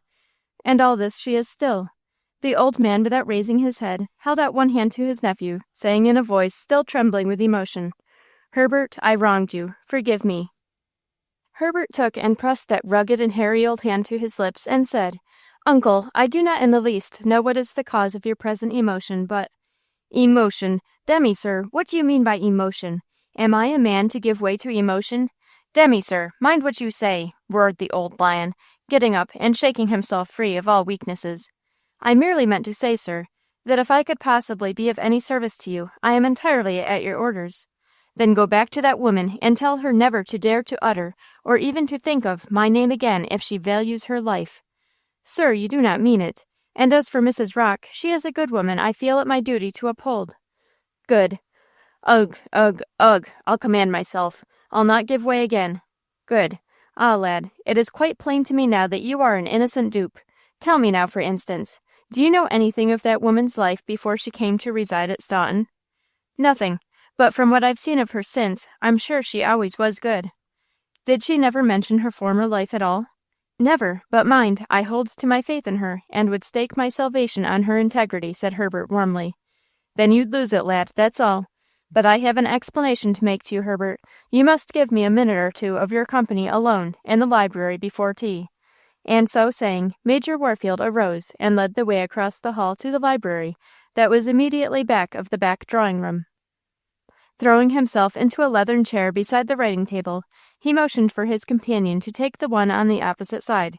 A low fire smoldering on the hearth before them so dimly lighted the room that the young man arose again to pull the bell-rope, but the other interrupted with, "No, you need not ring for lights, Herbert. My story is one that should be told in the dark. Listen, lad, but drop your eyes the while." "I am all attention, sir." "Herbert, the poet says that, at 30 man suspects himself a fool, knows it at 40 and reforms his rule. But, boy, at the ripe age of 45, I succeeded in achieving the most sublime folly of my life. I should have taken a degree in madness and been raised to a professor's chair in some college of lunacy.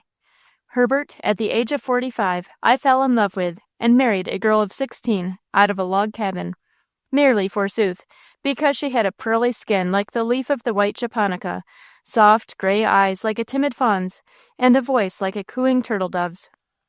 Because those delicate cheeks flushed, and those soft eyes fell when I spoke to her, and the cooing voice trembled when she replied. Because the delicate face brightened when I came, and faded when I turned away. Because she wept with delight when I gave her a smile, and trembled with fear at my frown, etc. Because she adored me as a sort of god. I loved her as an angel and married her secretly, for fear of the ridicule of my brother officers. Put her in a pastoral log cabin in the woods below the blockhouse, and visited her there by stealth, like Numa did his nymph in the cave. But I was watched. My hidden treasure was discovered and coveted by a younger and prettier fellow than myself. Perdition! I cannot tell the story in detail. One night I came home very late and quite unexpectedly, and found this man in my wife's cabin. I broke the man's head and ribs and left him for dead. I tore the woman out of my heart and cauterized its bleeding wounds. This man was Gabriel Lenore. Satan burn him forever. This woman was Marah Rocke. God forgive her. I could have divorced the woman, but as I did not dream of ever marrying again, I did not care to drag my shame before a public tribunal. There, you know all. Let the subject sink forever, said old Hurricane, wiping great drops of sweat from his laboring brows. Uncle, I have heard your story and believe you, of course, but I am bound to tell you that without even having heard your poor wife's defense, I believe and uphold her to be innocent. I think you have been as grossly deceived as she has been fearfully wronged, and that time and Providence will prove this, exclaimed Herbert fervently. A horrible laugh of scorn was his only answer as old Hurricane arose, shook himself, and led the way back to the parlor. Chapter 12. Marah's Dream. And now her narrow kitchen walls stretched away into stately halls. The weary wheel to a spinnet turned, the tallow candle an astral burned. A manly form at her side she saw, and joy was duty, and love was law. Whittier. On the same Saturday morning that Herbert Grayson hurried away from his friend's cottage to travel post to Hurricane Hall for the sole purpose of accelerating the coming of her good fortune, Marah Rocke walked about the house with a step so light, with eyes so bright, and cheeks so blooming, that one might have thought that years had rolled backward in their course and made her a young girl again. Travers gazed upon her in delight. Reversing the words of the text, he said, "We must call you no longer Marah, which is bitter, but we must call you Naomi, which is beautiful, mother." "Young flatterer," she answered, smiling and slightly flushing. "But tell me truly, Travers, am I very much faded? Have care and toil and grief made me look old?" "You old?" exclaimed the boy, running his eyes over her beaming face and graceful form with a look of non-comprehension that might have satisfied her, but did not, for she immediately repeated, "Yes, do I look old? Indeed, I do not ask from vanity, child. Ah, it little becomes me to be vain. But I do wish to look well in someone's eyes. I wish there was a looking-glass in the house, mother, that it might tell you, you should be called Naomi instead of Marah." "Ah, that is just what he used to say to me in the old happy time, the time in paradise, before the serpent entered." "What he, mother?" "Your father, boy, of course." That was the first time she had ever mentioned his father to her son, and now she spoke of him with such a flush of joy and hope that even while her words referred darkly to the past, her eyes looked brightly to the future. All this, taken with the events of the preceding evening, greatly bewildered the mind of Travers, and agitated him with the wildest conjectures. "Mother, will you tell me about my father, and also what is beyond this promised kindness of Major Warfield that has made you so happy?" he asked. "Not now, my boy, dear boy, not now. I must not, I cannot, I dare not yet. Wait a few days, and you shall know all. Oh, it is hard to keep a secret from my boy. But then, it is not only my secret, but another's. You do not think hard of me for withholding it now, do you, Travers?" she asked, affectionately. "No, dear mother, of course I don't. I know you must be right, and I am glad to see you happy." "Happy? Oh, boy, you don't know how happy I am. I did not think any human being could ever feel so joyful in this erring world, much less me. One cause of this excessive joyful feeling must be from the contrast, else it were dreadful to be so happy." "Mother, I don't know what you mean," said Travers uneasily, for he was too young to understand these paradoxes of feeling and thought, and there were moments when he feared for his mother's reason. "Oh, Travers, think of it! 18 long, long years of estrangement, sorrow and dreadful suspense, 18 long, long, weary years of patience against anger, and loving against hatred, and hoping against despair. Your young mind cannot grasp it. Your very life is not so long. I was 17 then. I am 35 now. And after wasting all my young years of womanhood in loving, hoping, longing, lo, the light of life has dawned at last." "God save you, mother," said the boy fervently, for her wild, unnatural joy continued to augment his anxiety. "Ah, Travers, I dare not tell you the secret now, and yet I am always letting it out, because my heart overflows from its fullness. Ah, boy, many, many weary nights have I lain awake from grief, but last night I lay awake from joy. Think of it!" The boy's only reply to this was a deep sigh. He was becoming seriously alarmed. "I never saw her so excited. I wish she would get calm," was his secret thought. Then, with the design of changing the current of her ideas, he took off his coat and said, "Mother, my pocket is half torn out, and though there's no danger at my losing a great deal out of it, still I'll get you, please, to sew it in while I mend the fence." "Sew the pocket? Mend the fence? Well," smiled Mrs. Rocke, "we'll do so if it will amuse you. The mended fence will be a convenience to the next tenant, and the patched coat will do for some poor boy. Ah, Travers, we must be very good to the poor, in more ways than in giving them what we do not ourselves need. For we shall know what it is to have been poor," she concluded, in more serious tones than she had yet used. Travers was glad of this, and went out to his work feeling somewhat better satisfied. The delirium of happiness lasted intermittently a whole week, during the last 3 days of which Mrs. Rocke was constantly going to the door and looking up the road, as if expecting someone. The mail came from Tip-Top to Staunton only once a week, on Saturday morning. Therefore, when Saturday came again, she sent her son to the post office, saying, If they do not come today, they will surely write." Travers hastened with all his speed, and got there so soon that he had to wait for the mail to be opened. Meanwhile, at home the widow walked the floor in restless, joyous anticipation, or went to the door and strained her eyes up the road to watch for Travers, and perhaps for someone else's coming. At last she discerned her son, who came down the road walking rapidly, smiling triumphantly, and holding a letter up to view. She ran out of the gate to meet him, seized and kissed the letter, and then, with her face burning, her heart palpitating, and her fingers trembling, she hastened into the house, threw herself into the little low chair by the fire, and opened the letter. It was from Herbert, and read thus: "Hurricane Hall, November 30th, 1843. My dearest and best Mrs. Rocke, may God strengthen you to read the few bitter lines I have to write. Most unhappily, Major Warfield did not know exactly who you were when he promised so much. Upon learning your name, he withdrew all his promises. At night, in his library, he told me all your early history. Having heard all, the very worst, I believe you as pure as an angel, so I told him. So I would uphold my life and seal with my death. Trust yet in God, and believe in the earnest respect and affection of your grateful and attached son, Herbert Grayson. P.S. For henceforth I shall call you Mother." Quietly she finished reading, pressed the letter again to her lips, reached it to the fire, saw it like her hope shrivel up to ashes, and then she arose, and with her trembling fingers clinging together, walked up and down the floor. There were no tears in her eyes, but oh, such a look of unutterable woe on her pale, blank, despairing face. Travers watched her, and saw that something had gone frightfully wrong, that some awful revolution of fate or revulsion of feeling had passed over her in this dread hour. Cautiously he approached her. Gently he laid his hand upon her shoulder. Tenderly he whispered, "Mother." She turned and looked strangely at him, then exclaiming, "Oh, Travers, how happy I was this day week," she burst into a flood of tears. Travers threw his arm around his mother's waist, and half coaxed and half bore her to a low chair, and sat her in it, and knelt by her side, and embracing her fondly, whispered, "Mother, don't weep so bitterly. You have me. Am I nothing? Mother, I love you more than son ever loved his mother, or suitor his sweetheart, or husband his wife. Oh, is my love nothing, Mother?" Only sobs answered him. "Mother," he pleaded, "you are all the world to me. Let me be all the world to you. I can be it, Mother. I can be it. Try me. I will make every effort for my mother, and the Lord will bless us." Still no answer but convulsive sobs. "Oh, Mother, Mother, I will try to do for you more than ever son did for mother or man for woman before. Dear Mother, if you will not break my heart by weeping so." The sobbing abated a little, partly from exhaustion, and partly from the soothing influences of the boy's loving words. "Listen, dear Mother, what I will do.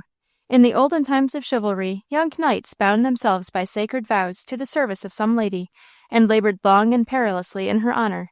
For her, blood was spilled. For her, fields were won. But, Mother, never yet toiled knight in the battlefield for his lady love, as I will in the battle of life for my dearest lady, my own mother." She reached out her hand and silently pressed his. "Come, come," said Travers, "lift up your head and smile. We are young yet, both you and I.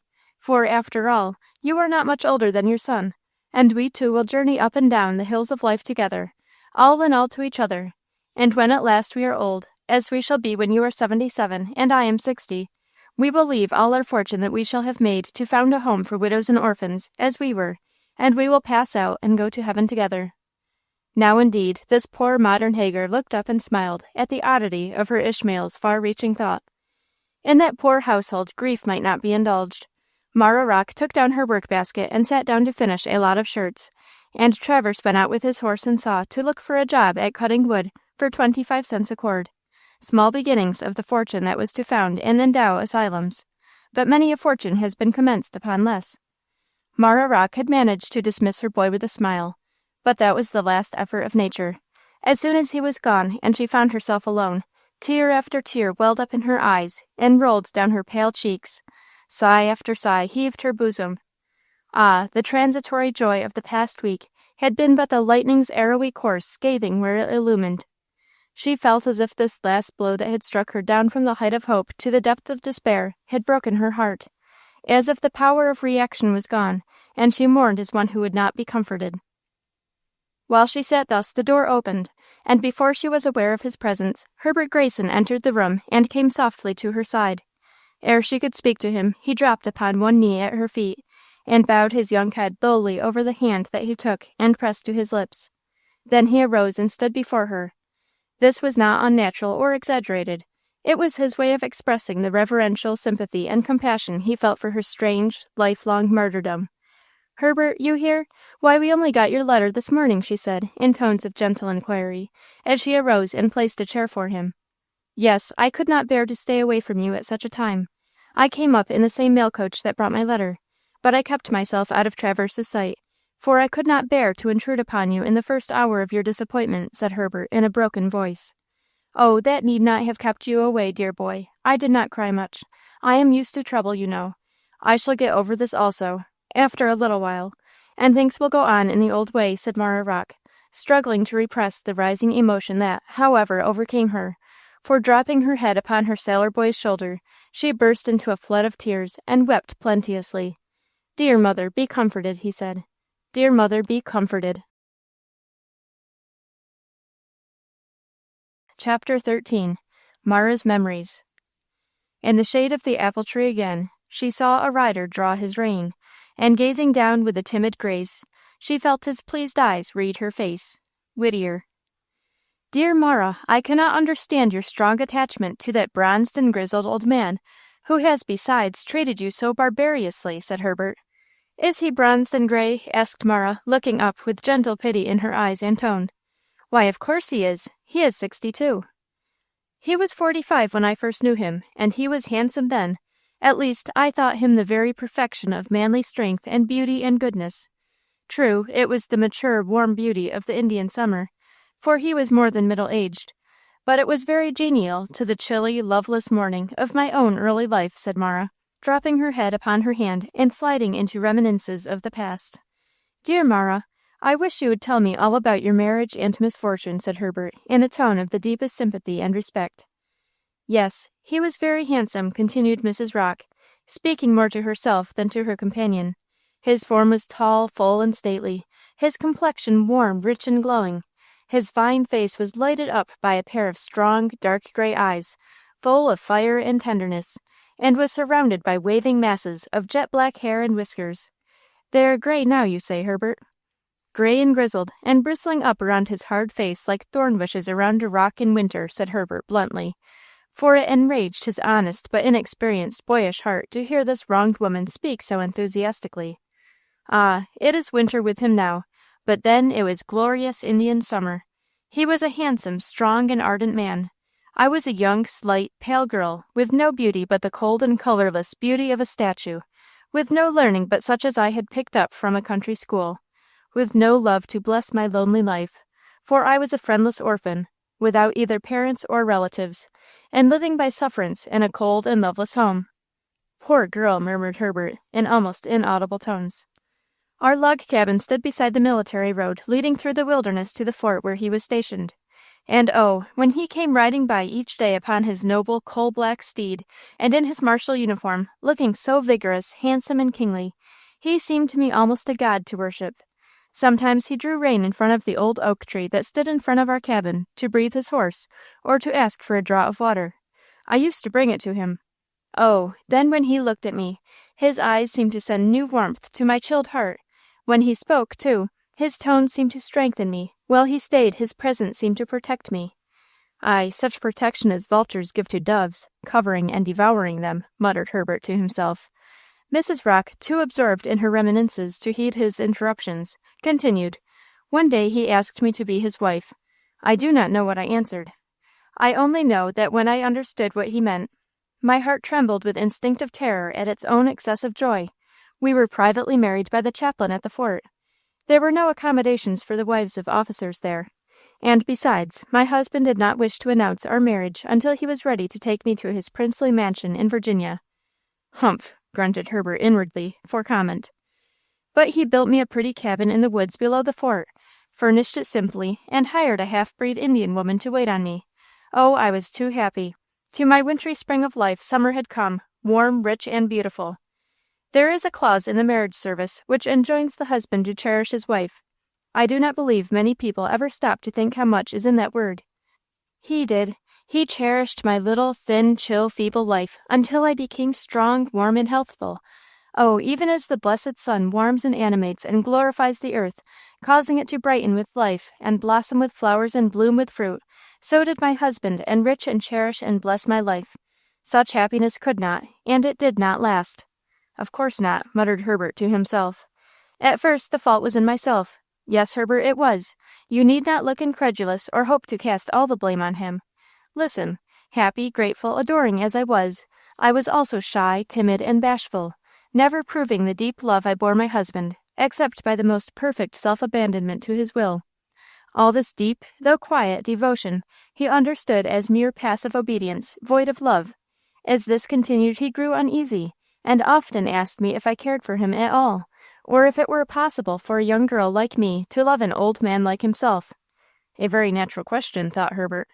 Well, I used to whisper in answer, yes, and still yes, but this never satisfied Major Warfield. One day, when he asked me if I cared for him the least in the world, I suddenly answered that if he were to die, I should throw myself across his grave, and lie there until death should release me.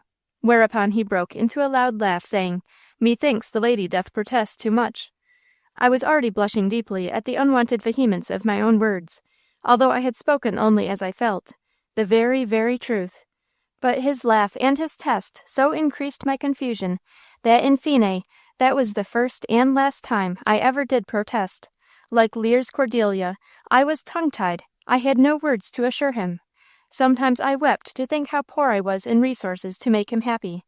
Then came another annoyance. My name and fame were freely discussed at the fort. A natural consequence, sighed Herbert. The younger officers discovered my woodland home, and often stole out to reconnoiter my calm. Among them was Captain Lenore, who, after he had discovered my retreat, picked acquaintance with Laura, my attendant. Making the woodland sports his pretext, he haunted the vicinity of my cabin, often stopping at the door to beg a cup of water, which of course was never denied, or else to offer a bunch of partridges, or a brace of rabbits, or some other game, the sports of his gun, which equally, of course, was never accepted. One beautiful morning in June, finding my cabin door open and myself alone, he ventured unbidden across my threshold, and by his free conversation and bold admiration offended and alarmed me. Some days afterward, in the messroom at the fort, being elevated by wine, he boasted among his messmates of the intimate terms of friendly acquaintance upon which he falsely asserted that he had the pleasure of standing with Warfield's pretty little favorite, as he insolently called me. When my husband heard of this, I learned for the first time the terrific violence of his temper. It was awful. It frightened me almost to death. There was a duel, of course. Lenore was very dangerously wounded, scarred across the face for life, and was confined many weeks to his bed. Major Warfield was also slightly hurt and laid up at the fort for a few days, during which I was not permitted to see him. Is it possible that even then he did not see your danger and acknowledge your marriage and call you to his bedside? Inquired Herbert impatiently. No, no, if he had, all after suffering had been spared. No, at the end of 4 days he came back to me, but we met only for bitter reproaches on his part and sorrowful tears on mine. He charged me with coldness, upon account of the disparity in our years, and of the preference for Captain Lenore, because he was a pretty fellow. I knew this was not true of me. I knew that I loved my husband's very footprints better than I did the whole human race besides. But I could not tell him so then. Oh, in those days, though my heart was so full, I had so little power of utterance. There he stood before me, he that had been so ruddy and buoyant, now so pale from loss of blood, and so miserable, that I could have fallen and grovelled at his feet in sorrow and remorse at not being able to make him happy. There are some persons whom we can never make happy. It is not in them to be so, commented Herbert. He made me promise never to see or to speak to Lenore again, a promise eagerly given, but nearly impossible to keep. My husband spent as much time with me as he possibly could spare from his military duties, and looked forward with impatience to the autumn, when it was thought that he would be at liberty to take me home. He often used to tell me that we should spend our Christmas at his house, Hurricane Hall, and that I should play Lady Bountiful and distribute Christmas gifts to the negroes, and that they would love me. And oh, with what joy I anticipated that time of honor and safety and careless ease, as an acknowledged wife, in the home of my husband. There, too, I fondly believed our child would be born. All his old tenderness returned for me, and I was as happy, if not as wildly joyful, as at first. "'Twas but a lull in the storm," said Herbert. "Aye, 'twas but a lull in the storm, or rather before the storm. I do think that from the time of that duel Lenore had resolved upon our ruin. As soon as he was able to go out he haunted the woods around my cabin, and continually lay in wait for me. I could not go out even in the company of my maid Laura to pick blackberries, or wild plums, or gather forest roses, or to get fresh water at the spring, without being intercepted by Lenore and his offensive admiration. He seemed to be ubiquitous. He met me everywhere, except in the presence of Major Warfield. I did not tell my husband, because I feared that if I did he would have killed Lenore and died for the deed." "Humph! It would have been good riddance of bad rubbish in both cases," muttered Herbert, under his teeth. "But instead of telling him, I confined myself strictly to my cabin. One fatal day my husband, on leaving me in the morning, said that I need not wait up for him at night, for that it would be very late when he came home, even if he came at all. He kissed me very fondly when he went away. Alas, alas, it was the last time. At night I went to bed disappointed, yet still so expectant that I could not sleep. I know not how long I had waited thus, or how late it was when I heard a tap at the outer door, and heard the bolt undrawn and a footstep enter, and a low voice asking, 'Is she asleep?' and Laura's reply in the affirmative. Never doubting it was my husband, I lay there in pleased expectation of his entrance. He came in and began to take off his coat in the dark. I spoke, telling him that there were matches on the bureau. He did not reply, at which I was surprised. But before I could repeat my words, the outer door was burst violently open. Hurried footsteps crossed the entry. A light flashed into my room. My husband stood in the door, in full military uniform, with a light in his hand, and the aspect of an avenging demon on his brow. And, horror upon horrors, the half-undressed man in my chamber was Captain Lenore. I saw and swooned away. "But you were saved, gasped Herbert, white with emotion. "Oh, I was saved, but not from sorrow, not from shame. I awoke from that deadly swoon to find myself alone, deserted, cast away. Oh, torn out from the warmth and light and safety of my husband's heart, and hurled forth shivering, faint, and helpless upon the bleak world, and all this in 24 hours. Ah, I did not lack the power of expression then. Happiness had never given it to me. Anguish conferred it upon me. That one fell stroke of fate cleft the rock of silence in my soul, and the fountain of utterance gushed freely forth. I wrote to him, but my letters might as well have been dropped into a well. I went to him, but was spurned away. I prayed him with tears to have pity on our unborn babe, but he laughed aloud in scorn, and called it by an opprobrious name. Letters, prayers, tears, were all in vain. He never had acknowledged our marriage. He now declared that he would never do so. He discarded me, disowned my child, and forbade us ever to take his name.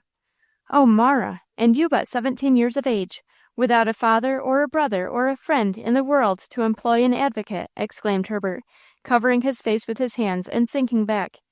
"Nor would I have used any of these agencies had I possessed them. If my wifehood and motherhood, my affections and my helplessness were not advocates strong enough to win my cause, I could not have borne to employ others. Oh, Marah, with none to pity or to help, it was monstrous to have abandoned you so. No, hush. Consider the overwhelming evidence against me. I considered it even in the tempest and whirlwind of my anguish, and never once blamed, and never once was angry with my husband, for I knew, but not he, the terrible circumstantial evidence had ruined me.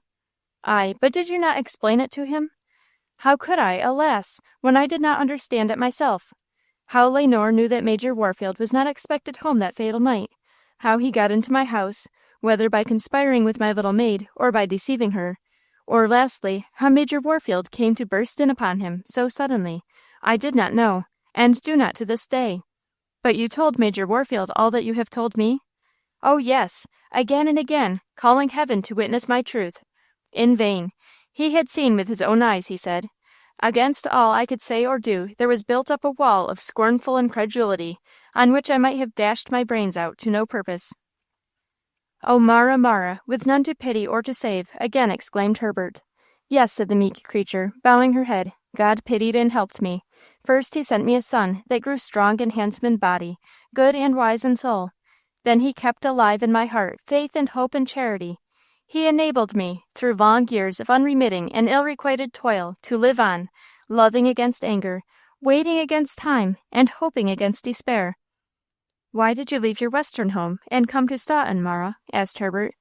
"To be where I could sometimes hear of my husband without intruding on him.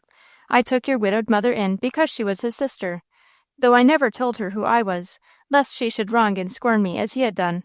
When she died, I cherished you, Herbert, first because you were his nephew, but now, dear boy, for your own sake also. And I, while I live, will be a son to you, madam. I will be your constant friend at Hurricane Hall. He talks of making me his heir. Should he persist in such blind injustice, the day I come into the property I shall turn it all over to his widow and son. But I do not believe that he will persist. I, for my part, still hope for the best." "I also hope for the best, for whatever God wills is sure to happen, and his will is surely the best. Yes, Herbert, I also hope, beyond the grave," said Marah Rocke, with a wan smile. The little clock that stood between the tall plated candlesticks on the mantelpiece struck 12, and Marah rose from her seat, saying, "Travers, poor fellow, will be home to his dinner. Not a word to him, Herbert, please. I do not wish the poor lad to know how much he has lost, and above all, I do not wish him to be prejudiced against his father." "You are right, Marah," said Herbert, "for if he were told, the natural indignation that your wrongs would arouse in his heart would totally unfit him to meet his father in a proper spirit, and that event for which I still hope, a future and a perfect family union." Herbert Grayson remained a week with his friends, during which time he paid the quarter's rent and relieved his adopted mother of that cause of anxiety. Then he took leave and departed for Hurricane Hall, on his way to Washington City, where he was immediately going to pass his examination and await his appointment. Chapter 14. The Wasting Heart. Then she took up the burden of life again, saying only, "It might have been." Alas for them both, alas for us all, who vainly the dreams of youth recall. For of all sad words of lips or pen, the saddest are these, "It might have been." Whittier. By the tacit consent of all parties, the meteor hope that had crossed and vanished from Marah Rocke's path of life was never mentioned again. Mother and son went about their separate tasks. Travers worked at jobs all day, studied at night, and went twice a week to recite his lessons to his patron, Dr. Day, at Willow Hill. Marah sewed as usual all day, and prepared her boys' meals at the proper times. But day by day, her cheeks grew paler, her form thinner, her step fainter. Her son saw this decline with great alarm. Sometimes he found her in a deep, troubled reverie, from which she would awaken with heavy sighs. Sometimes he surprised her in tears. At such times he did not trouble her with questions that he instinctively felt she could not or would not answer, but he came gently to her side, put his arms about her neck, stooped and laid her face against his breast, and whispered assurances of his true love, and his boyish hopes of getting on, of making a fortune, and bringing brighter days for her. And she would return his caresses, and with a faint smile reply that he must not mind her, that she was only a little low-spirited, that she would get over it soon. But as day followed day, she grew visibly thinner and weaker. Dark shadows settled under her hollow eyes and in her sunken cheeks. One evening, while standing at the table washing up their little tea service, she suddenly dropped into her chair and fainted.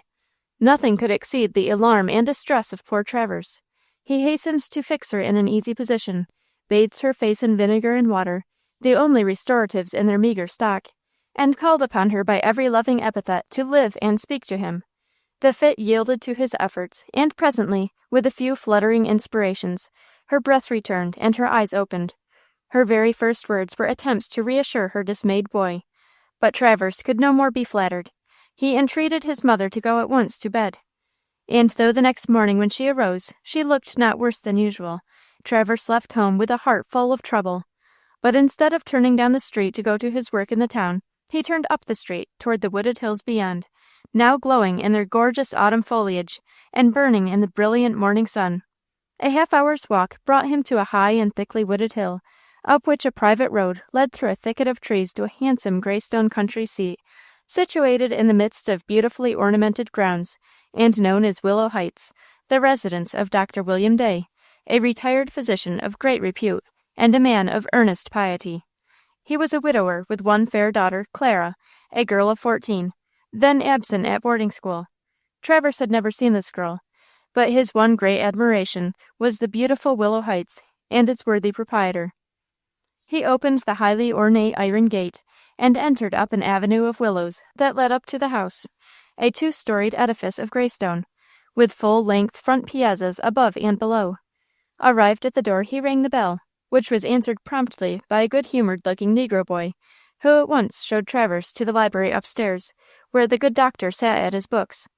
Dr. Day was at this time about 50 years of age, tall and stoutly built, with a fine head and face, shaded by soft, bright, flaxen hair and beard, thoughtful and kindly dark blue eyes, and an earnest, penetrating smile that reached like sunshine the heart of any one upon whom it shone.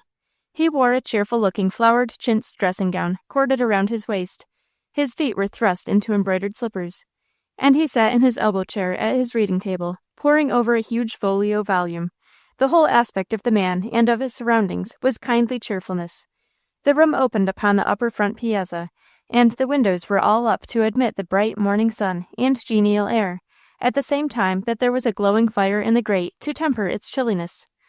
Travers's soft step across the carpeted floor was not heard by the doctor, who was only made aware of his presence by his stepping between the sunshine and his table. Then the doctor arose, and with his intense smile extended his hand and greeted the boy with, "Well, Travers lad, you are always welcome. I did not expect you until night as usual, but as you are here, so much the better. Got your exercises all ready, eh? Heaven bless you, lad. What is the matter?" inquired the good man suddenly, on first observing the boy's deeply troubled looks. "My mother, sir, my mother," was all that Travers could at first utter. "Your mother? My dear lad, what about her? Is she ill?" inquired the doctor, with interest. "Oh, sir, I am afraid she is going to die," exclaimed the boy in a choking voice, struggling hard to keep from betraying his manhood by bursting into tears. "Going to die? Oh, pooh, pooh, pooh, she is not going to die, lad. Tell me all about it," said the doctor, in an encouraging tone. "She has had so much grief and care and anxiety, sir. Is there any such malady as a broken heart?" "Broken heart? Pooh, pooh, no, my child, no. Never heard of such a thing in 30 years' medical experience. Even that story of a porter who broke his heart trying to lift a ton of stone is all a fiction. No such a disease as a broken heart. But tell me about your mother. It is of her that I am talking. She has had so much trouble in her life, and now I think she is sinking under it. She has been failing for weeks, and last night, while washing the teacups, she fainted away from the table." "Heaven help us, that looks badly," said the doctor. "Oh, does it? Does it, sir? She said it was nothing much. Oh, doctor, don't say she will die, don't. If she were to die, if mother were to die, I'd give right up. I never should do a bit of good in the world, for she is all the motive I have in this life. To study hard, to work hard, and make her comfortable and happy, so as to make up to her for all she has suffered, is my greatest wish and endeavor. Oh, don't say mother will die. It would ruin me," cried Travers. "My dear boy, I don't say anything of the sort. I say, judging from your account, that her health must be attended to immediately. And, true, I have retired from practice, but I will go and see your mother, Travers." "Oh, sir, if you only would. I came to ask you to do that very thing. I should not have presumed to ask such a favor for any cause but this of my dear mother's life and health. And you will go to see her?" "Willingly and without delay, Travers," said the good man, rising immediately and hurrying into an adjoining chamber. "Order the gig while I dress, Travers, and I will take you back with me," he added, as he closed the chamber door behind him. By the time Travers had gone down, given the necessary orders, and returned to the library, the doctor emerged from his chamber, buttoned up his gray frock coat, and booted, gloved, and capped for the ride. They went down together, entered the gig, and drove rapidly down the Willow Avenue, slowly through the iron gate, and through the dark thicket, and down the wooded hill to the high road, and then as fast as a sorrel mare could trot toward town. In 15 minutes the doctor pulled up his gig at the right-hand side of the road before the cottage gate. They entered the cottage, Travers going first in to announce the doctor.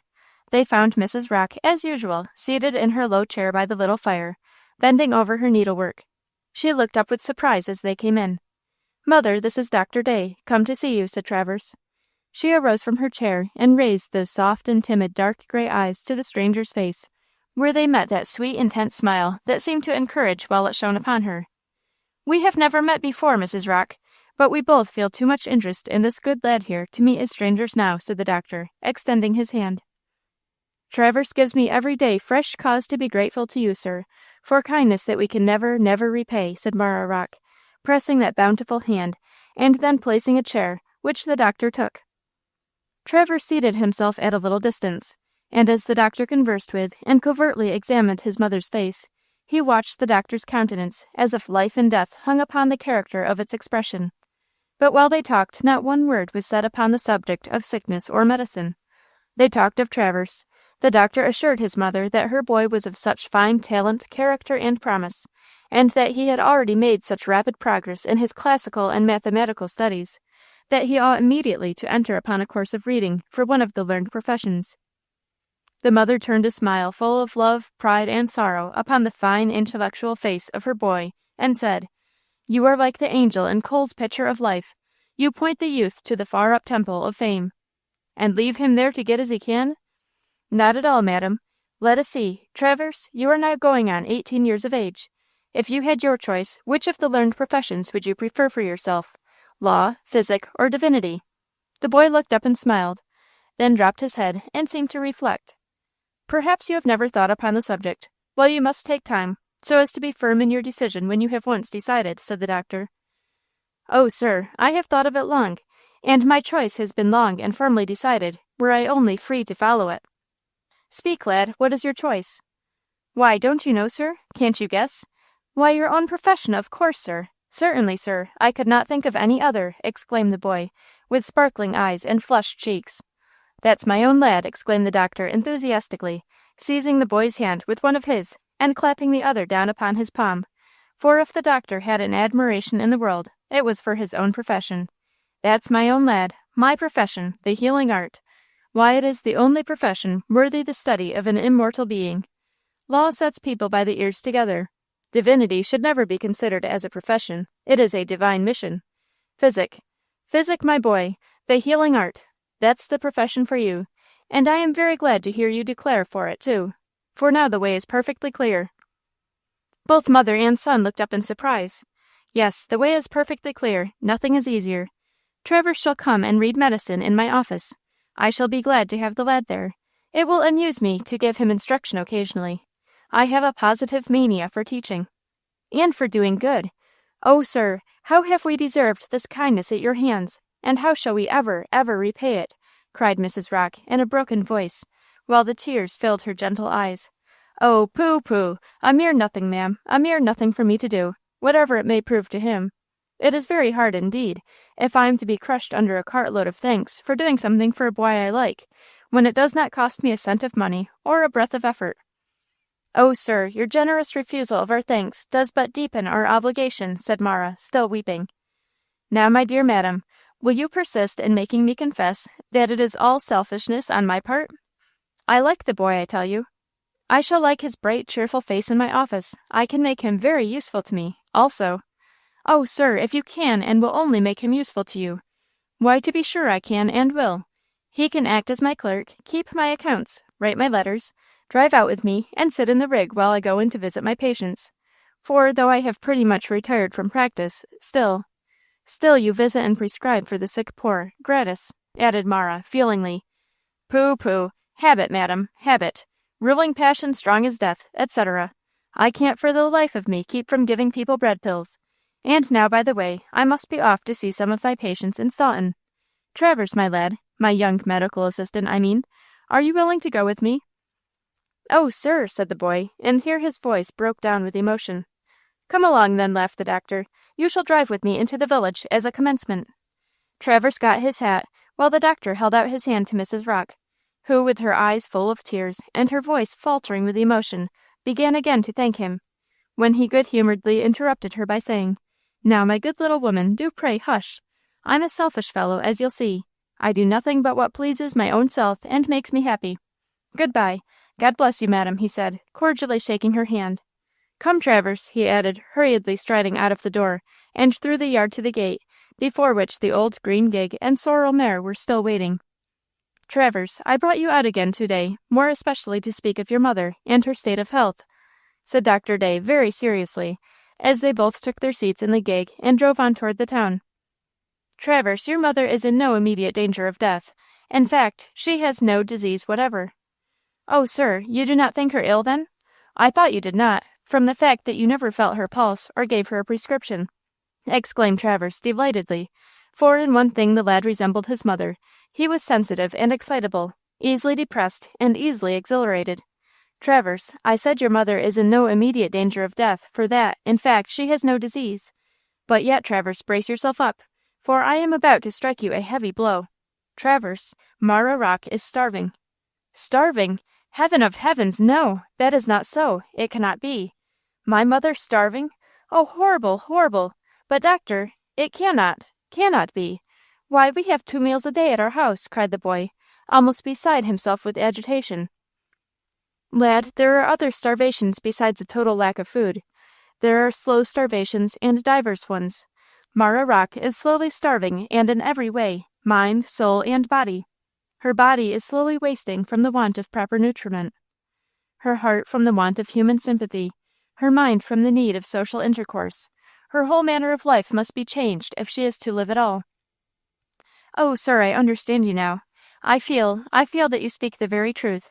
Something must be done. I must do something. What shall it be? Oh, advise me, sir. I must reflect a little, Travers, said the doctor thoughtfully, as he drove along, with very slack reins. And oh, how thoughtless of me! I forgot, indeed I did, sir, when I so gladly accepted your offer for me to read with you. I forgot that if I spent every day reading in your office, my mother would sadly miss the $1.50 a week I make by doing odd jobs in town.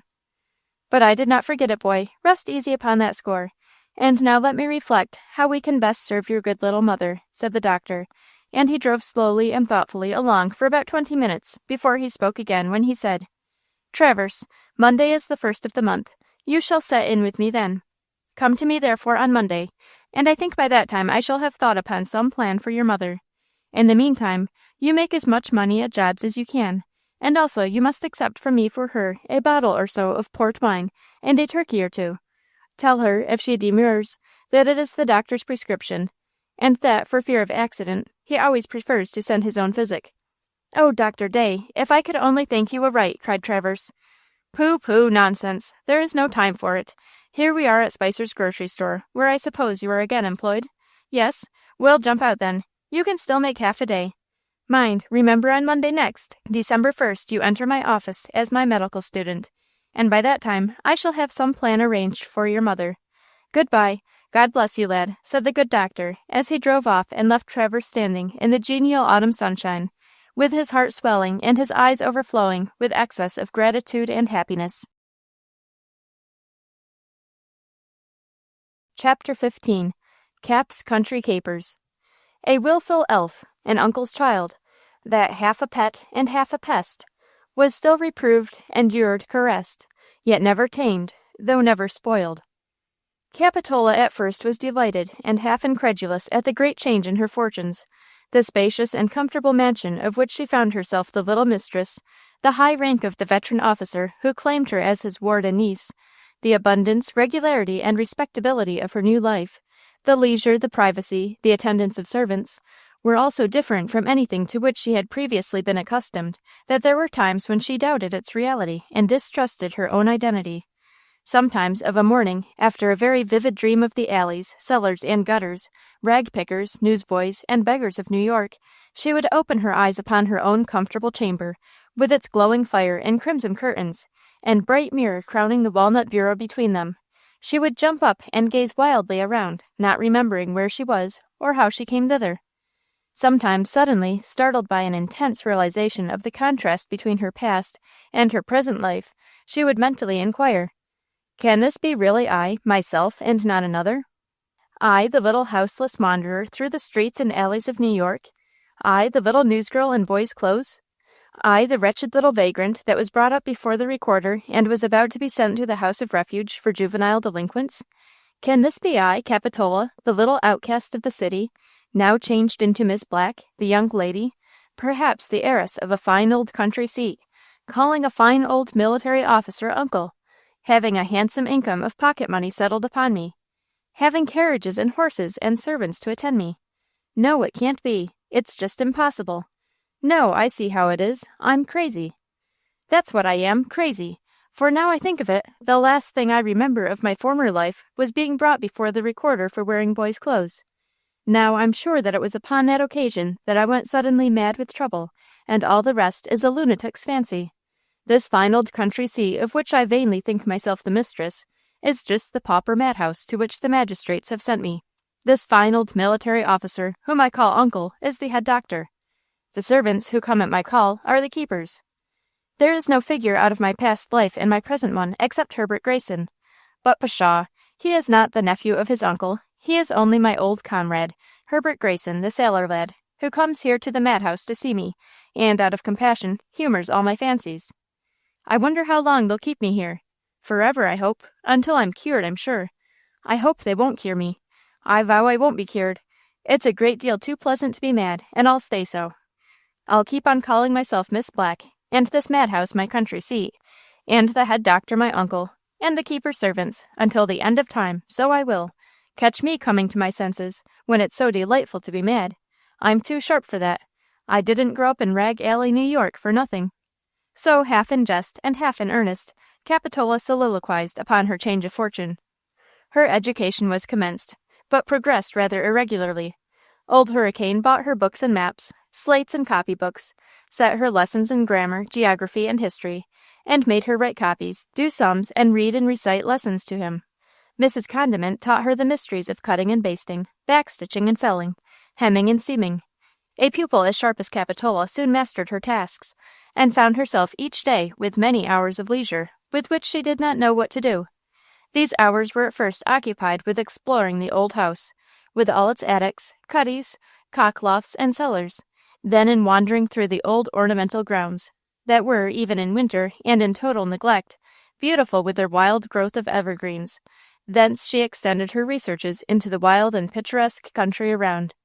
She was never weary of admiring the great forest that climbed the heights of the mountains behind their house. The great bleak precipices of gray rock seemed through the leafless branches of the trees, the rugged falling ground that lay before the house and between it and the river itself with its rushing stream and raging rapids. Capitola had become as skillful as she had first been a fearless rider, but her rides were confined to the domain between the mountain range and the river. She was forbidden to ford the one or climb the other. Perhaps if such a prohibition had never been made, Capitola would never have thought of doing the one or the other. But we all know the diabolical fascination there is in forbidden pleasures for young human nature.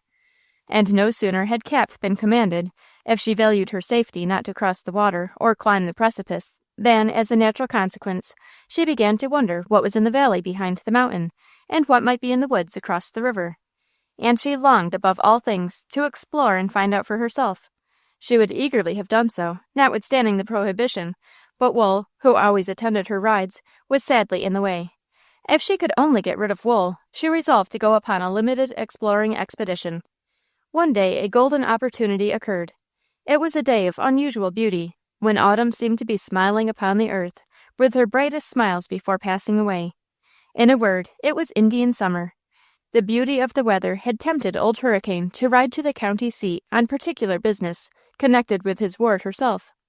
Capitola, left alone, amused herself with her tasks until the afternoon. Then, calling a boy, she ordered him to saddle her horse and bring him around. "My dear, what do you want with your horse? There is no one to attend you. Wool has gone with his master," said Mrs. Condiment, as she met Capitola in the hall, habited for her ride. "I know that, but I cannot be mewed up here in the old house and deprived of my afternoon ride," exclaimed Capitola, decidedly. "But, my dear, you must never think of riding out alone," exclaimed the dismayed Mrs. Condiment. "Indeed I shall, though. And glad of the opportunity," added Cap, mentally. "But, my dear love, it is improper, imprudent, dangerous." "Why so?" asked Cap. "Good gracious, upon every account! Suppose you were to meet with ruffians. Suppose, oh heaven, suppose you were to meet with Black Donald." "Mrs. Condiment, once for all do tell me who this terrible Black Donald is. Is he the evil one himself, or the man in the iron mask, or the individual that struck Billy Patterson, or who is he?" "Who is Black Donald? Good gracious, child, you ask me who is Black Donald?" "Yes, who is he? Where is he? What is he, that every cheek turns pale at the mention of his name?" asked Capitola. "Black Donald! Oh, my child, may you never know more of Black Donald than I can tell you. Black Donald is the chief of a band of ruthless desperadoes that infest these mountain roads, robbing mail coaches, stealing Negroes, breaking into houses, and committing every sort of depredation. Their hands are red with murder, and their souls black with darker crimes." "Darker crimes than murder?" ejaculated Capitola. "Yes, child, yes, there are darker crimes. Only last winter he and 3 of his gang broke into a solitary house, where there was a lone woman and her daughter, and it is not a story for you to hear, but if the people had caught Black Donald then, they would have burned him at the stake. His life is forfeit by 100 crimes. He is an outlaw, and a heavy price is set upon his head." "And no one can take him?" "No, my dear, at least, no one has been able to do so yet. His very haunts are unknown, but are supposed to be in concealed mountain caverns." "How I would like the glory of capturing Black Donald," said Capitola. "You, child? You capture Black Donald? You are crazy." "Oh, by stratagem, I mean, not by force. Oh, how I should like to capture Black Donald. There's my horse, goodbye." And before Mrs. Condiment could raise another objection, Capitola ran out, sprang into her saddle, and was seen careering down the hill toward the river as fast as her horse could fly. "My lord, but the Major will be hopping if he finds it out," was good Mrs. Condiment's dismayed exclamation. Rejoicing in her freedom, Capitola galloped down to the water's edge, and then walked her horse up and down along the course of the stream until she found a good fording place. Then gathering up her riding skirt and throwing it over the neck of her horse, she plunged boldly into the stream, and with the water splashing and foaming all around her, urged him onward till they crossed the river and climbed up the opposite bank. A bridle path lay before her, leading from the fording place through a deep wood. That path attracted her. She followed it, charmed alike by the solitude of the wood, the novelty of the scene, and her own sense of freedom. But one thought was given to the story of Black Donald, and that was a reassuring one. If Black Donald is a mail robber, then this little bridle path is far enough off his beat.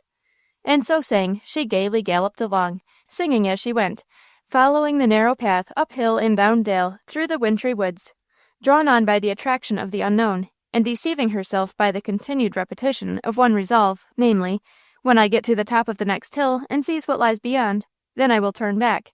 She galloped on and on, on and on, on and on, until she had put several miles between herself and her home, until her horse began to exhibit signs of weariness, and the level rays of the setting sun were striking redly through the leafless branches of the trees. Cap drew rein at the top of a high wooded hill and looked about her. On her left hand, the sun was sinking like a ball of fire below the horizon. All around her, everywhere, were the wintry woods. Far away in the direction whence she had come, she saw the tops of the mountains behind Hurricane Hall, looking like blue clouds against the southern horizon. The hall itself and the river below were out of sight. "I wonder how far I am from home," said Capitola, uneasily. "Somewhere between 6 and 7 miles, I reckon. Dear me, I didn't mean to ride so far. I've got over a great deal of ground in these 2 hours. I shall not get back so soon. My horse is tired to death. It will take me 3 hours to reach Hurricane Hall. Good gracious, it will be pitch dark before I get there. No, thank heaven, there will be a moon. But won't there be a row, though? Well, I must turn about and lose no time. Come, Gyp, get up, Gyp, good horse, we're going home." And so saying, Capitola turned her horse's head and urged him into a gallop. She had gone on for about a mile, and it was growing dark, and her horse was again slackening his pace, when she thought she heard the sound of another horse's hoofs behind her. She drew rein and listened, and was sure of it. Now, without being the least of a coward, Capitola thought of the loneliness of the woods, the lateness of the hour, her own helplessness, and Black Donald. And thinking discretion the better part of valor, she urged her horse once more into a gallop for a few hundred yards, but the jaded beast soon broke into a trot and subsided into a walk that threatened soon to come to a standstill. The invisible pursuer gained on her. In vain she urged her steed with whip and voice. The poor beast would obey and trot for a few yards, and then fall into a walk. The thundering footfalls of the pursuing horse were close in the rear. "Oh, Gyp, is it possible that instead of my capturing Black Donald, you are going to let Black Donald or somebody else catch me?" exclaimed Capitola in mock despair, as she urged her wearied steed. In vain. The pursuing horseman was beside her. A strong hand was laid on her bridle. A mocking voice was whispering in her ear, "Whither away so fast, pretty one?" Chapter 16. Cap's Fearful Adventure. "Who passes by this road so late? Companion of the Magdalene. Who passes by this road so late? Say, oh say. Old French song. Of a naturally strong constitution and adventurous disposition, and inured from infancy to danger, Capitola possessed a high degree of courage, self-control, and presence of mind. At the touch of that ruthless hand, at the sound of that gibing voice, all her faculties instantly collected and concentrated themselves upon the emergency. As by a flash of lightning, she saw every feature of her imminent danger, the loneliness of the woods, the lateness of the hour, the recklessness of her fearful companion, and her own weakness. In another instant, her resolution was taken and her course determined.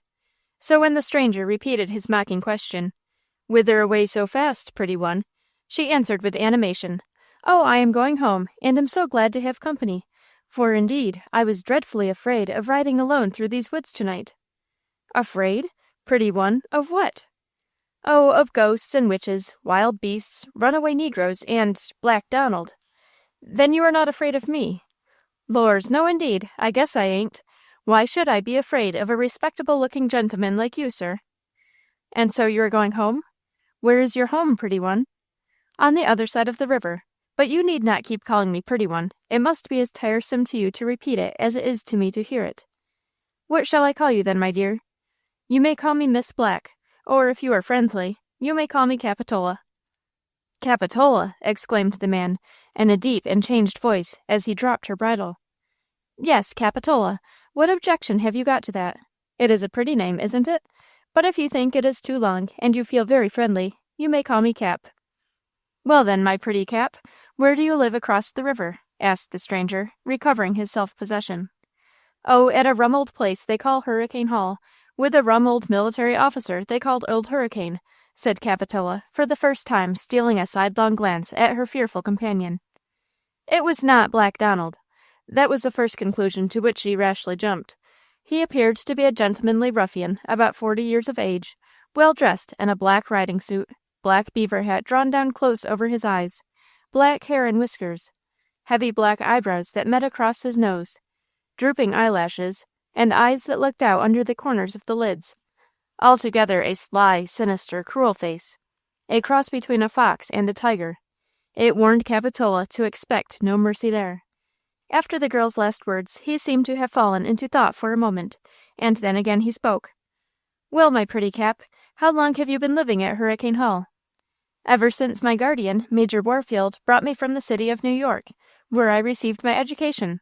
In the streets," she mentally added. "Humph! Why did you ride so fast, my pretty Cap?" he asked, eyeing her from the corner of his eyes. "Oh, sir, because I was afraid, as I told you before, afraid of runaway negroes and wild beasts, and so on. But now, with a good gentleman like you, I don't feel afraid at all. And I'm very glad to be able to walk poor Gyp, because he is tired, poor fellow." "Yes, poor fellow," said the traveler in a mocking tone. "He is tired.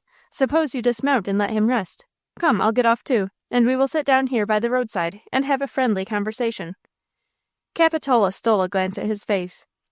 Yes, notwithstanding his light tone, he was grimly in earnest. There was no mercy to be expected from that sly, sinister, cruel face.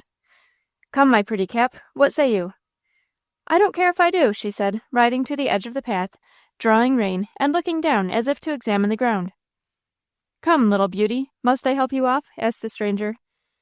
"No," answered Capitola, with deliberate hesitation. "No, this is not a good place to sit down and talk. It is all full of brambles." "Very well. Shall we go a little further?" "Oh, yes, but I don't want to ride fast, because it will tire my horse." "You shall go just as you please, my angel," said the traveler. "I wonder whether this wretch thinks me very simple or very depraved. He must come to one or the other conclusion," thought Capitola. They rode on very slowly for a mile further, and then, having arrived at an open glade, the stranger drew rein and said, "Come, pretty lark, hop down. Here's a nice place to sit and rest." "Very well, come help me off," said Capitola, pulling her horse. Then, as by sudden impulse, she exclaimed, "I don't like this place either. It's right on top of the hill, so windy, and just see how rocky the ground is. No, I'll not sit and rest here, and that I tell you." "I'm afraid you are trifling with me, my pretty bird. Take care, I'll not be trifled with," said the man. "I don't know what you mean by trifling with you any more than the dead, but I'll not sit down there on those sharp rocks, and so I tell you. If you will be civil and ride along with me until we get to the foot of the hill, I know a nice place where we can sit down and have a good talk, and I will tell you all my travels, and you shall tell me all yours." "Exactly. And where is that nice place?" "Why, in the valley at the foot of the hill." Come on then." "Slowly, slowly," said Capitola. "I won't tire my horse." They rode over the hill, down the gradual descent, and on toward the center of the valley. They were now within a quarter of the mile of the river, on the opposite side of which was Hurricane Hall, and safety. The stranger drew rein, saying, "Come, my cuckoo, here we are at the bottom of the valley, now or never." "Oh, now, of course. You see, I keep my promise," answered Capitola, pulling up her horse. The man sprang from his saddle and came to her side. "Please, be careful now. Don't let my riding skirt get hung up in the stirrup," said Capitola, cautiously disengaging her drapery, rising in the saddle, and giving the stranger her hand. In the act of jumping, she suddenly stopped and looked down, exclaiming, "Good gracious, how very damp the ground is here, in the bottom of the valley." "More objections, I suppose, my pretty one, but they won't serve you any longer. I am bent upon having a cozy chat with you upon that very turf," said the stranger, pointing to a little cleared space among the trees beside the path. "Now, don't be cross. Just see how damp it is there. It would spoil my riding dress, and give me my death of cold." "Humph," said the stranger, looking at her with a sly, grim, cruel resolve. "I'll tell you what it is," said Cap. "I'm not witty or amusing, nor will it pay to sit out in the night air to hear me talk. But since you wish it, and since you are so good as to guard me through those woods, and since I promised, why, damp as it is, I will even get off and talk with you." "That's my birdling." "But hold on a minute. Is there nothing you can get to put there for me to sit on? No stump nor dry stone?" "No, my dear, I don't see any." "Could you turn down your hat and let me sit on that?" "Ha, ha, ha! Why, your weight would crush it as flat as a flounder." "Oh, I know now!" exclaimed Capitola, with sudden delight. "You just spread your saddle cloth down there, and that will make a beautiful seat, and I'll sit and talk with you so nicely. Only you must not want me to stay long, because if I don't get home soon I shall catch a scolding." "You shall neither catch a scolding nor a cold on my account, pretty one," said the man, going to his horse to get the saddle-cloth. "Oh, don't take off the saddle. It will detain you too long," said Cap, impatiently.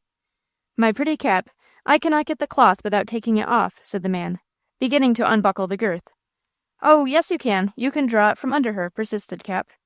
"Impossible, my angel," said the man, lifting off the saddle from his horse and laying it carefully by the roadside.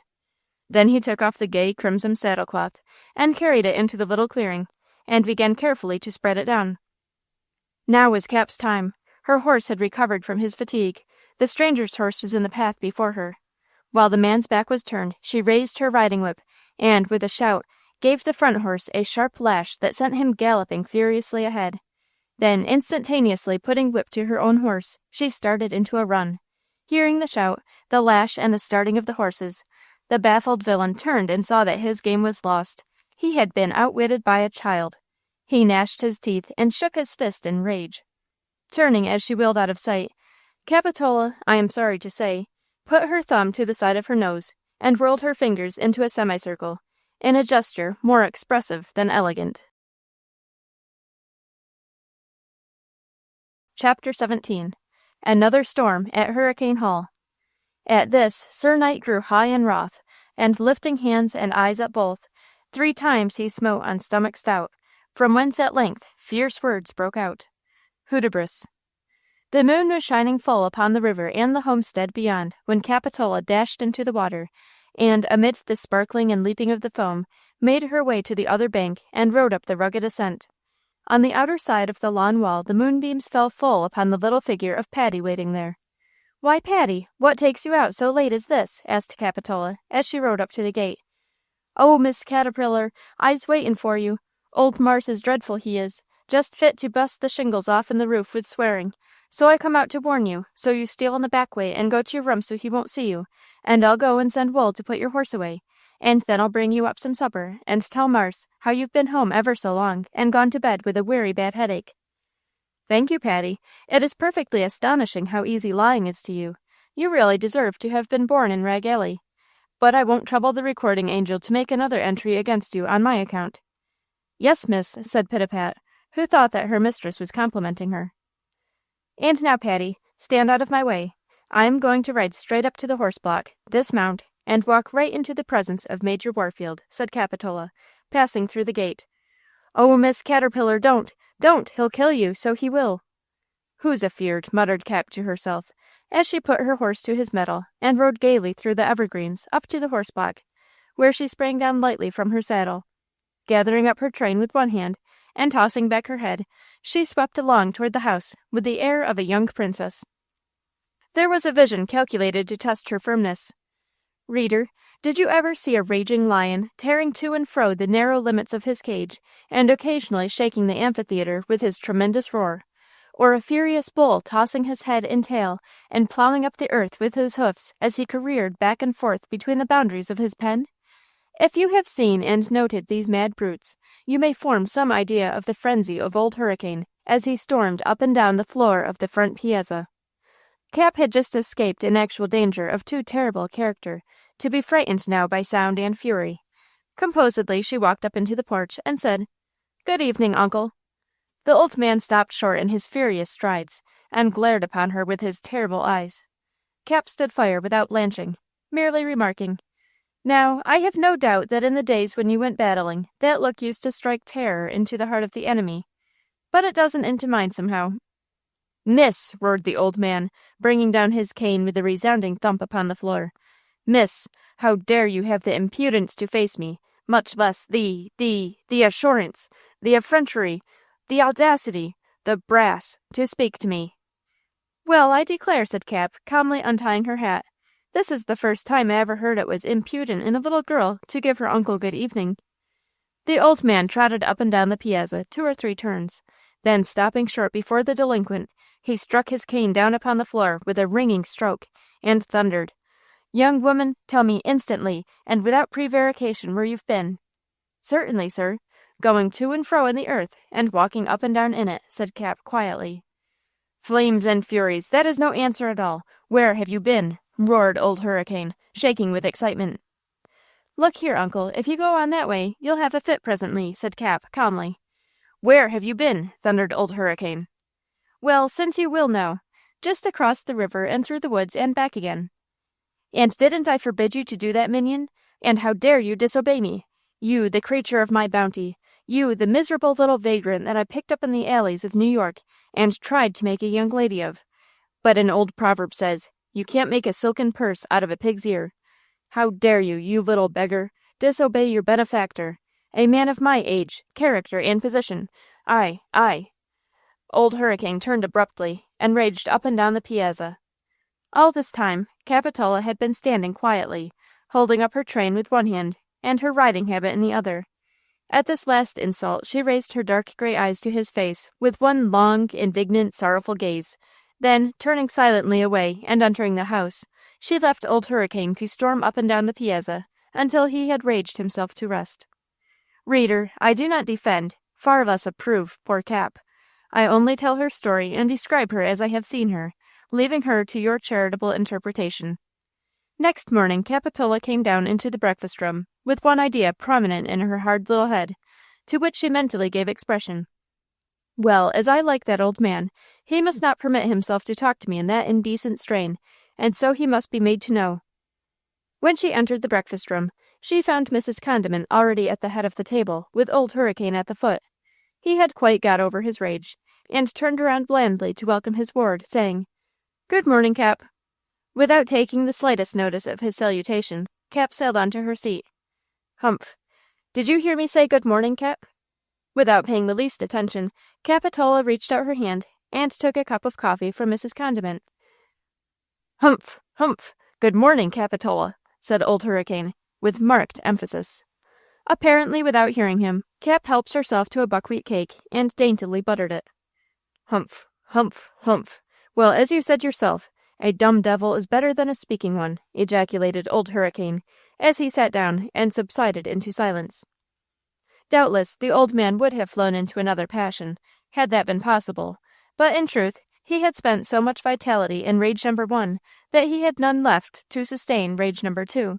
Besides, he knew it would be necessary to blow up Bill Easy, his lazy overseer, before night, and perhaps saved himself for that performance. He finished his meal in silence and went out.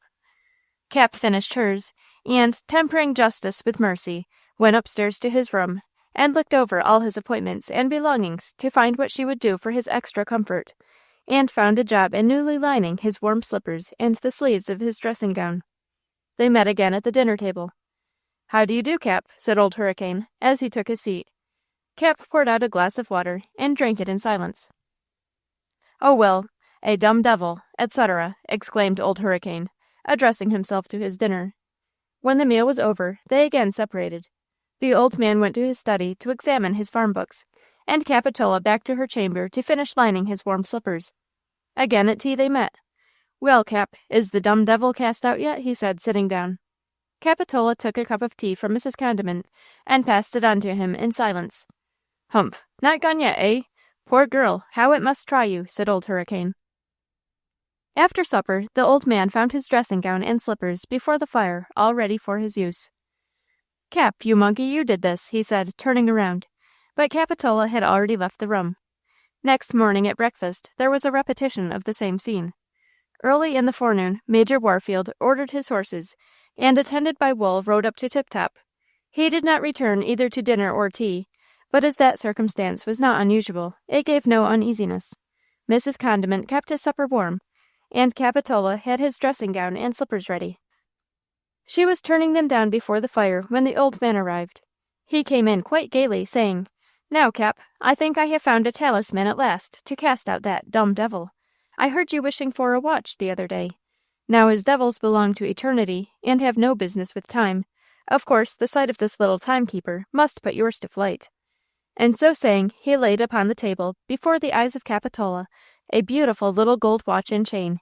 She glanced at it as it lay glittering and sparkling in the lamplight, and then turned abruptly and walked away. "Humph, that's always the way the devils do, fly when they can't stand shot." Capitola deliberately walked back, laid a paper over the little watch and chain, as if to cover its fascinating sparkle and glitter, and said, "Uncle, your bounty is large and your present beautiful, but there is something that poor Capitola values more than—" She paused, dropped her head upon her bosom, a sudden blush flamed up over her face, and teardrops glittered in her downcast eyes. She put both hands before her burning face for a moment, and then, dropping them, resumed, "Uncle, you have rescued me from misery, and perhaps early death. You have heaped benefits and bounties upon me without measure. You have placed me in a home of abundance, honor, and security. For all this, if I were not grateful, I should deserve no less than death. But, uncle, there is a sin that is worse, at least more ungenerous than ingratitude. It is to put a helpless fellow creature under heavy obligations, and then treat that grateful creature with undeserved contempt and cruel unkindness." Once more her voice was choking with feeling. For some reason or other, Capitola's tears, perhaps because they were so rare, always moved Old Hurricane to his heart center. Going toward her softly, he said, "Now, my dear, now, my child, now, my little Cap, you know it was all for your own good. Why, my dear, I never for one instant regretted bringing you into the house, and I wouldn't part with you for a kingdom. Come now, my child, come to the heart of your old uncle." Now, the soul of Capitola naturally abhorred sentiment. If she ever gave way to serious emotion, she was sure to avenge herself by being more capricious than before. Consequently, flinging herself out of the caressing arms of Old Hurricane, she exclaimed, "Uncle, I won't be treated with both kicks and halfpennies by the same person, and so I tell you. I am not a cur to be fed with roast beef and beaten with a stick, nor a Turk's slave to be caressed and oppressed as her master likes. Such abuse as you heaped upon me I never heard, no, not even in Rag Alley. Oh, my dear, my dear, my dear, for heaven's sake, forget Rag Alley." "I won't. I vow I'll go back to Rag Alley for a very little more. Freedom and peace is even sweeter than wealth and honors." "Ah, but I won't let you, my little Cap." "Then I'd have you brought up before the nearest magistrate, to show by what right you detained me. Aha, I wasn't brought up in New York for nothing." "Whew! And all this because, for her own good, I gave my own niece and ward a little gentle admonition." "Gentle admonition? Do you call that gentle admonition? Why, uncle, you are enough to frighten most people to death with your fury. You are a perfect dragon, a griffin, a Russian bear, a Bengal tiger, a Numidian lion. You're all Barnum's beasts in one. I declare, if I don't write and ask him to send a party down here to catch you for his museum, you'd draw, I tell you." Yes, especially with you for a keeper to stir me up once in a while with a long pole. And that I'd engage to do, cheap." The entrance of Mrs. Condiment with a tea-tray put an end to the controversy. It was, as yet, a drawn battle. "And what about the watch, my little Cap?" "Take it back, uncle, if you please." "But they won't have it back. It has got your initials engraved upon it. Look here," said the old man, holding the watch to her eyes. "C.L.N. Those are not my initials," said Capitola, looking up with surprise. "Why, so they are not. The blamed fools have made a mistake. But you'll have to take it, Cap." "No, uncle, keep it for the present," said Capitola, who was too honest to take a gift that she felt she did not deserve, and yet too proud to confess as much. Peace was proclaimed, for the present. Alas, 'twas but of short continuance. During these 2 days of coolness and enforced quietude, Old Hurricane had gathered a store of bad humors that required expenditure. So the very next day something went wrong upon the farm, and Old Hurricane came storming home, driving his overseer, poor old meek Bill Easy, and his man Wool before him. Bill Easy was whimpering. Wool was sobbing aloud. Old Hurricane was roaring at them both as he drove them on before him, swearing that Easy should go and find himself a new home, and Wool should go and seek another master. And for this cause, Old Hurricane was driving them on to his study, that he might pay the overseer his last quarter's salary, and give the servant a written order to find a master. He raged past Capitola in the hall, and, meeting Mrs. Condiment at the study door, ordered her to bring in her account book directly, for that he would not be imposed upon any longer, but meant to drive all the lazy, idle, dishonest eye-servants and time-servers from the house and land. "What's the matter now?" said Capitola, meeting her. "Oh, child, he's in his terrible tantrums again. He gets into these ways every once in a while, when a young calf perishes, or a sheep is stolen, or anything goes amiss. And then he abuses us all, for a pack of loiterers, sluggards, and thieves, and pays us off and orders us off. We don't go, of course, because we know he doesn't mean it. Still, it is very trying to be talked to so. Oh, I should go, but Lord, child, he's a bear, but we love him." Just as she spoke, the study door opened, and Bill Easy came out sobbing, and Wool lifting up his voice and fairly roaring. Mrs. Condiment stepped out of the parlor door. "What's the matter, you blockhead?" she asked of Wool. "Oh, boo-hoo-woo! Old Marse is gone and done and guv me a line to find another boo-hoo-woo," sobbed Wool, ready to break his heart. "Give you a line to find another boo-hoo-woo? I wouldn't do it if I were you, Wool," said Capitola.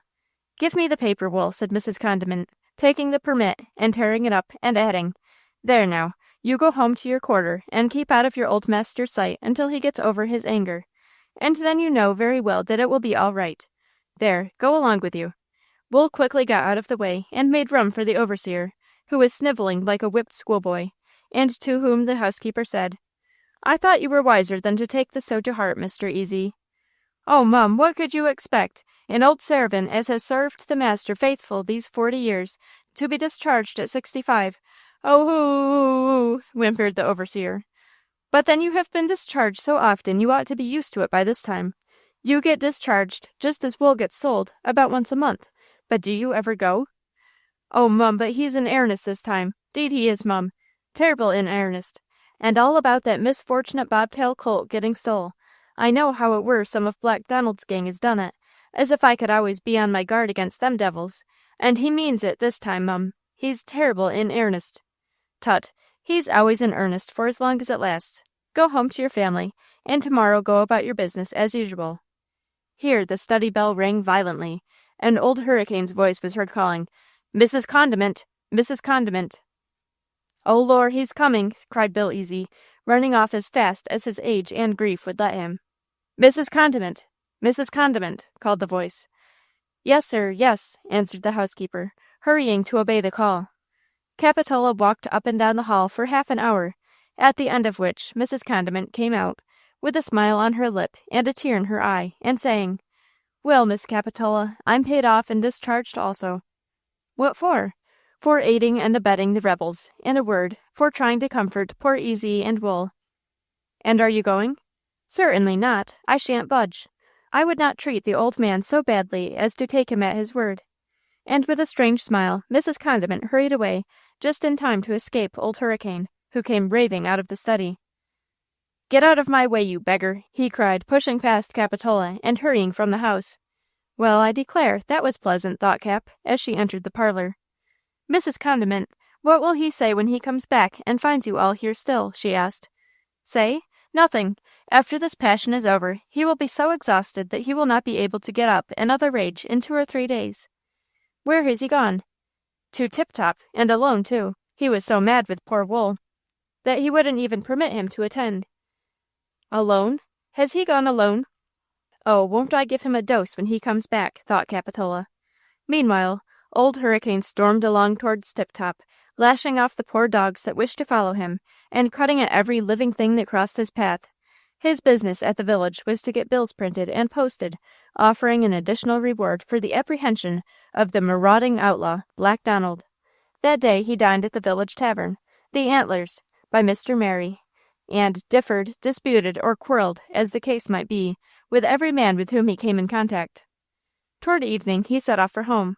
It was much later than his usual hour for returning, but he felt weary, exhausted, and indisposed to come into his own dwelling, where his furious temper had created so much unhappiness. Thus, though it was very late, he did not hurry. He almost hoped that everyone might be in bed when he should return. The moon was shining brightly when he passed the gate and rode up the evergreen avenue to the horse block in front of the house. There he dismounted and walked up to the piazza, where a novel vision met his surprised gaze. It was Capitola, walking up and down the floor with rapid, almost masculine strides, and apparently in a state of great excitement. "Oh, is it you, my little Cap? Good evening, my dear," he said, very kindly. Capitola pulled up in her striding walk, wheeled around, faced him, drew up her form, folded her arms, threw back her head, set her teeth, and glared at him. "What the demon do you mean by that?" cried old Hurricane. "Sir," she exclaimed, bringing down one foot with a sharp stamp. "Sir, how dare you to have the impudence to face me, much less the brass, the bronze, the copper, to speak to me? Why, what in the name of all the lunatics in Bedlam does the girl mean? Is she crazy?" exclaimed the old man, gazing upon her in astonishment. Capitola turned and strode furiously up and down the piazza, and then stopped suddenly, and facing him, with a sharp stamp of her foot, exclaimed, "Old gentleman, tell me instantly, and without prevarication, where have you been?" "To the demon with you! What do you mean? Have you taken leave of your senses?" demanded old Hurricane.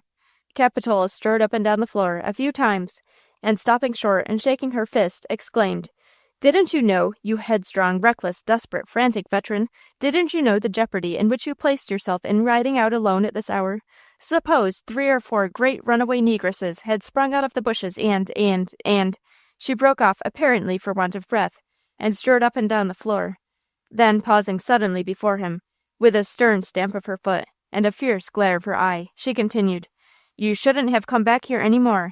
No dishonored old man should have entered the house of which I call myself the mistress."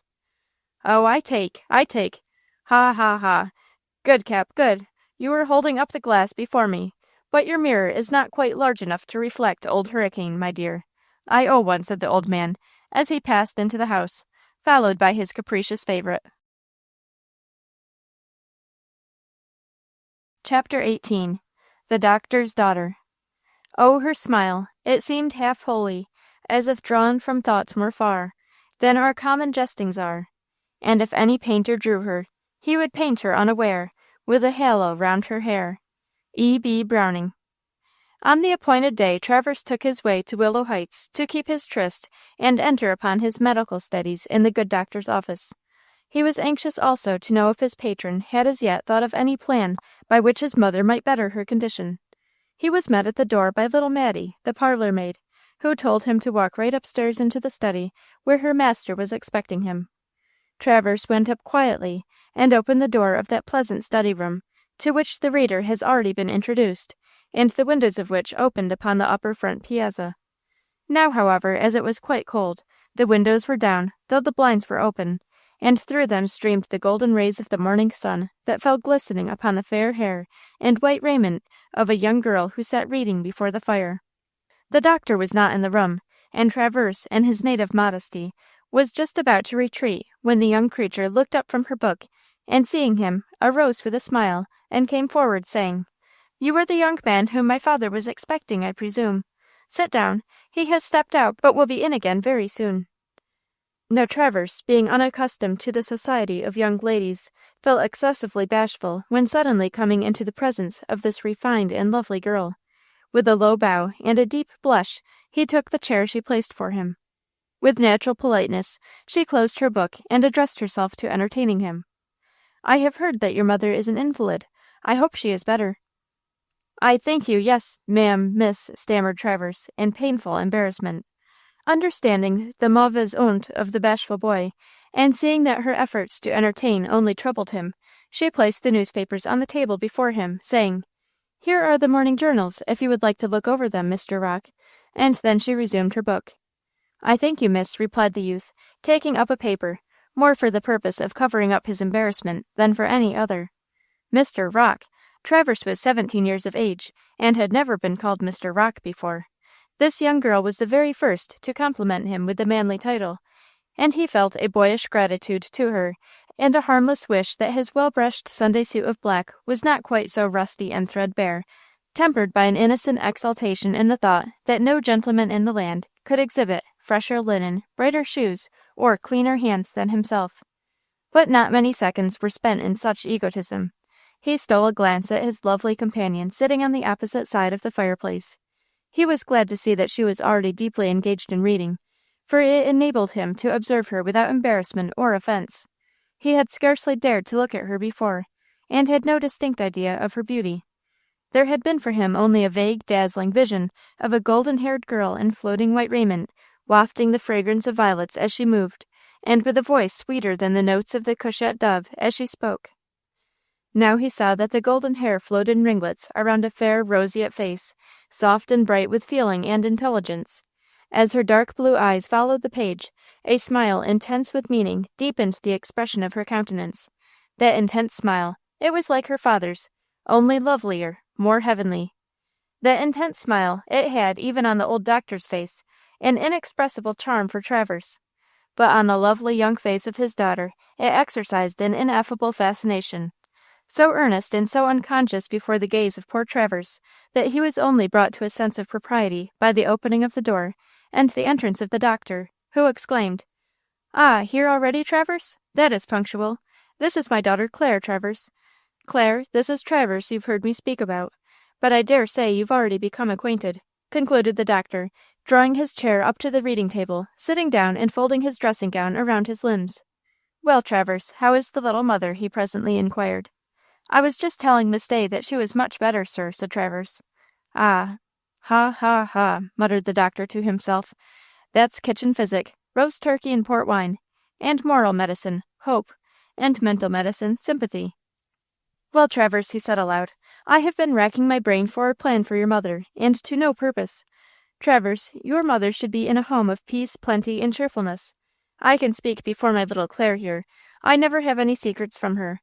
Your mother wants good living, cheerful company, and freedom from toil and care.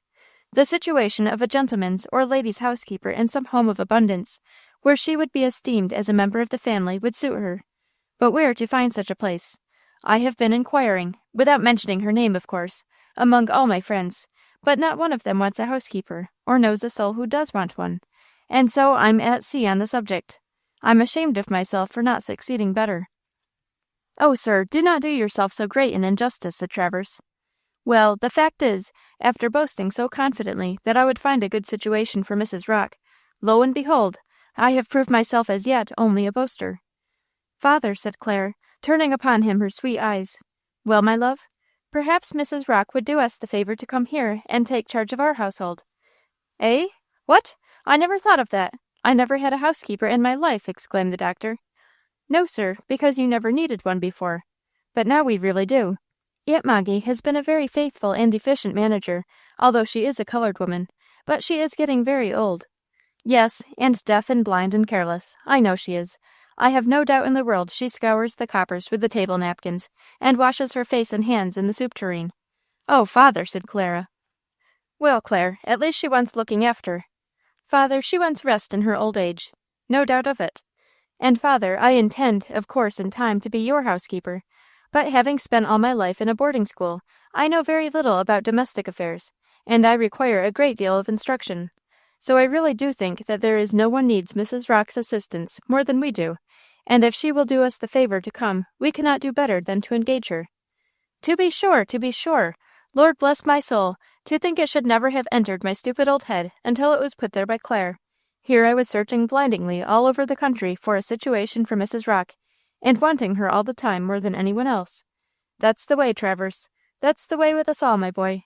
While we are looking away off yonder for the solution to our difficulties, the remedy is all the time lying just under our noses." "But so close to our eyes, father, that we cannot see it," said Clara. "Just so, Claire, just so. You are always ahead of me in ideas. Now, Travers, when you go home this evening, you shall take a note to your mother, setting forth our wishes, mine and Clara's. If she accedes to them, she will make us very happy." With a great deal of manly strength in mind, Travers had all his mother's tenderness of heart. It was with difficulty that he could keep back his tears, or control his voice while he answered. "I remember reading, sir, that the young Queen of England, when she came to her throne, wished to provide handsomely for an orphan companion of her childhood, and seeing that no office in her household suited the young person, she created one for her benefit. Sir, I believe you have made one for my mother." "Not at all, not at all. If she doesn't come to look after our housekeeping, old Moggy will be greasing our griddles with tallow candle ends next. If you don't believe me, ask Clara. Ask Clara." Not believe him!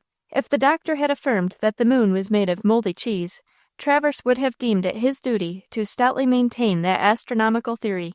He felt hurt that the doctor should use such a phrase. "Yes, indeed, we really do need her, Travers," said the doctor's daughter. Travers! It made him proud to hear her call him for the first time in his life Mr. Rocke, but it made him deeply happy to hear her call him Travers. It had such a sisterly sound coming from this sweet creature. How he wished that she really were his sister. But then, the idea of that fair, golden-haired, blue-eyed, white-robed angel being the sister of such a robust, rugged, sunburned boy as himself. The thought was so absurd, extravagant, impossible, that the poor boy heaved an unconscious sigh. "Why, what's the matter, Travers? What are you thinking of so intently?" "Of your great goodness, sir, among other things." "Tut, let's hear no more of that. I pleased myself," said the doctor. "And now, Travers, let's go to work decently and in order. But first let me settle this point. If your good little mother determines in our favor, Travers, then of course you will live with us also. So I shall have my young medical assistant always at hand. That will be very convenient.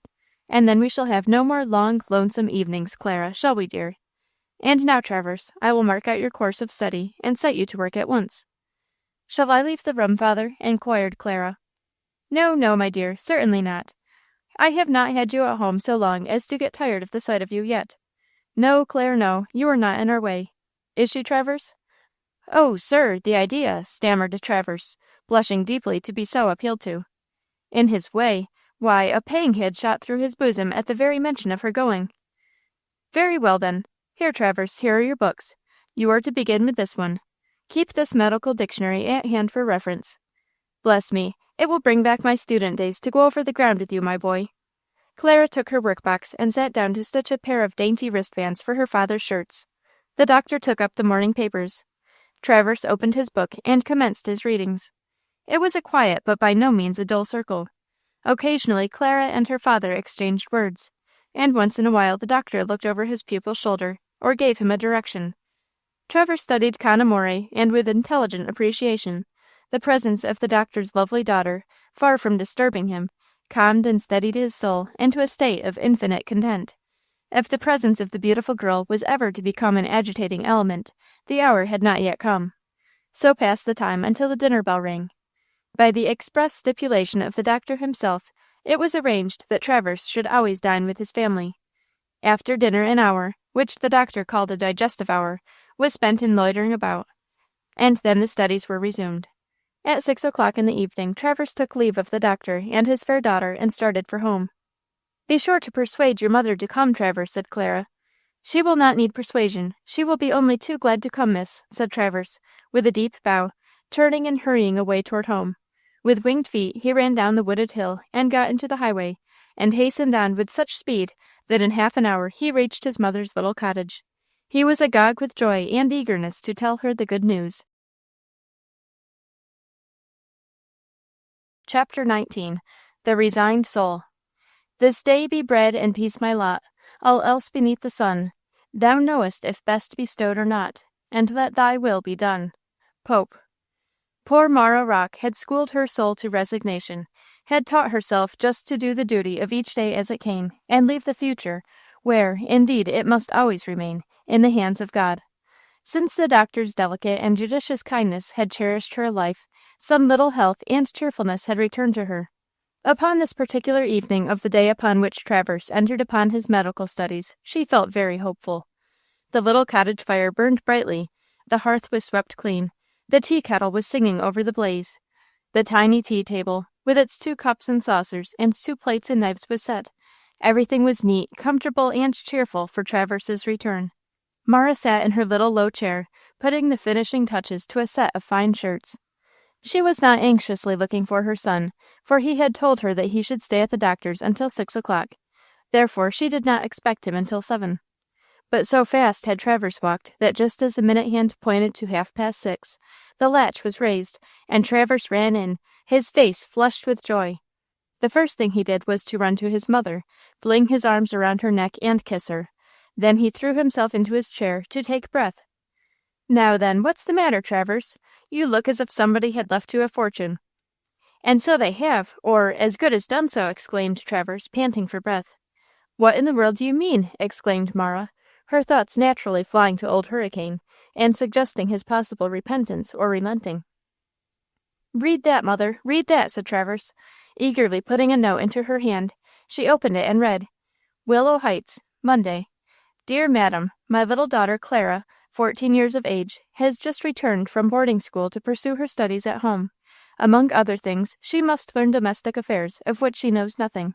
If you will accept the position of housekeeper and matronly companion of my daughter, I will make the terms such as to reconcile you to the change. We shall also do all that we can to make you happy. Travers will explain to you the details. Take time to think of it, but if possible let us have your answer by Travers when he comes tomorrow. If you accede to this proposition, you will give my daughter and myself sincere satisfaction. Yours truly, William Day." Marah finished reading, and raised her eyes, full of amazement, to the face of her son. "Mother," said Travers, speaking fast and eagerly, "they say they really cannot do without you. They have troops of servants, but the old cook is in her dotage and does all sorts of strange things, such as frying buckwheat cakes in lamp oil and the like." "Oh, hush, what exaggeration!" "Well, I don't say she does that exactly, but she isn't equal to her situation without a housekeeper to look after her, and they want you very much indeed." "And what is to become of your home if I break up?" suggested the mother. "Oh, that is the very best of it. The doctor says if you consent to come, that I must also live there, and that then he can have his medical assistant always at hand, which will be very convenient." Marah smiled dubiously. "I do not understand it, but one thing I do know, Travers. There is not such a man as the doctor appears in this world more than once in 100 years. "Not in 1,000 years, mother. And as for his daughter, oh, you should see Miss Clara, mother. Her father calls her Claire Day. How the name suits her. She is so fair and bright, with such a warm, thoughtful, sunny smile that goes right to your heart. Her face is, indeed, like a clear day, and her beautiful smile is a sunshine that lights it up," said the enthusiastic youth, whose admiration was as yet too simple and single-hearted and unselfish to tie his tongue. The mother smiled at his earnestness, smiled without the least misgiving, for, to her apprehension, the youth was still a boy, to wonder at and admire beauty, without being in the least danger of having his peace of mind disturbed by love. And as yet her idea of him was just. "And, mother, of course you will go," said Travers. "Oh, I do not know. The proposition was so sudden and unexpected, and is so serious and important, that I must take time to reflect," said Mrs. Rocke, thoughtfully. "How much time, mother? Will until tomorrow morning do? It must, little mother, because I promised to carry your consent back with me." "Indeed, I did, mother," exclaimed the impatient boy. Mrs. Rocke dropped her head upon her hand, as was her custom when in deep thought. Presently she said, "Travy, I'm afraid that it is only a ruse to cover a scheme of benevolence, and that they don't really want me, and I should only be in their way." "Now, mother, I do assure you they do want you. Think of that young girl and elderly gentleman. Can either of them take charge of a large establishment like that of Willow Heights?" "Well argued, Travers, but granting that they need a housekeeper, how do I know I would suit them?" "Why, you may take their own words for that, mother." "But how can they know? I'm afraid they would be disappointed." "Wait until they complain, mother." "I don't believe they ever would." I don't believe they ever would have cause. Well, granting also that I should suit them. The mother paused and sighed. Travers filled up the blank by saying, I suppose you mean, if you should suit them, they might not suit you. No, I do not mean that. I'm sure they would suit me. But there is one in the world who may one day come to reason and take bitter umbrage at the fact that I should accept a subordinate situation in any household, murmured Mrs. Rocke, almost unconsciously. Then that one in the world, whoever he, she, or it may be, had better place you above the necessity, or else hold his, her, or its tongue. Mother, I think that goods thrown in our way by Providence had better be accepted, leaving the consequences to him. Travers, dear, I shall pray over this matter tonight and sleep on it, and he to whom even the fall of a sparrow is not indifferent will guide me, said Mrs. Rocke. And here the debate ended. The remainder of the evening was spent in laudation of Clare Day, and in writing a letter to Herbert Grayson, at West Point, in which all these laudations were reiterated, and in the cause of which Travers wrote these innocent words. I have known Clare Day scarcely 12 hours, and I admire her as much as I love you. And oh, Herbert, if you could only rise to be a major general and marry Clare Day, I should be the happiest fellow alive. Would Travers as willingly dispose of Clare's hand a year or two after this time? I trow not. The next morning after breakfast, Mrs. Rocke gave in her decision. Tell the Dr. Travers, she said, that I understand and appreciate his kindness, that I will not break up my humble home as yet, but I will lock up my house and come a month, on trial. If I can perform the duties of the situation satisfactorily, well and good, I will remain. If not, why then, having my home still in possession, I can return to it. Wise little mother, she will not cut down the bridge behind her, exclaimed Travers joyfully, as he bade his mother good-bye for the day, and hastened up to Willow Heights with her answer. This answer was received by the good doctor and his lovely daughter with delight, as unfeigned as it was unselfish. They were pleased to have a good housekeeper, but they were far better pleased to offer a poor struggling mother a comfortable and even luxurious home. On the next Monday morning, Mrs. Rocke, having completed all her arrangements and closed up the house, entered upon the duties of her situation.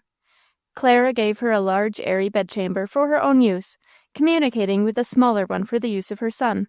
Besides this, as housekeeper, she had of course the freedom of the whole house. Travers watched with anxious vigilance to find out whether the efforts of his mother really improved the condition of the housekeeping, and was delighted to find that the coffee was clearer and finer flavored, the bread whiter and lighter, the cream richer, the butter fresher, and the beefsteak juicier than he had ever known them to be on the doctor's table. That on the dinner table from day to day, dishes succeeded each other in a well-ordered variety and well-dressed style. In a word, that, in every particular, the comfort of the family was greatly enhanced by the presence of the housekeeper, and that the doctor and his daughter knew it. While the doctor and his student were engaged in the library, Clara spent many hours in the morning in Mrs. Rocke's company, learning the arts of domestic economy and considerably assisting her in the preparation of delicate dishes. In the evening, the doctor, Clara, Mrs. Rocke, and Travers gathered around the fire as one family.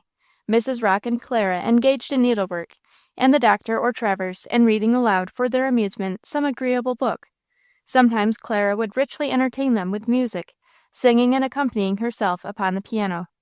An hour before bedtime the servants were always called in, and general family prayer offered up. Thus passed the quiet, pleasant, profitable days. Travers was fast falling into a delicious dream, from which as yet no rude shock threatened to wake him. Willow Heights seemed to him paradise, its inmates angels, and his own life beatitude. Chapter 20. The Outlaw's Rendezvous. Our plots fall short like darts which rash hands throw, with an ill aim, and have too far to go. Nor can we long discoveries prevent. God is too much about the innocent. Sir Robert Howard. The Old Road Inn, described in the dying deposition of poor Nancy Grewell, was situated some miles from Hurricane Hall, by the side of a forsaken turnpike, in the midst of a thickly wooded, long and narrow valley, shut in by two lofty ranges of mountains. Once this turnpike was lively with travel, and this inn gay with custom, but for the last 25 years, since the highway had been turned off in another direction, both road and tavern had been abandoned, and suffered to fall to ruin. The road was washed and furrowed into deep and dangerous gullies, and obstructed by fallen timber. The house was disfigured by moldering walls, broken chimneys, and patched windows. Had any traveler lost himself and chanced to have passed that way, he might have seen a little, old, dried-up woman sitting knitting at one of the windows. She was known by those who were old enough to remember her and her home as Granny Raven, the daughter of the last proprietor of the inn. She was reputed to be dumb, but none could speak with certainty of the fact. In truth, for as far back as the memory of the oldest inhabitant could reach, she had been feared, disliked, and avoided, as one of malign reputation. Indeed, the ignorant and superstitious believed her to possess the evil eye, and to be gifted with second sight. But of late years, as the old road and the old inn were quite forsaken, so the old beldame was quite forgotten. It was one evening, a few weeks after Capitola's fearful adventure in the forest, that this old woman carefully closed up every door and window in the front of the house, stopping every crevice through which a ray of light might gleam, and warned that impossible phenomena, a chance traveler, on the old road, of life within the habitation. Having, so to speak, hermetically sealed the front of the house, she betook herself to a large back kitchen. This kitchen was strangely and rudely furnished, having an extra broad fireplace with the recesses, on each side of the chimney filled with oaken shelves, laden with strong pewter plates, dishes, and mugs. All along the walls were arranged rude oaken benches. Down the length of the room was left, always standing, a long deal table, capable of accommodating from 15 to 20 guests. On entering this kitchen, Granny Raven struck a light, kindled a fire, and began to prepare a large supper.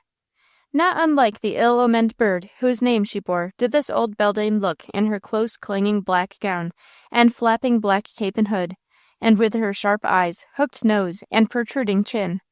Having put a huge sirloin of beef before the fire, she took down a pile of pewter plates and arranged them along on the sides of the table. Then to every plate she placed a pewter mug. A huge wheaten loaf of bread, a great roll of butter, and several plates of pickles were next put upon the board. And when all was ready, the woman sat down to the patient turning of the spit. She had been thus occupied more than 20 minutes, when a hasty, scuffling step was heard at the back of the house, accompanied by a peculiar whistle, immediately under the window. "That's Headlong Hal for a penny. He never can learn the cat's tread," thought the crone, as she arose and withdrew the bolt of the back door. A little dark-skinned, black-eyed, black-haired, thin and wiry man came hurrying in, exclaiming, "How now, old girl, supper ready?" She shook her head, pointed to the roasting beef, lifted up both hands with the 10 fingers spread out twice, and then made a rotary motion with one arm. "Oh, you mean it will be done in 20 turns. But hang me if I understand your dumb show half of the time. Have none of the men come yet?" She put her fingers together, flung her hands widely apart in all directions, brought them lowly together again, and pointed to the supper table. That is to say they are dispersed about their business, but will all be here tonight?" She nodded. "Where's the cap'n?" She pointed over her left shoulder upwards, placed her 2 hands broad from her temples, then made a motion as of lifting and carrying a basket and displaying goods. "Humph, humph, gone to Tip-Top to sell goods disguised as a peddler."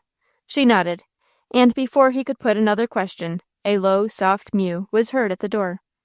"There's stealthy Steve. He might walk with hobnailed high-lows upon a gravelly road, and you would never hear his footfall," said the man, as the door noiselessly opened and shut. A soft-footed, low-voiced, subtle-looking mulatto entered the kitchen, and gave good evening to its occupants. "Ha, I'm devilish glad you've come, Steve, for hang me if I'm not tired to death of trying to talk to this crone, who, to the charms of old age and ugliness, adds that of dumbness. Seen the cap'n?" "No, he's gone out to hear the people talk, and find out what they think of him." Hale burst into a loud and scornful laugh, saying, "I should think it would not require much seeking to discover that." Here the old woman came forward, and by signs managed to inquire whether he had brought her the tea. Steve drew a packet from his pocket, saying softly, "Yes, mother, when I was in Spicer's store I saw this lying with other things on the counter, and remembering you, quietly put it into my pocket." The old crone's eyes danced. She seized the packet, patted the excellent thief on the shoulder, wagging her head deridingly at the delinquent one, and hobbled off to prepare her favorite beverage. While she was thus occupied, the whistle was once more heard at the door, followed by the entrance of a man decidedly the most repulsive-looking of the whole party, a man one having a full pocket would scarcely like to meet on a lonely road in a dark night.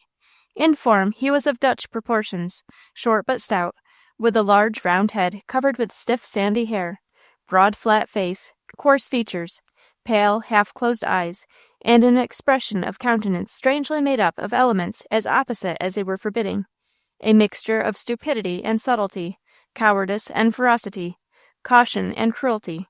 His name in the gang was Demon Dick, a sobriquet of which he was eminently deserving and characteristically proud. He came in sulkily, neither saluting the company nor returning their salutations. He pulled a chair to the fire, threw himself into it, and ordered the old woman to draw him a mug of ale. "Dick's in a bad humor tonight," murmured Steve softly. "When was he ever in a good one?" roughly broke forth Hale. "Hush!" said Steve, glancing at Dick, who, with a hideous expression, was listening to the conversation. As a ringing footstep sounded outside, followed by the abrupt opening of the door and entrance of the leader, setting down a large basket and throwing off a broad-brimmed Quaker hat and broad-skirted overcoat, Black Donald stood roaring with laughter. Black Donald, from his great stature, might have been a giant walked out of the age of fable into the middle of the 19th century. From his stature alone, he might have been chosen leader of this band of desperadoes. He stood 6 feet 8 inches in his boots, and was stout and muscular in proportion. He had a well-formed, stately head, fine aquiline features, dark complexion, strong, steady, dark eyes, and an abundance of long, curling black hair and beard that would have driven to despair a Broadway beau, broken the heart of a Washington belle, or made his own fortune in any city of America as a French count or a German baron. He had decidedly the air noble and distinguished. Well, he threw his broad brim in one direction and his broad coat in another, and gave way to peals of laughter. Headlong Hale said, "Cap'n, I don't know what you think of it, but I think it just as churlish to laugh alone as it is to get drunk in solitude." "Oh, you shall laugh. You shall all laugh. Wait until I tell you. But first, answer me. Does not my broad-skirted gray coat and broad-brimmed gray hat make me look about 12 inches shorter and broader?" "That's so, Cap'n. And when I bury my black beard and chin deep down in the strap neckcloth and pull the broad brim low over my black hair and eyes, I look as mild and respectable as William Penn?" "Yea, verily, friend Donald," said Hale. "Well, in this meek guise I went peddling today." "Aye, Cap'n, we knew it, and you'll go once too often." "I have gone just once too often." "I knew it. We said so."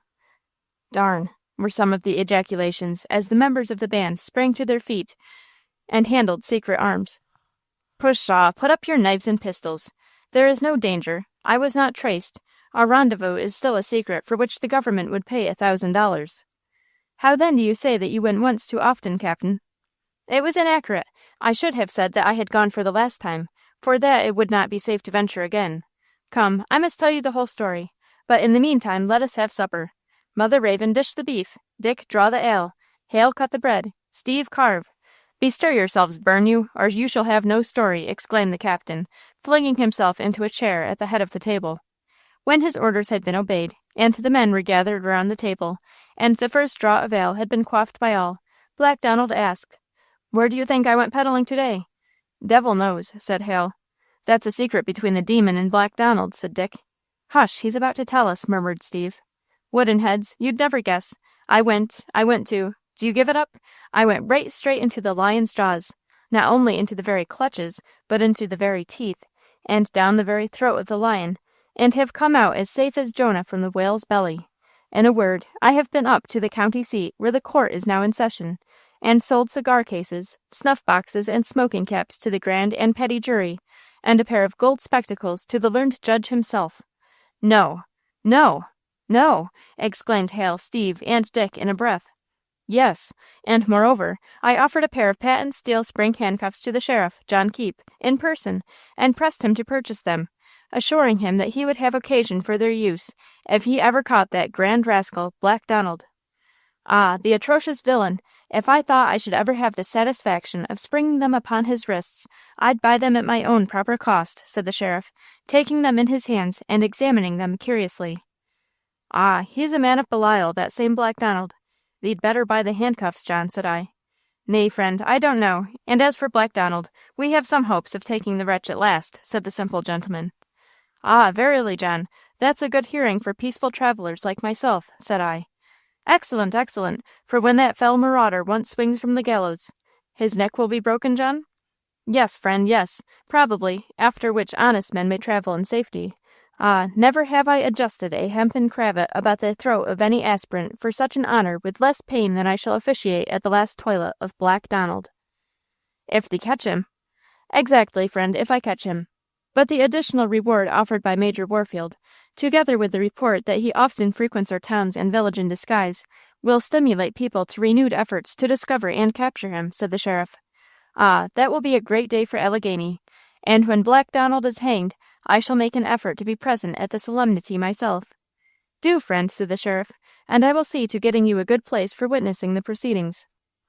I have no doubt thee will, John, a very good place, and I assure thee that there will not be one present more interested in those proceedings than myself, said I. Of course, that is very natural, for there is no one more in danger from these marauders than men of your itinerant calling. Good heavens, it was but 3 years ago a peddler was robbed and murdered in the woods around the hidden house. Just so, John, said I, and it's my opinion that often when I've been traveling along the road at night, Black Donald hasn't been far off. But tell me, John, so that I may have a chance of earning that $1,000, what disguises does the son of Moloch take? Why, friend, it is said that he appears as a Methodist missionary, going about selling tracts, and sometimes as a knife grinder, and sometimes simulates your calling as a peddler, said the unsuspicious sheriff. I thought, however, it was time to be off, so I said, Thee had better let me sell thee those handcuffs, John. Allow me. I will show thee their beautiful machinery. Hold out thy wrists, if thee pleases, John. The unsuspicious officer, with a face brimful of interest, held out his wrists for experiment. I snapped the ornaments on them in a little less than no time, and took up my pack, and disappeared before the sheriff had collected his faculties and found out his position.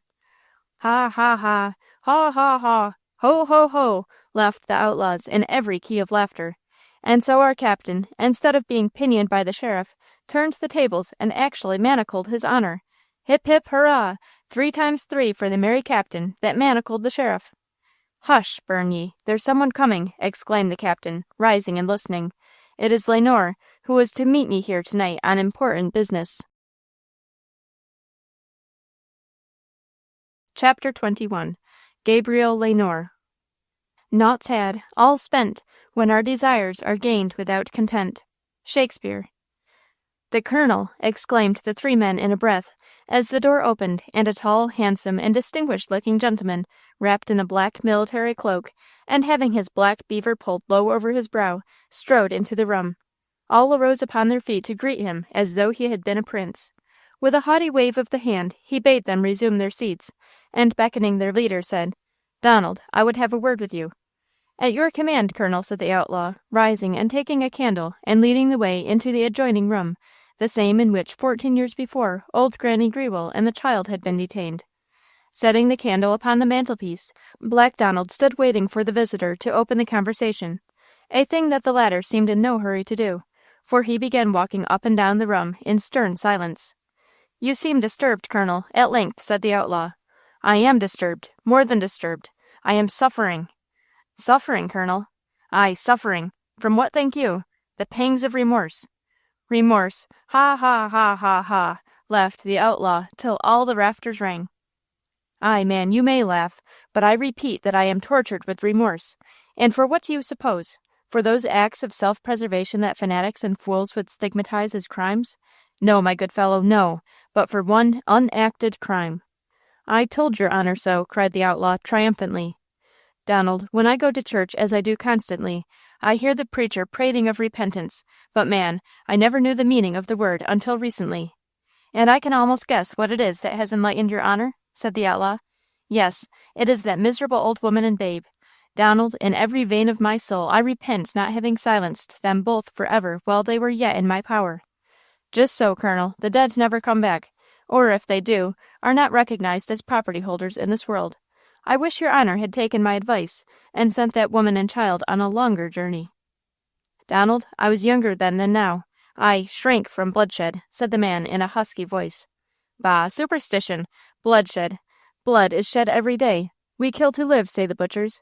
So do we. Every creature preys upon some other creature weaker than himself. The big beasts eat up the little ones. Artful men live on the simple. So be it. The world was made for the strong and cunning. Let the weak and foolish look to themselves, said the outlaw, with a loud laugh. While he spoke, the visitor resumed his rapid, restless striding up and down the room. Presently he came again to the side of the robber and whispered, "Donald, that girl has returned to the neighborhood, brought back by old Warfield. My son met her in the woods a month ago, fell into conversation with her, heard her history, or as much of it as she herself knows. Her name is Capitola. She is the living image of her mother. How she came under the notice of old Warfield, to what extent he is acquainted with her birth and rights, what proofs may be in his possession, I know not. All that I have discovered after the strictest inquiry that I was able to make is this, that the old beggar woman that died and was buried at Major Warfield's expense was no other than Nancy Grewell returned. That night before she died she sent for Major Warfield and had a long talk with him, and shortly afterward the old scoundrel traveled to the north and brought home this girl. Humph! It is an ugly business, your honor, especially with your honor's little prejudice against. Donald, this is no time for weakness. I have gone too far to stop. Capitola must die." "That's so, Colonel. The pity is that it wasn't found out 14 years ago. It is so much easier to pinch a baby's nose until it falls asleep than to stifle a young girl's shrieks and cries. Then the baby would not have been missed. But the young girl will be sure to be inquired after. I know that there will be additional risk, but there shall be the larger compensation, larger than your most sanguine hopes would suggest. Donald, listen," said the Colonel, stooping and whispering low. "The day that you bring me undeniable proofs that Capitola Black is dead, you finger $1,000. "Ha, ha, ha," laughed the outlaw in angry scorn. "Capitola Black is the sole heiress of a fortune in land, negroes, coal mines, iron foundries, railway shares, and bank stock of $500,000, and you ask me to get her out of your way for $1,000. I'll do it, you know I will. Ha, ha, ha. Why, the government doesn't value your whole carcass at more than I offer you for the temporary use of your hands, you villain," frowned the Colonel. "No ill names, your honor. Between us they are like kicking guns, apt to recoil. You forget that you are in my power." "I remember that your honor is in mine." "Ha, ha, ha. The day Black Donald stands at the bar, the Honorable Colonel Lenore will probably be beside him. Enough of this. Confound you, do you take me for one of your pals?" "No, your worship. My pals are too poor to hire their work done, but then they are brave enough to do it themselves." "Enough of this, I say. Name the price of this new service." $10,000, 5,000 in advance, the remainder when the deed is accomplished." "Extortioner! Shameless, ruthless extortioner!" "Your honor will fall into that vulgar habit of calling ill names. It isn't worth while. It doesn't pay. If your honor doesn't like my terms, you needn't employ me. What is certain is that I cannot work for less." "You take advantage of my necessities." "Not at all, but the truth is, Colonel, that I am tired of this sort of life, and wish to retire from active business. Besides, every man has his ambition, and I have mine. I wish to emigrate to the glorious West, settle, marry, turn my attention to politics, be elected to Congress, then to the Senate, then to the Cabinet, then to the White House. For success in which career, I flatter myself nature and education have especially fitted me. $10,000 will give me a fair start.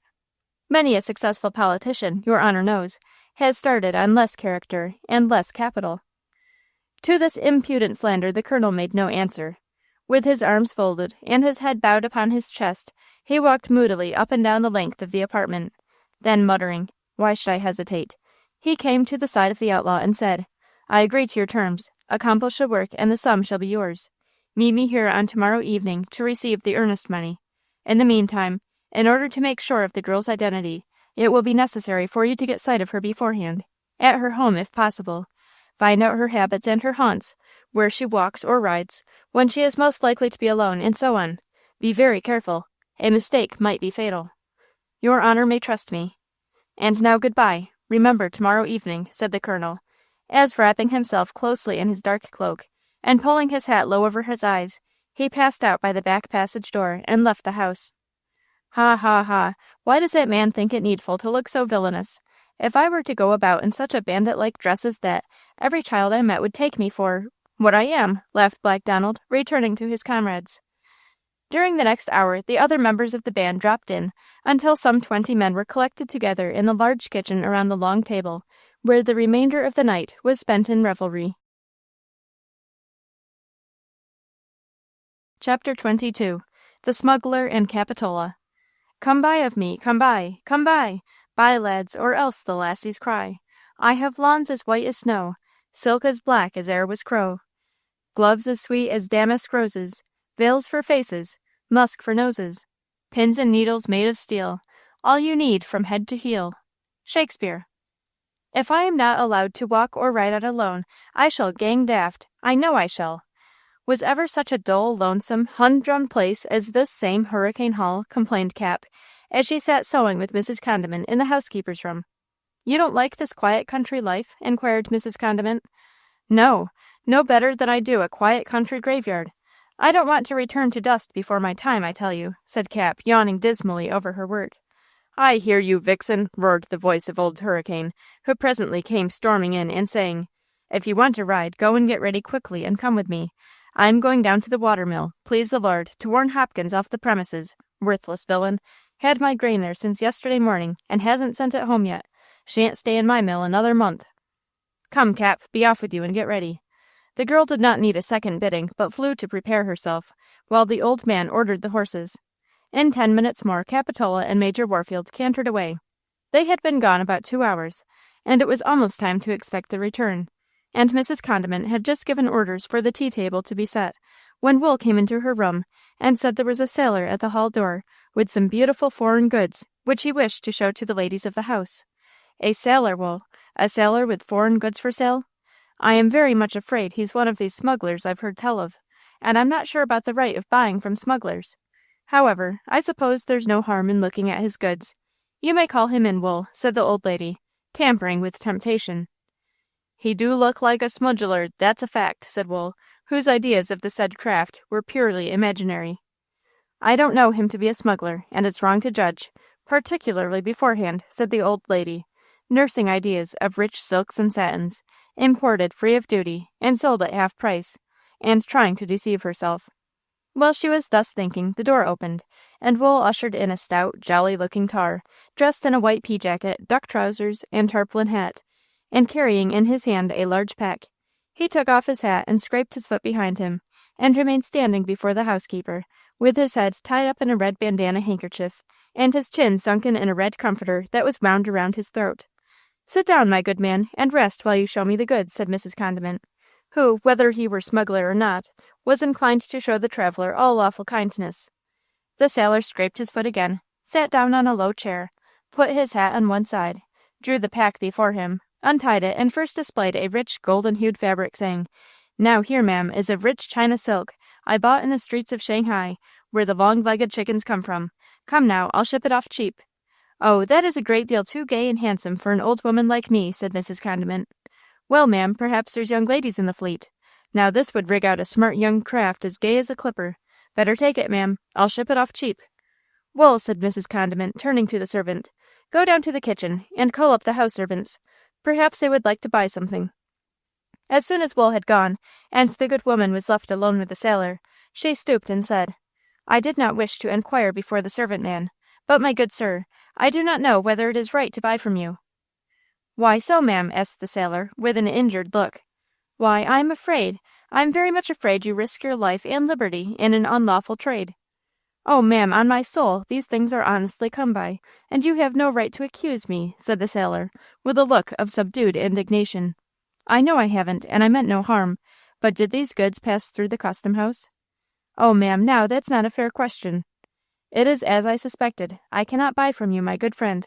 I do not judge you. I don't know whether smuggling is right or wrong, but I know that it is unlawful, and I cannot feel free to encourage any man in a traffic in which he risks his life and liberty, poor fellow. Oh, ma'am, said the sailor, evidently on the brink of bursting into laughter.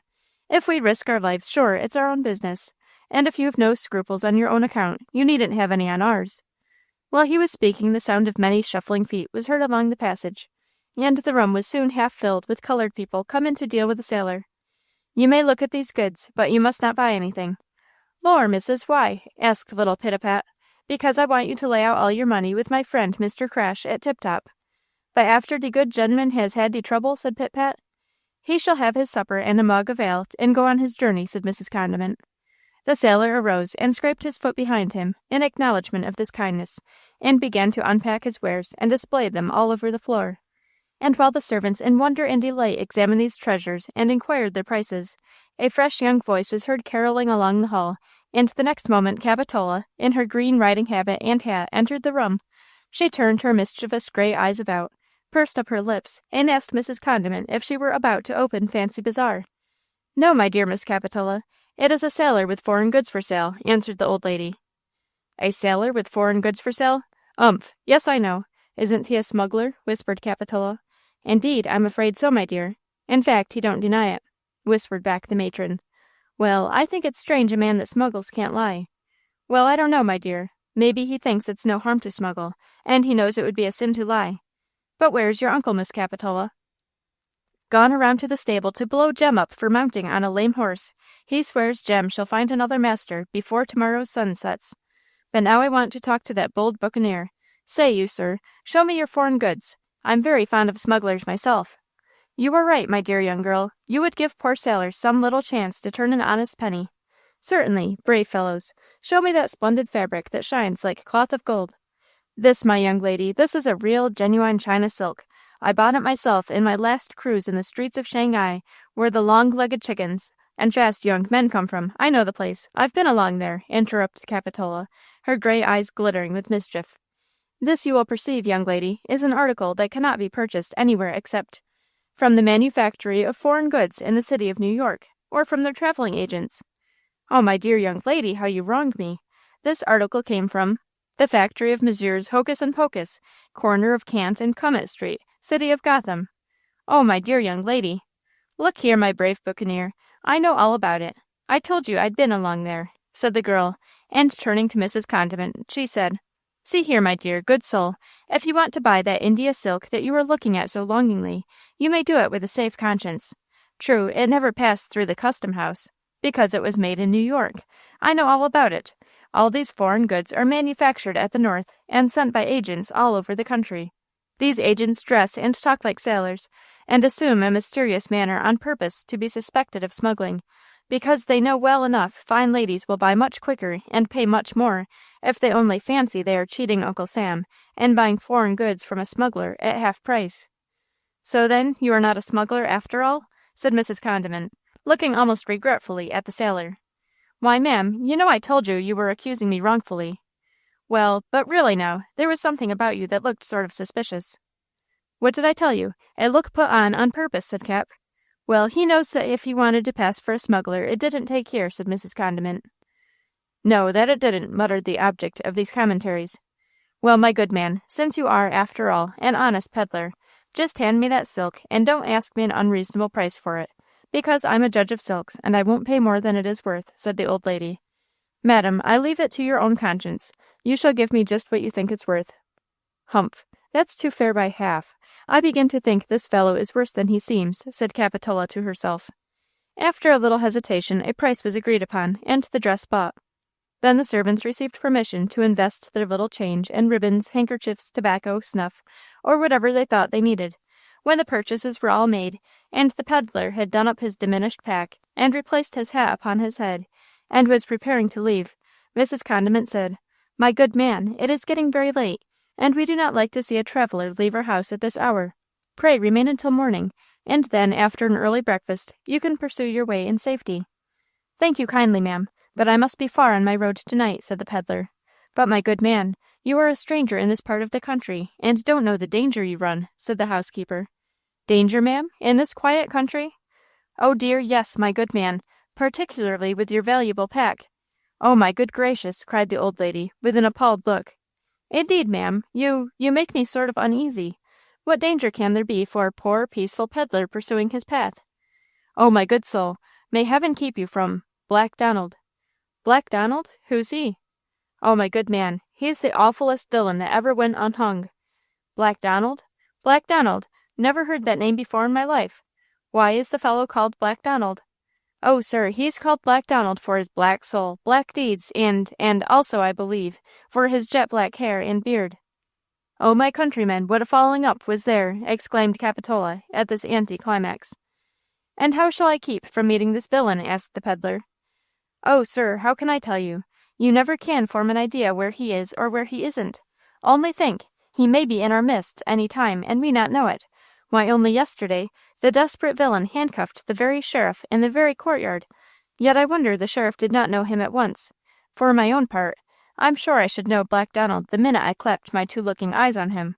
"Should you, ma'am?" Yes, indeed, by his long black hair and beard. They say it is half a yard long. Now a man of such a singular appearance as that must be easily recognized. Of course. Then you never met this wretch face to face? He? Me? Am I standing here alive? Do you suppose I should be standing here if ever I had met that demon? Why, man, I never leave this house, even in the daytime, except with 2 bulldogs and a servant, for fear I should meet Black Donald. I know if ever I should meet that demon, I should drop dead with terror. I feel I should. But maybe now, ma'am, the man may not be so bad after all. Even the devil is not so bad as he is painted. The devil may not be, but Black Donald is. What do you think of this outlaw, young lady? Asked the peddler, turning to Capitola. Why, I like him, said Cap. You do? Yes, I do. I like men whose very names strike terror into the hearts of commonplace people. Oh, Miss Black, exclaimed Mrs. Condiment. Yes, I do, ma'am, and if Black Donald were only as honest as he is brave, I should quite adore him. So there. And if there is one person in the world I should like to see, it is Black Donald. Do you really wish to see him? Asked the peddler, looking intently into the half-earnest, half-satirical face of the girl. Yes, I do wish to see him above all things. And do you know what happened to the rash girl who wished to see the devil? No, what did? She saw him. Oh, if that's all, I dare it. And if wishing will bring me the sight of this notorious outlaw, lo, I wish it. I wish to see Black Donald, said Capitola. The peddler deliberately arose, and put down his pack and his hat. Then he suddenly tore off the scarf from his neck, and the handkerchief from his head, lifted his chin, and shook loose a great rolling mass of black hair and beard, drew himself up, struck an attitude, called up a look, and exclaimed, Behold, Black Donald! With a piercing shriek, Mrs. Condiment swooned and fell to the floor. The poor negroes, men and maids, were struck dumb and motionless with consternation. Capitola gazed for one lost moment in admiration and curiosity. In the meantime, Black Donald quickly resumed his disguises, took up his pack, and walked out of the room. Capitola was the first to recover her presence of mind. The instinct of the huntress possessed her. Starting forward, she exclaimed, Pursue him! Catch him! Come with me! Cowards, will you let a robber and murderer escape? And she ran out and overtook the outlaw in the middle of the hall. With the agile leap of a little terrier, she sprang up behind him, seized the thick collar of his pea-jacket with both hands, and, drawing up her feet, hung there with all her weight, crying, Help! Murder! Murder! Help! Come to my aid! I've caught Black Donald! He could have killed her instantly, in any one of a dozen ways. He could have driven in her temples with the blow of his sledge-hammer fist. He could have broken her neck with the grip of his iron fingers. He only wished to shake her off without hurting her. A difficult task, for there she hung, a dead weight at the collar of his coat at the back of his neck. Oh, very well, he cried, laughing aloud. Such adhesiveness I never saw. You stick to me like a wife to her husband. So if you won't let go, I shall have to take you along, that's all. So here I go like Christian with his bundle of sin on his back. And loosing the upper button of his pea-jacket so as to give him more breath, and putting down his peddler's pack to relieve him as much as possible, the outlaw strode through the hall door, down the steps, and down the evergreen avenue leading to the woods. Capitola still clinging to the back of his coat collar, with feet drawn up, a dead weight, and still crying, Help! Murder! I've caught Black Donald, and I'll die before I'll let him go. You're determined to be an outlaw's bride, that's certain.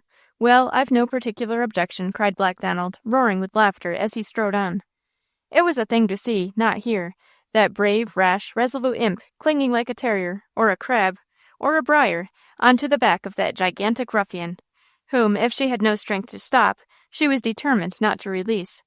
They had nearly reached the foot of the descent, when a great noise and hallooing was heard behind them. It was the negroes, who, having recovered from their panic and armed themselves with guns, pistols, swords, pokers, tongs, and pitchforks, were now in hot pursuit, and cries of Black Donald! Black Donald! Black Donald! filled the air. I've got him! I've got him! Help! Help! Quick! Quick! screamed Capitola, clinging closer than ever. Though still roaring with laughter at the absurdity of his position, Black Donald strode on faster than before, and was in a fair way of escape, when lo, suddenly coming up the path in front of him, he met Old Hurricane. As the troop of miscellaneously armed negroes running down the hill were still making Eve hideous with yells of Black Donald, and Capitola, still clinging and hanging on at the back of his neck, continued to cry, I've caught him! Help! Help! Something like the truth flashed in a blinding way upon Old Hurricane's perceptions. Roaring forth something between a recognition and a defiance, the old man threw up his fat arms, and as fast as age and obesity would permit, ran up the hill to intercept the outlaw. There was no time for trifling now. The army of negroes was at his heels, the old veteran in his path, the girl clinging a dead weight to his jacket behind. An idea suddenly struck him, which he wondered had not done so before. Quickly unbuttoning and throwing off his garment, he dropped both jacket and captor behind him on the ground. And before Capitola had picked herself up, Black Donald, bending his huge head and shoulders forward, and making a battering ram of himself, ran with all his force and butted Old Hurricane in the stomach, pitching him into the horse pond, leaped over the park fence, and disappeared in the forest. What a scene! What a row followed the escape and flight of the famous outlaw! Who can imagine, far less describe it? A general tempest in which every individual was a particular storm. There stood the baffled Capitola, extricating her head from the pea-jacket, and with her eyes fairly flashing out sparks of anger, exclaiming, "Oh, wretches, wretches that you are! If you'd been worth salt, you could have caught him while I clung to him so." There wallowed Old Hurricane, spluttering, floundering, half drowning in the horse pond, making the most frantic efforts to curse and swear as he struggled to get out. There stood the crowd of negroes brought to a sudden stand by a panic of horror at seeing the dignity of their master so outraged. And most frenzied of all, there ran Wool around and around the margin of the pond, in a state of violent perplexity how to get his master out without half drowning himself. "Blurr! Flitch! Flitch! Blurr!" spluttered and sneezed and strangled Old Hurricane as he floundered to the edge of the pond. "Brrr! Help me out, you scoundrel! I'll break every bone in your filch body. Do you hear me, snish? Villain, you! Filch! Filch! Snish! Oh!" Wool, with his eyes starting from his head and his hair standing up with terrors of all sorts, plunged at last into the water and pulled his old master up upon his feet. "Snish! Snish! Blurr! Filch! What are you gaping there for, as if you'd raised the devil, you crowd of born fools?" bawled Old Hurricane, as soon as he could get the water out of his mouth and nose. "What are you standing there for? After him, I say! Scour the woods in every direction. His freedom to any man who brings me Black Donald, dead or alive." "Wool." "Yes, sir," said that functionary, who was busying himself with squeezing the water out of his master's garments. "Wool, let me alone. Take the fleetest horse in the stable. Ride for your life to the courthouse. Tell Keep to have new bills posted everywhere, offering an additional $500 for the apprehension of that, for the want of a word strong enough to express himself. Old Hurricane suddenly stopped, and for the lack of his stick to make silence emphatic, he seized his gray hair with both hands and groaned aloud. Wool waited no second bidding, but flew to do his errand. Capitola came to the old man's side, saying, "Uncle, hadn't you better hurry home? You'll take cold." "Cold? Cold! Demi, I never was so hot in my life," cried the old man. "But, Demi, you're right. Run to the house, Capitola, and tell Mrs. Condiment to have me a full suit of dry clothes before the fire in my chamber. Go, child. Every man Jack is off after Black Donald, and there is nobody but you and Condiment and the housemaids to take care of me. Stop. Look for my stick first. Where did that black demon throw it? Demi, I'd as well be without my legs." Capitola picked up the old man's cane and hat and put the one on his head and the other in his hand, and then hastened to find Mrs. Condiment and tell her to prepare to receive her half-drowned patron. She found the old lady scarcely recovered from the effects of her recent fright, but ready on the instant to make every effort in behalf of Old Hurricane, who presently after arrived dripping wet at the house. Leaving the old gentleman to the care of his housekeeper, we must follow Black Donald. Hatless and coatless, with his long black hair and beard blown by the wind, the outlaw made tracks for his retreat, occasionally stopping to turn and get breath, and send a shout of laughter after his baffled pursuers. That same night, at the usual hour, the gang met at their rendezvous, the deserted inn, beside the old road through the forest. They were in the midst of their orgies around the supper table, when the well-known ringing step of the leader sounded under the black windows without. The door was burst open, and the captain, hatless, coatless, with his dark elf locks flying, and every sign of haste and disorder, rushed into the room. He was met by a general rising and outcry. "Hi! Hello! What's up?" exclaimed every man, starting to his feet and laying hands upon secret arms, prepared for instant resistance. For a moment Black Donald stood with his leonine head turned and looking back over his stalwart shoulders, as if in expectation of pursuit, and then, with a loud laugh, turned to his men, exclaiming, "Ho, so you thought me followed. So I have been, but not as close as hound to heel." "In fact, Captain, you look as if you'd but escaped with your skin this time," said Hal. "Faith, the captain looks well peeled," said Stephen. "Worse than that, boys, worse than that. Your chief has not only lost his pack, his hat, and his coat, but his heart. Not only are the outworks battered, but the citadel itself is taken. Not only has he been captured, but captivated, and all by a little minx of a girl. Boys, your chief is in love, exclaimed Black Donald, throwing himself into his seat at the head of the table, and quaffing off a large draught of ale. Hip, hip, hurrah! 3 times 3 for the captain's love, cried Hale, rising to propose the toast, which was honored with enthusiasm. Now tell us all about it, Captain. Who is she? Where did you see her? Is she fair or dark, tall or short, thin or plump? What's her name? And is she kind? Asked Hale. First, guess where I have been today. You and your demon only know. I guess they also know at Hurricane Hall, for it is there I have been. Well, then, why didn't you go to perdition at once? Exclaimed Hale, in a consternation that was reflected in every countenance present. Why, because when I go there I intend to take you all with me and remain, answered Black Donald. Tell us about the visit to Hurricane Hall, said Hale. Whereupon Black Donald commenced, and concealing only the motive of his visit, gave his comrades a very graphic, spicy, and highly colored narrative of his adventure at Hurricane Hall, and particularly of his passage at arms with the little witch, Capitola, whom he described as such a girl, slender, petite, lithe, with bright black ringlets dancing around a little face full of fun, frolic, mischief, and spirit, and bright eyes quick and vivacious as those of a monkey, darting hither and thither from object to object. The captain is in love, sure enough, said Steve. Bravo! Here's success to the captain's love. She's a brick, shouted the men. Oh, she is, assented their chief, with enthusiasm. Long life to her! 3 times 3 for the pretty witch of Hurricane Hall, roared the men, rising to their feet and waving their full mugs high in the air before pledging the toast. That is all very well, boys, but I want more substantial compliments than words. Boys, I must have that girl. Who doubts it, Captain? Of course you will take her at once if you want her, said Hale, confidently. But I must have help in taking her. Captain, I volunteer for one, exclaimed Hale. And I for another, added Stephen. And you, Dick? Inquired the leader, turning toward the sullen man, whose greater atrocity had gained for him the name of Demon Dick. What is the use of volunteering when the captain has only to command? Said this individual, sulkily. Aye, when the enterprise is simply robbing of a mail coach, in which you'll all have equal interest, then indeed your captain has only to command, and you to obey.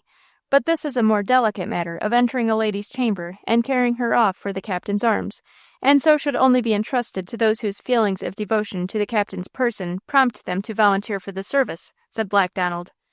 How elegantly our captain speaks. He ought to be a lawyer, said Steve. The captain knows I'm with him for everything, said Dick sulkily. Very well, then, for a personal service like this, a delicate service requiring devotion, I should scorn to give commands. I thank you for your offered assistance, my friends, and shall count on you 3, Hale, Richard, and Stephen, for the enterprise, said the captain. Aye, aye, aye, said the 3 men in a breath. For the time and place and manner of the seizure of the girl we must reflect. Let us see. There is to be a fair in the village next week, during the session of the court. Old Hurricane will be at court as usual, and for 1 day at least, his servants will have a holiday to go to the fair. They will not get home until the next morning. The house will be ill guarded. We must find out the particular day and night when this shall be so. Then you 3 shall watch your opportunity, enter the house by stealth, conceal yourselves in the chamber of the girl, and at midnight, when all is quiet, gag her and bring her away. Excellent, said Hale. And mind, no liberty, except the simple act of carrying her off, is to be taken with your captain's prize, said the leader, with a threatening glare of his lion-like eye. Oh, no, no, not for the world.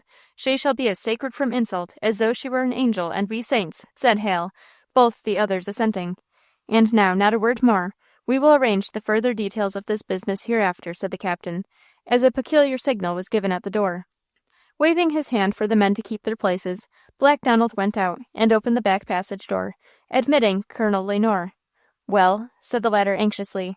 Well, sir, I have contrived to see her. Come into the front room, and I will tell you all about it, said the outlaw, leading the way into the old parlor that had been the scene of so many of their conspiracies. Does Capitola Lenore still live? Hoarsely demanded the colonel, as the 2 conspirators reached the parlor. Still live? Yes, 'twas but yesterday we agreed upon her death. Give a man time. Sit down, colonel. Take this seat. We will talk the matter over again. With something very like a sigh of relief, Colonel Lenore threw himself into the offered chair. Black Donald drew another chair up and sat down beside his patron. Well, colonel, I have contrived to see the girl as I told you, he began. But you have not done the deed. When will it be done? Colonel, my patron, be patient. Within 12 days I shall claim the last installment of the $10,000 agreed upon between us for this job." "But why so long? Since it is to be done, why not have it over at once?" said Colonel Lenore, starting up and pacing the floor impatiently. "Patience, my Colonel. The cat may play with the mouse most delightfully before devouring it." "What do you mean?" "My Colonel, I have seen the girl, under circumstances that has fired my heart with an uncontrollable desire for her." "Ha, ha, ha!" scornfully laughed the Colonel. "Black Donald, the mail robber, burglar, outlaw, the subject of the grand passion." "Why not, my Colonel? Listen, you shall hear. And then you shall judge whether or not you yourself might not have been fired by the fascinations of such a witch," said the outlaw, who straightway commenced, and gave his patron the same account of his visit to Hurricane Hall he had already related to his comrades. The Colonel heard the story with many a pish, tush, and pshaw, and when the man had concluded the tale he exclaimed, "Is that all? Then we may continue our negotiations. I care not. Carry her off, marry her, do as you please with her. Only, at the end of all, kill her," hoarsely whispered Lenore. "That is just what I intend, Colonel." "That will do if the event be certain, but it must be certain. I cannot breathe freely while my brother's heiress lives," whispered Lenore. "Well, Colonel, be content. Here is my hand upon it. In 6 days Capitola will be in my power. In 12 days you shall be out of hers." "It is a bargain," said each of the conspirators in a breath, as they shook hands and parted, Lenore to his home, and Black Donald to join his comrades' revelry. Chapter 23. The Boy's Love. Endearing, endearing, why so endearing are those soft shining eyes, through their silk fringe peering? They love thee, deeply, sincerely, and more than aught else on earth, thou lovest them dearly. Motherwell. While these dark conspiracies were hatching elsewhere, all was comfort, peace, and love in the doctor's quiet dwelling. Under Marah Rocke's administration, the business of the household went on with the regularity of clockwork. Everyone felt the advantage of this improved condition. The doctor often declared that for his part he could not for the life of him think how they had ever been able to get along without Mrs. Rocke and Travers. Clara affirmed that however the past might have been, the mother and son were a present and future necessity to the doctor's comfort and happiness. The little woman herself gained rapidly both health and spirits and good looks. Under favorable circumstances, Marah Rocke, even at 36, would have been esteemed a first-rate beauty, and even now she was pretty, graceful, and attractive to a degree that she herself was far from suspecting. Travers advanced rapidly in his studies, to the ardent pursuit of which he was urged by every generous motive that could fire a human bosom: affection for his mother, whose condition he was anxious to elevate; gratitude to his patron, whose great kindness he wished to justify; and admiration for Clara, whose esteem he was ambitious to secure.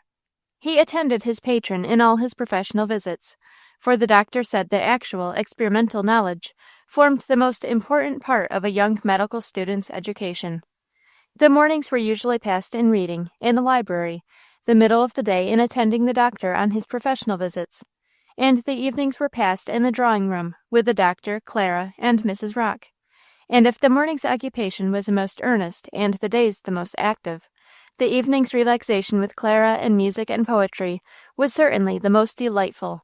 In the midst of all this peace and prosperity, a malady was creeping upon the boy's heart and brain that, in his simplicity and inexperience, he could neither understand nor conquer. Why was it that these evening fireside meetings with the doctor's lovely daughter, once such unalloyed delight, were now only a keenly pleasing pain? Why did his face burn, and his heart beat, and his voice falter when obliged to speak to her? Why could he no longer talk of her to his mother, or write of her to his friend, Herbert Grayson? Above all, why had his favorite daydream of having his dear friends, Herbert and Clara, married together, grown so abhorrent as to sicken his very soul? Travers himself could not have answered these questions. In his ignorance of life he did not know that all his strong, ardent, earnest nature was tending toward the maiden by a power of attraction, seated in the deepest principles of being and of destiny. Clara, in her simplicity, did not suspect the truth, but tried in every innocent way to enliven the silent boy, and said that he worked too hard, and begged her father not to let him study too much. Whereupon the doctor would laugh and bid her not be uneasy about Travers, that the boy was all right and would do very well. Evidently the doctor, with all his knowledge of human nature, did not perceive that his protégé was in process of forming an unadvisable attachment to his daughter and heiress. Mrs. Rocke, with her woman's tact and mother's forethought, saw all. She saw that in the honest heart of her poor boy, unconsciously there was growing up a strong, ardent, earnest passion for the lovely girl with whom he was thrown in such close, intimate, daily association, and who was certainly not indifferent in her feelings toward him, but whom he might never, never hope to possess. She saw this daily growing, and trembled for the peace of both. She wondered at the blindness of the doctor, who did not perceive what was so plain to her own vision. Daily she looked to see the eyes of the doctor open, and some action taken upon the circumstances. But they did not open to the evil ahead, for the boy and girl. For morning after morning their hands would be together, tying up the same vines, or clearing out the same flower bed. Day after day, at the doctor's orders, Travers attended Clara on her rides. Night after night, their blushing faces would be bent over the same sketchbook, chessboard, or music sheet.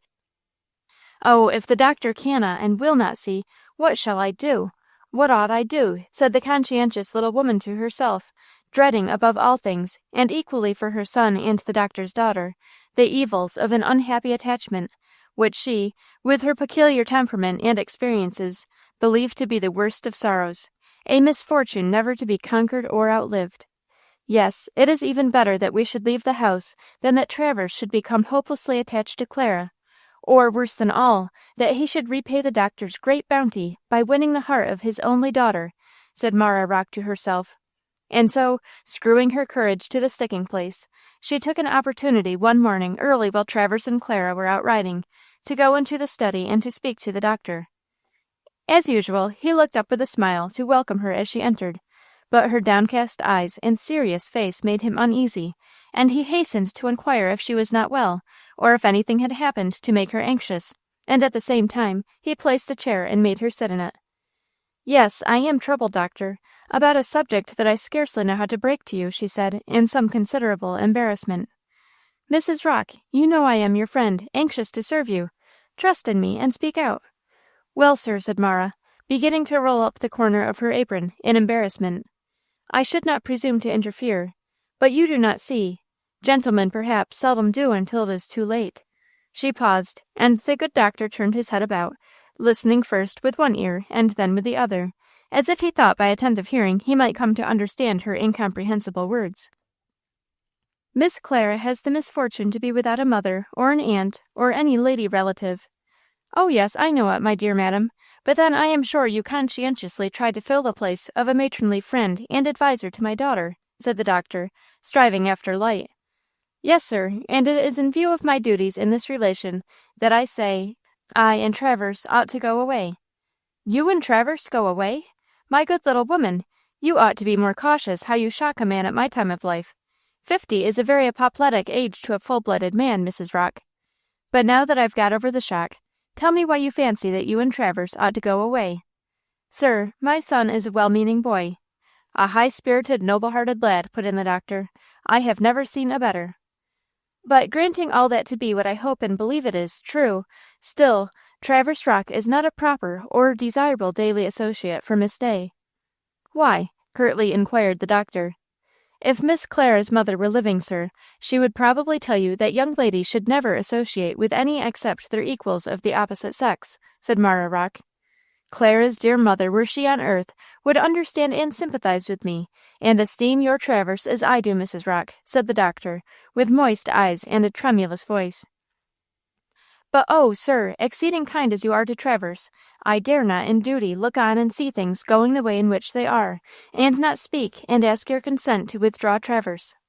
"My good little friend," said the doctor, rising and looking benignantly upon Marah, "my good little woman, sufficient unto the day is the evil thereof. Suppose you and I trust a little in divine providence, and mind your own business." "But, sir, it seems to me a part of our business to watch over the young and inexperienced, that they fall into no snare, and also to treat them with a little wholesome neglect, that our over-officiousness may plunge them into none." "I wish you would comprehend me, sir." "I do, and applaud your motives, but give yourself no further trouble. Leave the young people to their own honest hearts and to Providence. Clara, with all her softness, is a sensible girl, and as for Travers, if he is one to break his heart from an unhappy attachment, I have been mistaken in the lad. that is all," said the doctor heartily. Mrs. Rocke sighed, and saying, "I deemed it my duty to speak to you, sir, and having done so, I have no more to say," she slightly curtsied and withdrew. "He does not see. His great benevolence blinds him.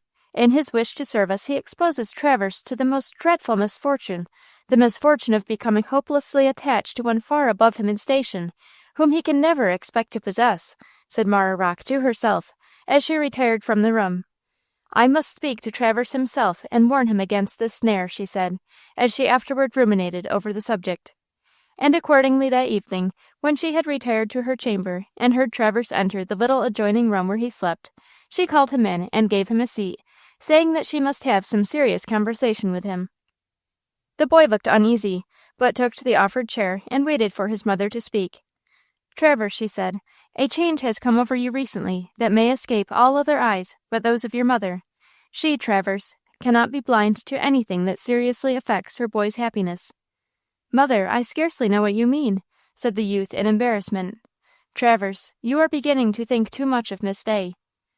"Oh, mother!" exclaimed the boy, while a violent blush overspread and empurpled his face. Then, in a little while, and in faltering tones, he inquired, "Have I betrayed in any way that I do?" "To no one but to me, Travers, to me, whose anxiety for your happiness makes me watchful. And now, dear boy, you must listen to me. I know it is very sweet to you to sit in a dark corner and gaze on Clara, when no one, not even herself, witnesses your joy, and to lie awake and think and dream of her when no eye but that of God looks down upon your heart, and to build castles in the air for her and for you. All this I know is very sweet, but, Travers, it is a sweet poison, fatal if indulged in, fatal to your peace and integrity." "Oh, my mother! Oh, my mother! What are you telling me?" exclaimed Travers bitterly. "Unpalatable truths, dear boy, but necessary antidotes to that sweet poison of which you have already tasted too much." "What would you have me do, my mother?"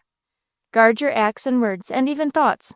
Forbear to look at, or speak to, or think of Clara, except when it is unavoidable. Or, if you do, regard her as she is, one so far beyond your sphere as to be forever unattainable." "Oh, mother, I never once dreamed of such presumption as to think of. The youth paused, and a deep blush again overspread his face. "I know you have not indulged presumptuous thoughts as yet, my boy, and it is to warn you against them, while yet your heart is in some measure within your own keeping, that I speak to you. Indulge your imagination in no more sweet reveries about Miss Day, for the end thereof will be bitter humiliation and disappointment. Remember also that in so doing you would indulge a sort of treachery against your patron, who in his great faith in your integrity has received you in the bosom of his family, and admitted you to an almost brotherly intimacy with his daughter. Honor his trust in you, and treat his daughter with the distant respect due to a princess." "I will, mother. It will be hard, but I will. Oh, an hour ago I did not dream how miserable I should be now," said Travers, in a choking voice. "Because I have pointed out to you the gulf toward which you were walking blindfolded?" I know it now, mother," said Travers, as he arose and pressed his mother's hand and hurried to his own room. The poor youth did his best to follow out the line of conduct prescribed for him by his mother. He devoted himself to his studies and to the active service of his patron. He avoided Clara as much as possible, and when obliged to be in her company, treated her with the most respectful reserve. Clara saw and wondered at his change of manner, and began to cast about in her own mind for the probable cause of his conduct. "I am the young mistress of the house," said Clara to herself, "and I know I owe to every inmate of it consideration and courtesy. Perhaps I may have been unconsciously lacking in these towards Travers, whose situation would naturally render him very sensitive to neglect. I must endeavor to convince him that none was intended." And so resolving, Clara redoubled all her efforts to make Travers, as well as the others, happy and comfortable. But happiness and comfort seemed for the time to have departed from the youth. He saw her generous efforts to cheer him, and while adoring her amiability, grew still more reserved. This pained the gentle girl, who, taking herself seriously to task, said, "Oh, I must have deeply wounded his feelings in some unconscious way, and if so, how very cruel and thoughtless of me. How could I have done it? I cannot imagine, but I know I shall not allow him to continue unhappy if I can prevent it. I will speak to him about it." And then, in the candor, innocence, and humility of her soul, she followed him to the window, where he stood in a moody silence, and said pleasantly, "Travers, we do not seem to be so good friends as formerly. If I have done anything to offend you, I know that you will believe me when I say that it was quite unintentional on my part, and that I am very sorry for it, and hope you will forget it." You, Miss Day? You say anything to displease anybody? Anyone become displeased with you?" exclaimed the youth, in a tremulous enthusiasm that shook his voice and suffused his cheeks. "Then if you are not displeased, Travers, what is the matter? And why do you call me Miss Day instead of Clara?" "Miss Day, because it is right that I should. You are a young lady, the only daughter and heiress of Dr. Day of Willow Heights, while I am—" "His friend," said Clara. "The son of his housekeeper," said Travers, walking away. Clara looked after him in dismay for a moment, and then sat down and bent thoughtfully over her needlework. From that day Travers grew more deeply in love and more reserved than before. How could it be otherwise, domesticated as he was, with this lovely girl, and becoming daily more sensible of her beauty, goodness, and intelligence? Yet he struggled against his inevitable attachment as a great treachery. Meantime, he made rapid progress in his medical studies. It was while affairs were in this state that one morning the doctor entered the study, holding the morning paper in his hand. Seating himself in his leathern armchair at the table, he said, "I see, my dear Travers, that a full course of lectures is to be commenced at the Medical College in Washington, and I think you are sufficiently far advanced in your studies to attend them with great advantage. What say you?" "Oh, sir," said Travers, upon whom the proposition had burst quite unexpectedly, "I should indeed be delighted to go if that were possible." "There is no if about it, my boy. If you wish to go, you shall do so. I have made up my mind to give you a professional education, and shall not stop halfway." "Oh, sir, the obligation, the overwhelming obligation you lay upon me." "Nonsense, Travers. It is only a capital investment of funds. If I were a usurer, I could not put out money to a better advantage. You will repay me by and by with compound interest. So just consider all that I may be able to do for you as a loan to be repaid when you shall have achieved success. I am afraid, sir, that the time will never—" "No, you are not," interrupted the doctor, "and so don't let modesty run into hypocrisy. Now put up your books, and go and tell your good little mother to get your clothes all ready for you to go to Washington, for you shall start by the next coach." Much surprise was created in the little household by the news that Travers was going immediately to Washington to attend the medical lectures. There were but 2 days to prepare his wardrobe for the journey. Mrs. Rocke went cheerfully to work. Clara lent her willing and skillful aid, and at the end of the second day, his clothes, in perfect order, were all neatly packed in his trunk. And on the morning of the third day Travers took leave of his mother and Clara, and for the first time left home to go into the great world. Dr. Day accompanied him in the old green gig as far as Staunton, where he took the stage. As soon as they had left the house, Marah Rocke went away to her own room to drop a few natural tears over this first parting with her son. Very lonely and desolate the mother felt as she stood weeping by the window, and straining her eyes to catch a distant view of the old green gig that had already rolled out of sight. While she stood thus in her loneliness and desolation, the door silently opened, a footstep softly crossed the floor, a pair of arms was put around her neck, and Clara Day dropped her head upon the mother's bosom and wept softly. Marah Rocke pressed that beautiful form to her breast, and felt with dismay that the doctor's sweet daughter already returned her boy's silent love. Chapter 24. Capitola's Mother. A woman like a dewdrop, she was purer than the purest, and her noble heart the noblest, yes, and her sure faith the surest. And her eyes were dark and humid, like the depth of luster, hid in the harebell, while her tresses, sunnier than the wild grape's cluster, gushed in raven-tinted plenty down her cheeks' rose-tinted marble. Then her voice's music, call it the wells bubbling, the birds warble. Browning. Cap? Sir? What the blazes is the matter with you? What the blazes? You better say what the dust and ashes. I'm bored to death. I'm blue as indigo. There never was such a rum old place as this, or such a rum old uncle as you. Cap, how often have I told you to leave off this Bowery boy talk? Rum. Pah, said Old Hurricane. Well, it is rum, then. Nothing ever happens here. The silence deafens me. The plenty takes away my appetite. The safety makes me low. You are like the Bowery boys in times of peace, spoiling for a fight. Yes, I am, just decomposing above ground for want of having my blood stirred, and I wish I was back in the Bowery. Something was always happening there. One day a fire, next day a fight, Another day a fire and a fight together. Umph, and you to run with the engine. Don't talk about it, uncle. It makes me homesick. Every day something glorious to stir one's blood. Here nothing ever happens, hardly. It has been 3 days since I caught Black Donald. 10 days since he blowed up the whole household. Oh, I wish the barns would catch on fire. I wish thieves would break in and steal. I wish Demon's Run would rise to a flood and play the demon for once. Oh, yeah, oh, said Cap, opening her mouth with a yawn wide enough to threaten the dislocation of her jaws. Capitola, said the old man, very gravely, I am getting seriously uneasy about you. I know I am a rough old soldier, quite unfit to educate a young girl, and that Mrs. Condiment can't manage you. And I'll consult Mr. Goodwin, he concluded, getting up and putting on his hat, and walking out of the breakfast-room, where this conversation had taken place.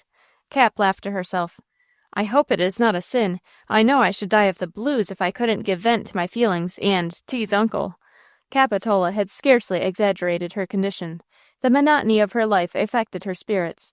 The very absence of the necessity of thinking and caring for herself left a dull void in her heart and brain, and as the winter waned, the annual spring fever of lassitude and dejection to which mercurial organizations like her own are subject, tended to increase the malady that Mrs. Condiment termed a lowness of spirits. At his wits' end, from the combined feelings of his responsibility and his helplessness in his ward's case, Old Hurricane went and laid the matter before the Reverend Mr. Goodwin. Having reached the minister's house and found him alone and disengaged in his library, Old Hurricane first bound him over to strict secrecy, and then made a clean breast of it, told him where Capitola had brought up, and under what circumstances he had found her. The honest country clergyman was shocked beyond all immediate power of recovering himself, so shocked, in fact, that Old Hurricane, fearing he had gone too far, hastened to say, But mind, on my truth as a man, my honor as a soldier, and my faith as a Christian, I declare that that wild, reckless, desolate child has passed unscathed through the terrible ordeal of destitution, poverty, and exposure. She has, sir. She is as innocent as the most daintily sheltered young heiress in the country. She is, sir, and I'd cut off the tongue and ears of any man that said otherwise.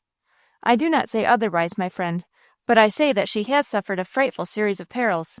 She has come out of them safe, sir. I know it by 1,000 signs. What I fear for her is the future. I can't manage her. She won't obey me, except when she likes. She has never been taught obedience, nor been accustomed to subordination, and I don't understand either. She rides and walks out alone, in spite of all I can do or say.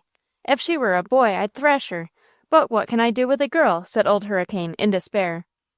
Lock her up in her chamber until she is brought to reason, suggested the minister.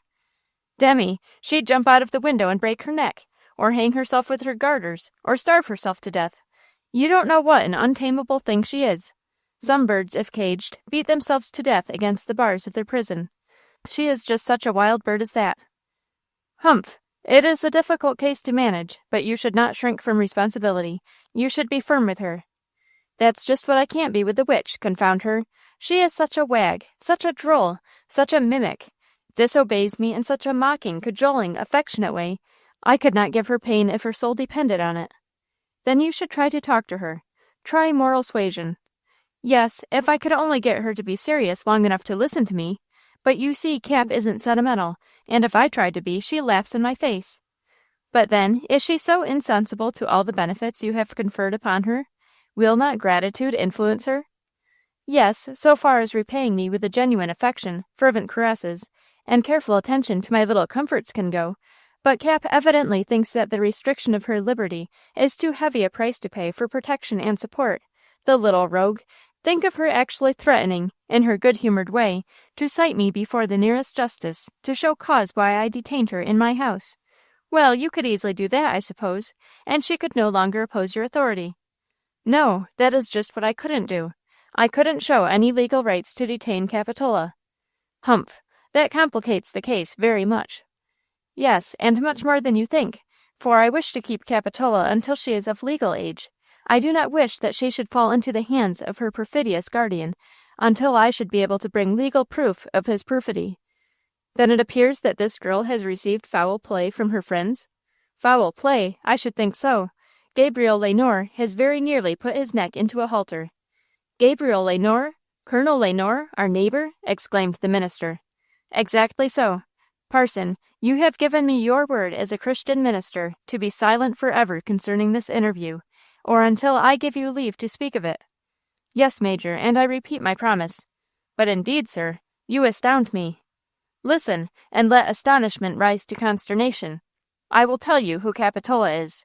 You, sir, have been in this neighborhood only 10 years, and consequently you know Gabriel Lenore only as the proprietor of Hidden House, a widower with a grown son, and as a gentleman of irreproachable reputation, in good standing both in the church and in the county. Exactly. A man that pays his pew rent, gives good dinners, and takes off his hat to women and clergymen. Well, sir, this gentleman of irreproachable manners and morals, this citizen of consideration in the community, this member in good standing with the church, has qualified himself for 20 years' residence in the penitentiary, even if not for the exaltation of a hangman's halter. Sir, I'm inexpressibly shocked to hear you say so, and I must still believe that there is some great mistake. Wait until I tell you. I, Ira Warfield, have known Gabriel Lenore as a villain for the last 18 years. I tell you so without scruple, and hold myself ready to maintain my words in a field or forum, by sword or law. Well, having known him so long for such a knave, I was in no manner surprised to discover some 6 months ago that he was also a criminal, and only needed exposure to become a felon. Sir, this is strong language. I am willing to back it with life, liberty, and sacred honor, as the Declaration of Independence has it. Listen, some 16 years ago, before you came to take this pastoral charge, the Hidden House was occupied by old Victor Lenore, the father of Eugene, the heir, and of Gabriel, the present usurper. The old man died, leaving a will to this effect: the landed estate, including the coal and iron mines, the Hidden House, and all the negroes, stock, furniture, and other personal property upon the premises, to his eldest son Eugene, with a proviso that if Eugene should die without issue, the landed estate, houses, negroes, etc., should descend to his younger brother Gabriel.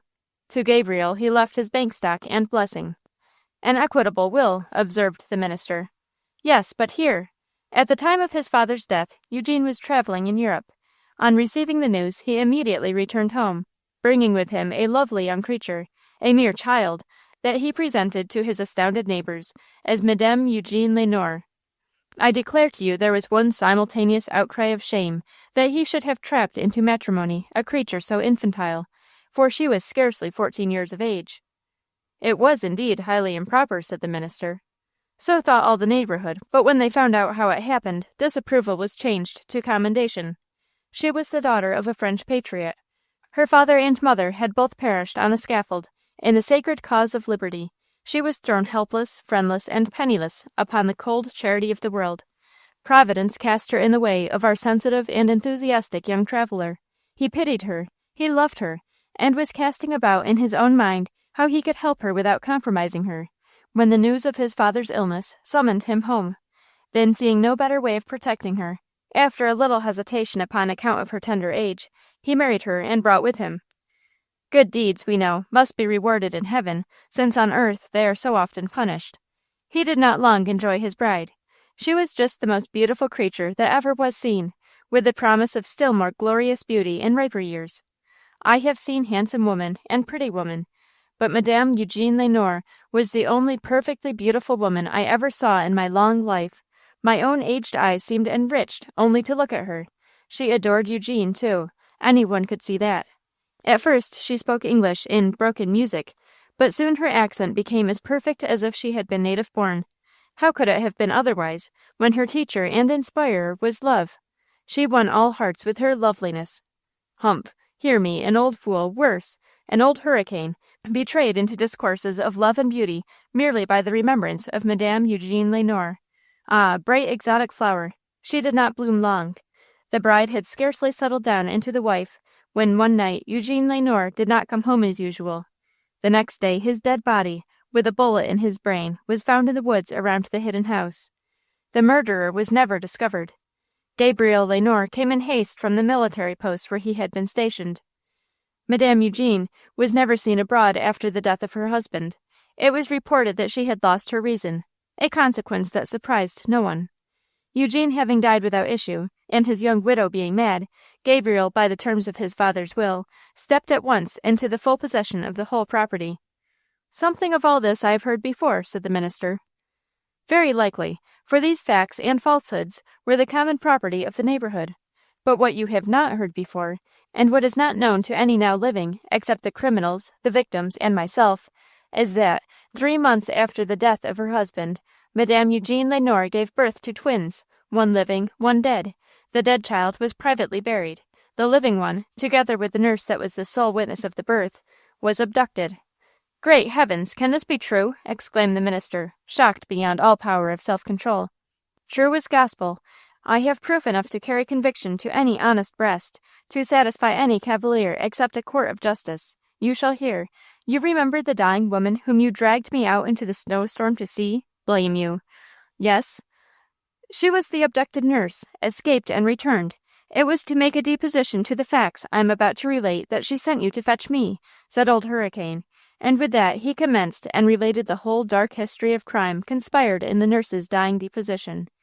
They examined the instrument together, and Old Hurricane again related, in brief, the incidents of his hurried journey to New York, his meeting and identifying Capitola, and bringing her home in safety to his house. "And thus," said the old man, "you perceive that this child whose birth was feloniously concealed, and who was cast away to perish among the wretched beggars, thieves, and street-walkers of New York, is really the only living child of the late Eugene Lenore, and the sole inheritress of the hidden house, with its vast acres of fields, forests, iron and coal mines, water power, steam mills, furnaces, and foundries, wealth that I would not undertake to estimate within $1,000,000, all of which is now held and enjoyed by that usurping villain, Gabriel Lenore." "But," said the minister gravely, "you have of course commenced proceedings on the part of your protégé?" "Listen, I will tell you what I have done. When I first brought Cap home, I was moved not only by the desire of wreaking vengeance upon a most atrocious miscreant who had done me an irreparable injury, but also by sympathy for the little witch who had won my heart at first sight. Therefore you may judge I lost no time in preparing to strike a double blow which should ruin my own mortal enemy, and reinstate my favorite in her rights. With this view, immediately on my return home, I sent for Brief, my confidential attorney, and laid the whole matter before him." "And he?" "To my dismay he told me that, though the case was clear enough, it was not sufficiently strong, in a legal point of view, to justify us in bringing suit, for that the dying deposition of the mulatto nurse could not be received as evidence in our county courts." "You knew that before, sir, I presume." "Of course I did, but I thought it was a lawyer's business to get over such difficulties, and I assure you, parson, that I flew into a passion, and cursed court and county law and lawyers to my heart's content. I would have quarreled with old Brief then and there, only Brief won't get excited. He very coolly advised me to keep the matter close and my eyes open, and gather all the corroborative testimony I could find, and that in the meantime he would reflect upon the best manner of proceeding. I think, Major Warfield, that his counsel was wise and disinterested. But tell me, sir, of the girl's mother. Is it not perfectly incomprehensible that so lovely a woman as you have represented her to be should have consented to the concealment, if not to the destruction, of her own legitimate offspring? Sir, to me it is not incomprehensible at all. She was at once an orphan and a widow, a stranger in a strange land, a poor, desolate, broken-hearted child, in the power of the cunningest and most unscrupulous villain that the Lord ever suffered to live. I wonder at nothing that he might have deceived or frightened her into doing. Heaven forgive us! Have I known that man for 10 years to hear this account of him at last? But tell me, sir, have you really any true idea of what has been the fate of the poor young widow? No, not the slightest. Immediately after his brother's funeral, Gabriel Lenore gave out that Madame Eugene had lost her reason through excessive grief, soon after which he took her with him to the north, and upon his return alone, reported that he had left her in a celebrated lunatic asylum. The story was probable enough, and received universal belief. Only now I do not credit it, and do not know whether the widow be living or dead, or if living, whether she be mad or sane. If dead, whether she came to her end by fair means or foul. Merciful heaven, sir, you do not mean to say— Yes, I do mean to say, and if you would like to know what is on my private mind, I'll tell you. I believe that Madame Eugene Lenore has been treacherously made away with by the same infernal demon at whose instigation her husband was murdered and her child stolen. The minister seemed crushed beneath the overwhelming weight of this communication. He passed his hand over his brow, and thence down his face, and sighed deeply. For a few moments he seemed unable to reply, and when he spoke it was only to say, "In this matter, Major Warfield, I can offer you no counsel better than that of your confidential attorney. Follow the light that you have until it leads you to the full elucidation of this affair, and may Heaven grant that you may find Colonel Lenore less guilty than you apprehend." "Parson, humbug! When charity dribbles, it ought to be turned off by justice. I will follow the little light I have. I suspect, from the description, that the wretch who at Lenore's instance carried off the nurse and child was no other than the notorious Black Donald. I have offered an additional $1,000 for his apprehension, and if he is taken he will be condemned to death, make a last dying speech and confession, and give up his accomplices, the accomplished Colonel Lenore among the rest. If the latter really was an accomplice, there could be no better way of discovering the fact than to bring this Black Donald to justice." "But I greatly fear that there is little hope of that," said the minister. "Aye, but there is. Listen. The long impunity enjoyed by this desperado has made him daring to fatuity. Why, I was within a hair's breadth of capturing him myself a few days ago." "Ha! Is it possible?" asked the minister, with a look of surprise and interest. "Aye, was I, and you shall hear all about it," said the old hurricane. And upon that he commenced, and told the minister the adventure of Capitola with Black Donald at Hurricane Hall.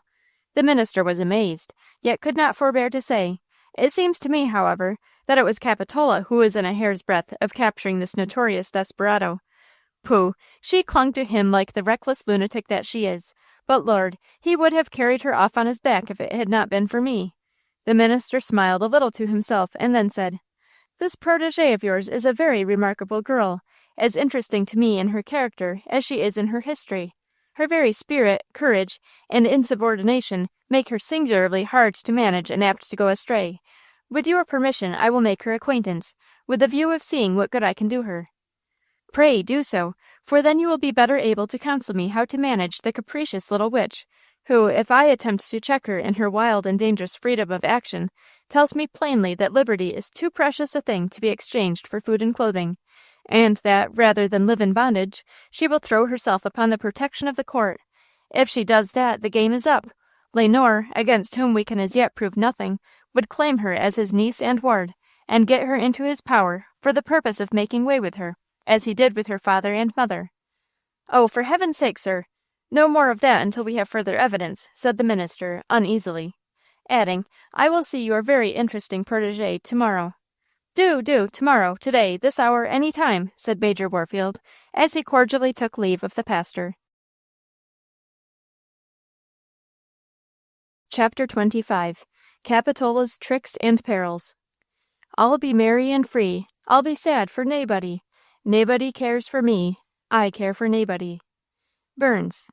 The next day, according to agreement, the pastor came and dined at Hurricane Hall. During the dinner he had ample opportunity of observing Capitola. In the afternoon Major Warfield took an occasion of leaving him alone with the contumacious young object of his visit. Cap, with her quick perceptions, instantly discovered the drift and purpose of this action, which immediately provoked all the mischievous propensities of her elfish spirit. "Uncle means that I shall be lectured by the good parson. If he preaches to me, won't I humor him to the top of his bent, that's all," was her secret resolution, as she sat demurely, with pursed-up lips, bending over her needlework. The honest and well-meaning old country clergyman hitched his chair a little nearer to the perverse young rebel, and gingerly, for he was half afraid of his questionable subject, entered into conversation with her. To his surprise and pleasure, Capitola replied with the decorum of a young nun. Encouraged by her manner, the good minister went on to say how much interested he felt in her welfare, how deeply he compassionated her lot in never having possessed the advantage of a mother's teaching, how anxious he was by his counsels to make up to her as much as possible such a deficiency. Here Capitola put up both her hands and dropped her face upon them. Still farther encouraged by this exhibition of feeling, Mr. Goodwin went on. He told her that it behooved her, who was a motherless girl, to be even more circumspect than others, lest, through very ignorance, she might err, and in particular he warned her against riding or walking out alone, or indulging in any freedom of manners that might draw upon her the animadversions of their very strict community. "Oh, sir, I know I have been very indiscreet, and I am very miserable," said Capitola, in a heartbroken voice.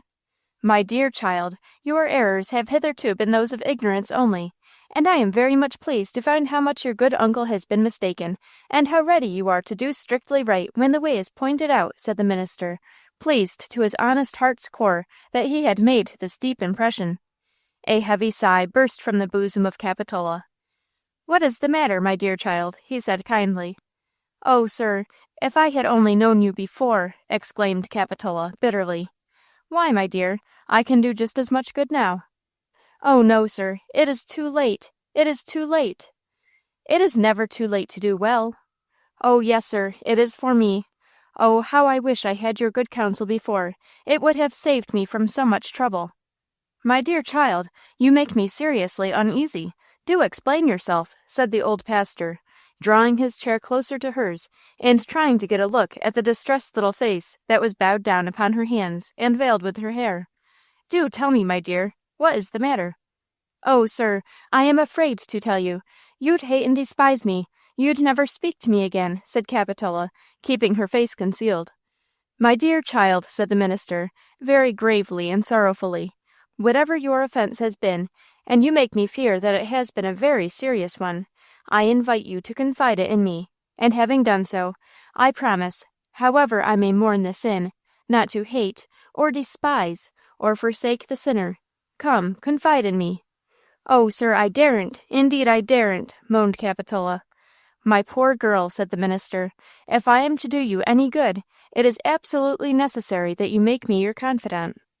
"Oh, sir, I have been a very wicked girl. I daren't tell you how wicked I have been." "Does your good uncle know or suspect this wrongdoing of yours?" "Uncle? Oh, no, sir. He'd turn me out of doors. He'd kill me. Indeed he would, sir. Please don't tell him." "You forget, my child, that I do not yet know the nature of your offense," said the minister, in a state of painful anxiety.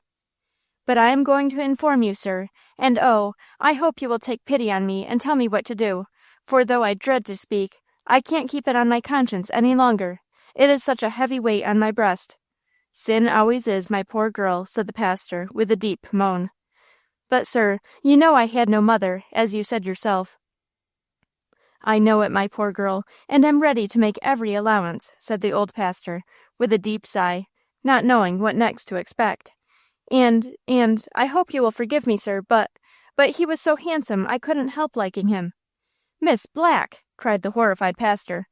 "There, I knew you'd just go and bite my head off the very first thing. Oh, dear, what shall I do?" sobbed Capitola. The good pastor, who had started to his feet, remained gazing upon her in a panic of consternation, murmuring to himself, "Good angel, I am fated to hear more great sins than if I were a prison chaplain." Then, going up to the sobbing delinquent, he said, "Unhappy girl, who is this person of whom you speak?" Him that I met when I went walking in the woods," sobbed Capitola. "Heaven of heavens, this is worse than my very worst fears. Wretched girl, tell me instantly the name of this base deceiver." He's no base deceiver. He's very amiable and good-looking, and that's why I liked him so much. It was all my fault, not his, poor dear fellow." "His name," sternly demanded the pastor. Alfred," wept Capitola. "Alfred whom?" "Alfred Blenheim." "Miserable girl, how often have you met this miscreant in the forest?" "I don't know," sobbed Capitola. "Where is the wretch to be found now?" "Oh, please don't hurt him, sir. Please don't. He's hid in the closet of my room." A groan that seemed to have rent his heart in twain burst from the bosom of the minister, as he repeated in deepest horror, "In your room? Well, I must prevent murder being done. Did you not know, you poor child, the danger you ran by giving this young man private interviews, and above all, admitting him to your apartment? Wretched girl, better you'd never been born than ever so to have received a man." "Man! Man! Man! I'd like to know what you mean by that, Mr. Goodwin," exclaimed Capitola, lifting her eyes flashing through their tears. "I mean the man with whom you have given these private interviews." "I? I give private interviews to a man?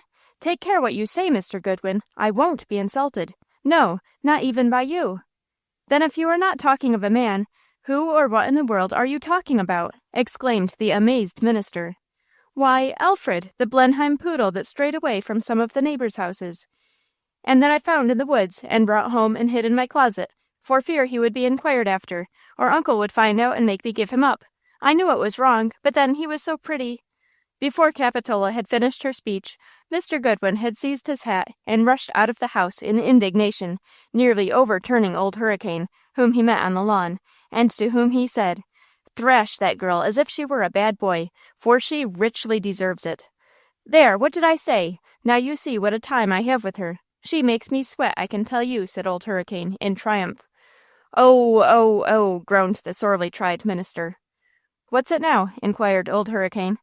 The pastor took the major's arm, and while they walked up and down before the house, told how he had been sold by Capitola, ended by saying, "You will have to take her firmly in hand." "I'll do it," said old Hurricane. "I'll do it."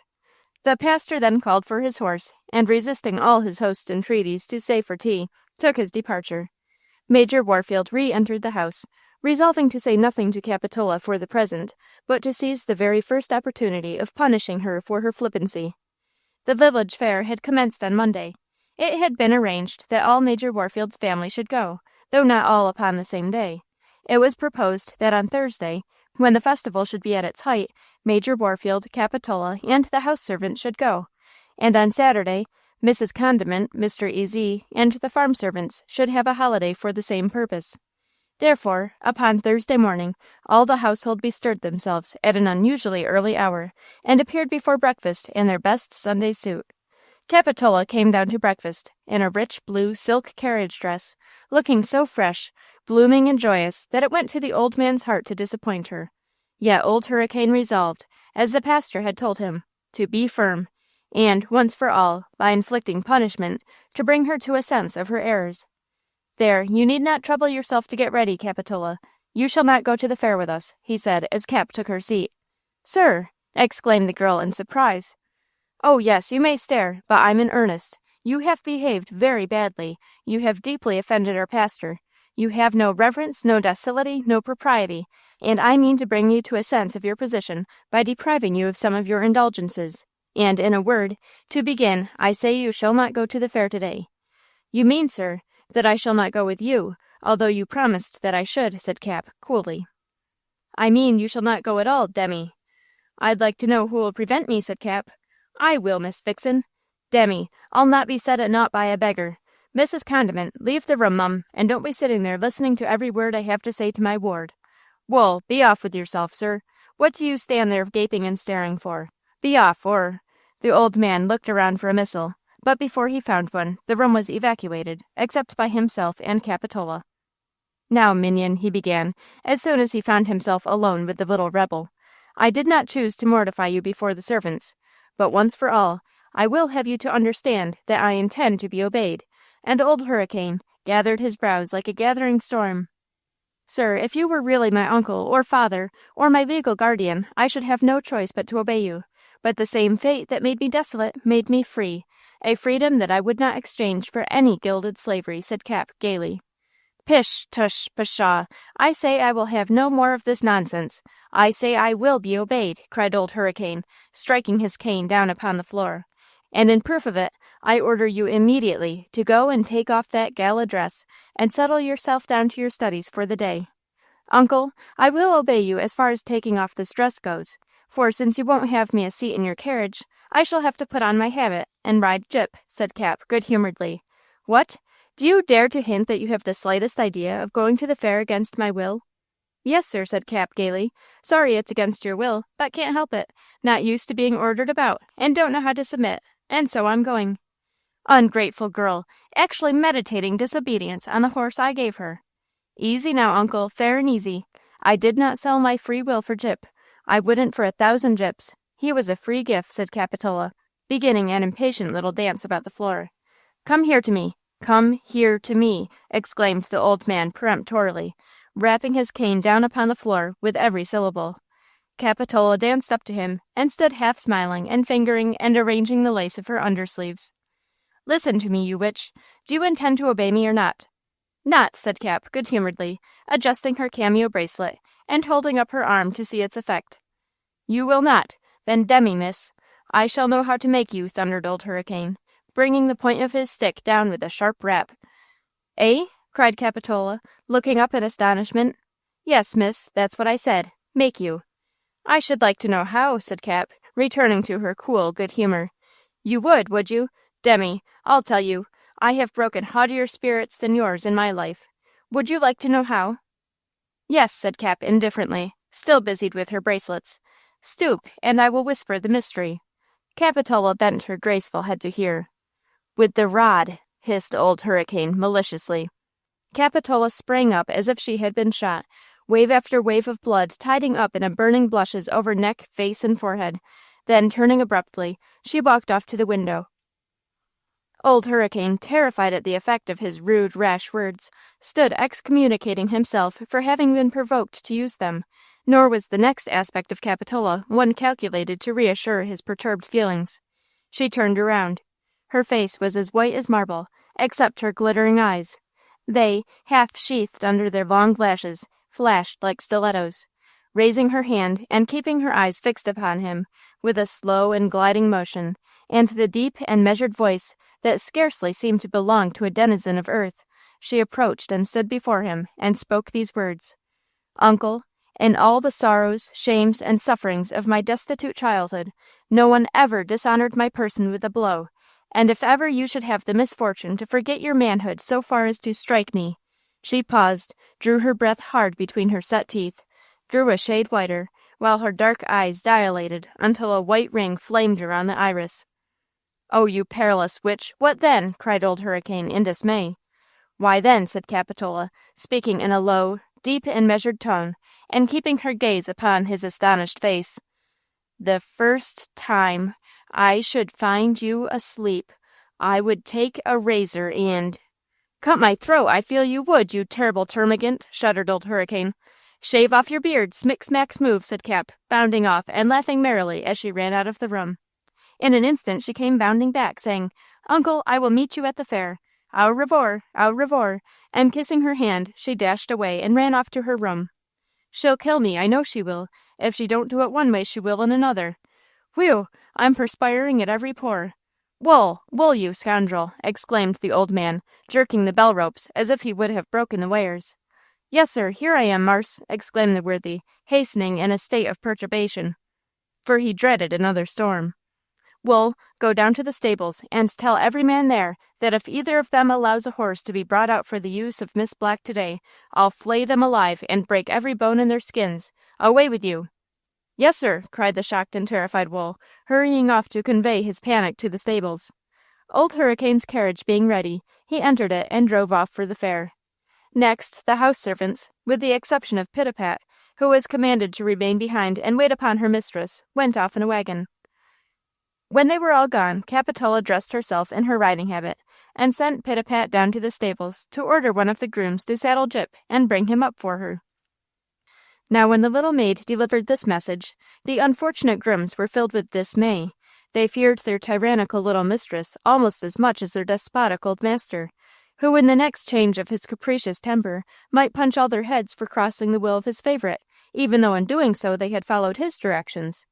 An immediate private consultation was the consequence, and the result was that the head groom came to Pitapat, told her that he was sorry, but that Miss Black's pony had fallen lame.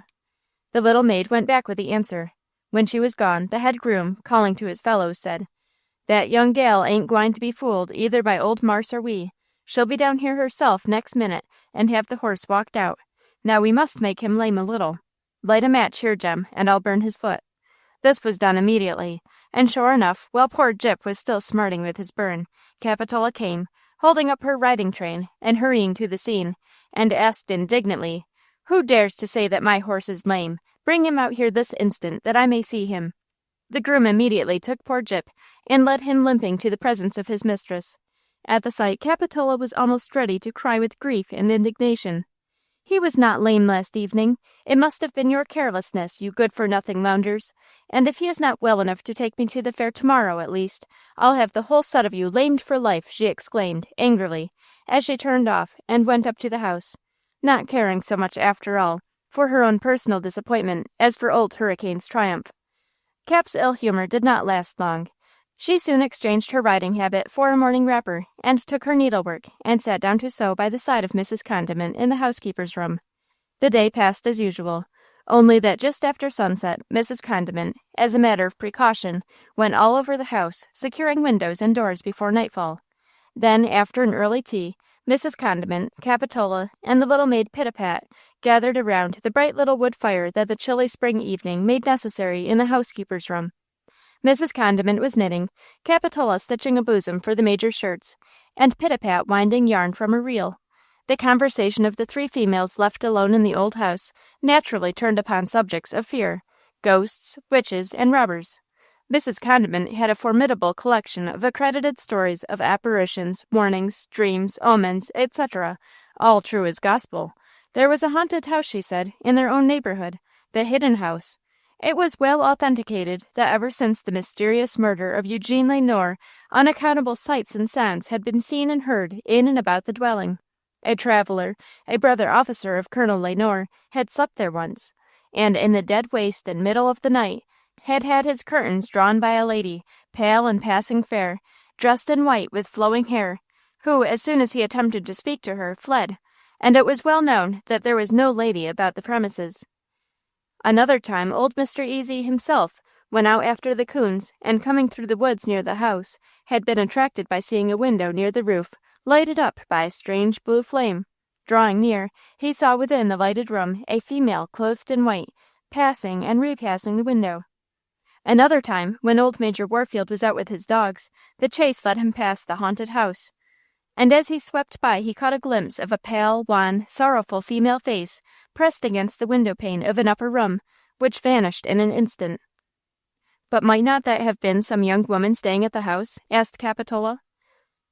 "No, my child. It is well ascertained that, since the murder of Eugene Le and the disappearance of his lovely young widow, no white female has crossed the threshold of that fatal house," said Mrs. Condiment. "Disappearance, did you say? Can a lady of condition disappear from a neighborhood, and no inquiry be made for her?" "No, my dear. There was inquiry, and it was answered plausibly, that Madame Eugene was insane and sent off to a lunatic asylum. But there are those who believe that the lovely lady was privately made away with," whispered Mrs. Condiment. "How dreadful! I did not think such things happened in a quiet country neighborhood. Something like that occurred indeed in New York, within my own recollection, however," said Capitola, who straightway commenced and related the story of Mary Rogers, and all other stories of terror that memory supplied her with. As for poor little Pitapat, she did not presume to enter into the conversation, but with her ball of yarn suspended in her hand, her eyes started until they threatened to burst from their sockets, and her chin dropped until her mouth gaped wide open. She sat and swallowed every word, listening with 1,000 audience power. By the time they had frightened themselves pretty thoroughly, the clock struck 11, and they thought it was time to retire. "Will you be afraid, Mrs. Condiment?" asked Capitola. "Well, my dear, if I am, I must try to trust in the Lord to overcome it, since it is no use to be afraid. I have fastened up the house well, and I have brought in Growler, the bulldog, to sleep on the mat outside my bedroom door, so I shall say my prayers and try to go to sleep. I dare say there is no danger, only it seems lonesome-like for us three women to be left in this big house by ourselves." "Yes," said Capitola, "but as you say, there is no danger. And as for me, if it will give you any comfort or courage to hear me say it, I am not the least afraid, although I sleep in such a remote room, and have no one but Patty, who, having no more heart than a hare, is not near such a powerful protector as Growler." And bidding her little maid take up the night lamp, Capitola wished Mrs. Condiment good night, and left the housekeeper's room.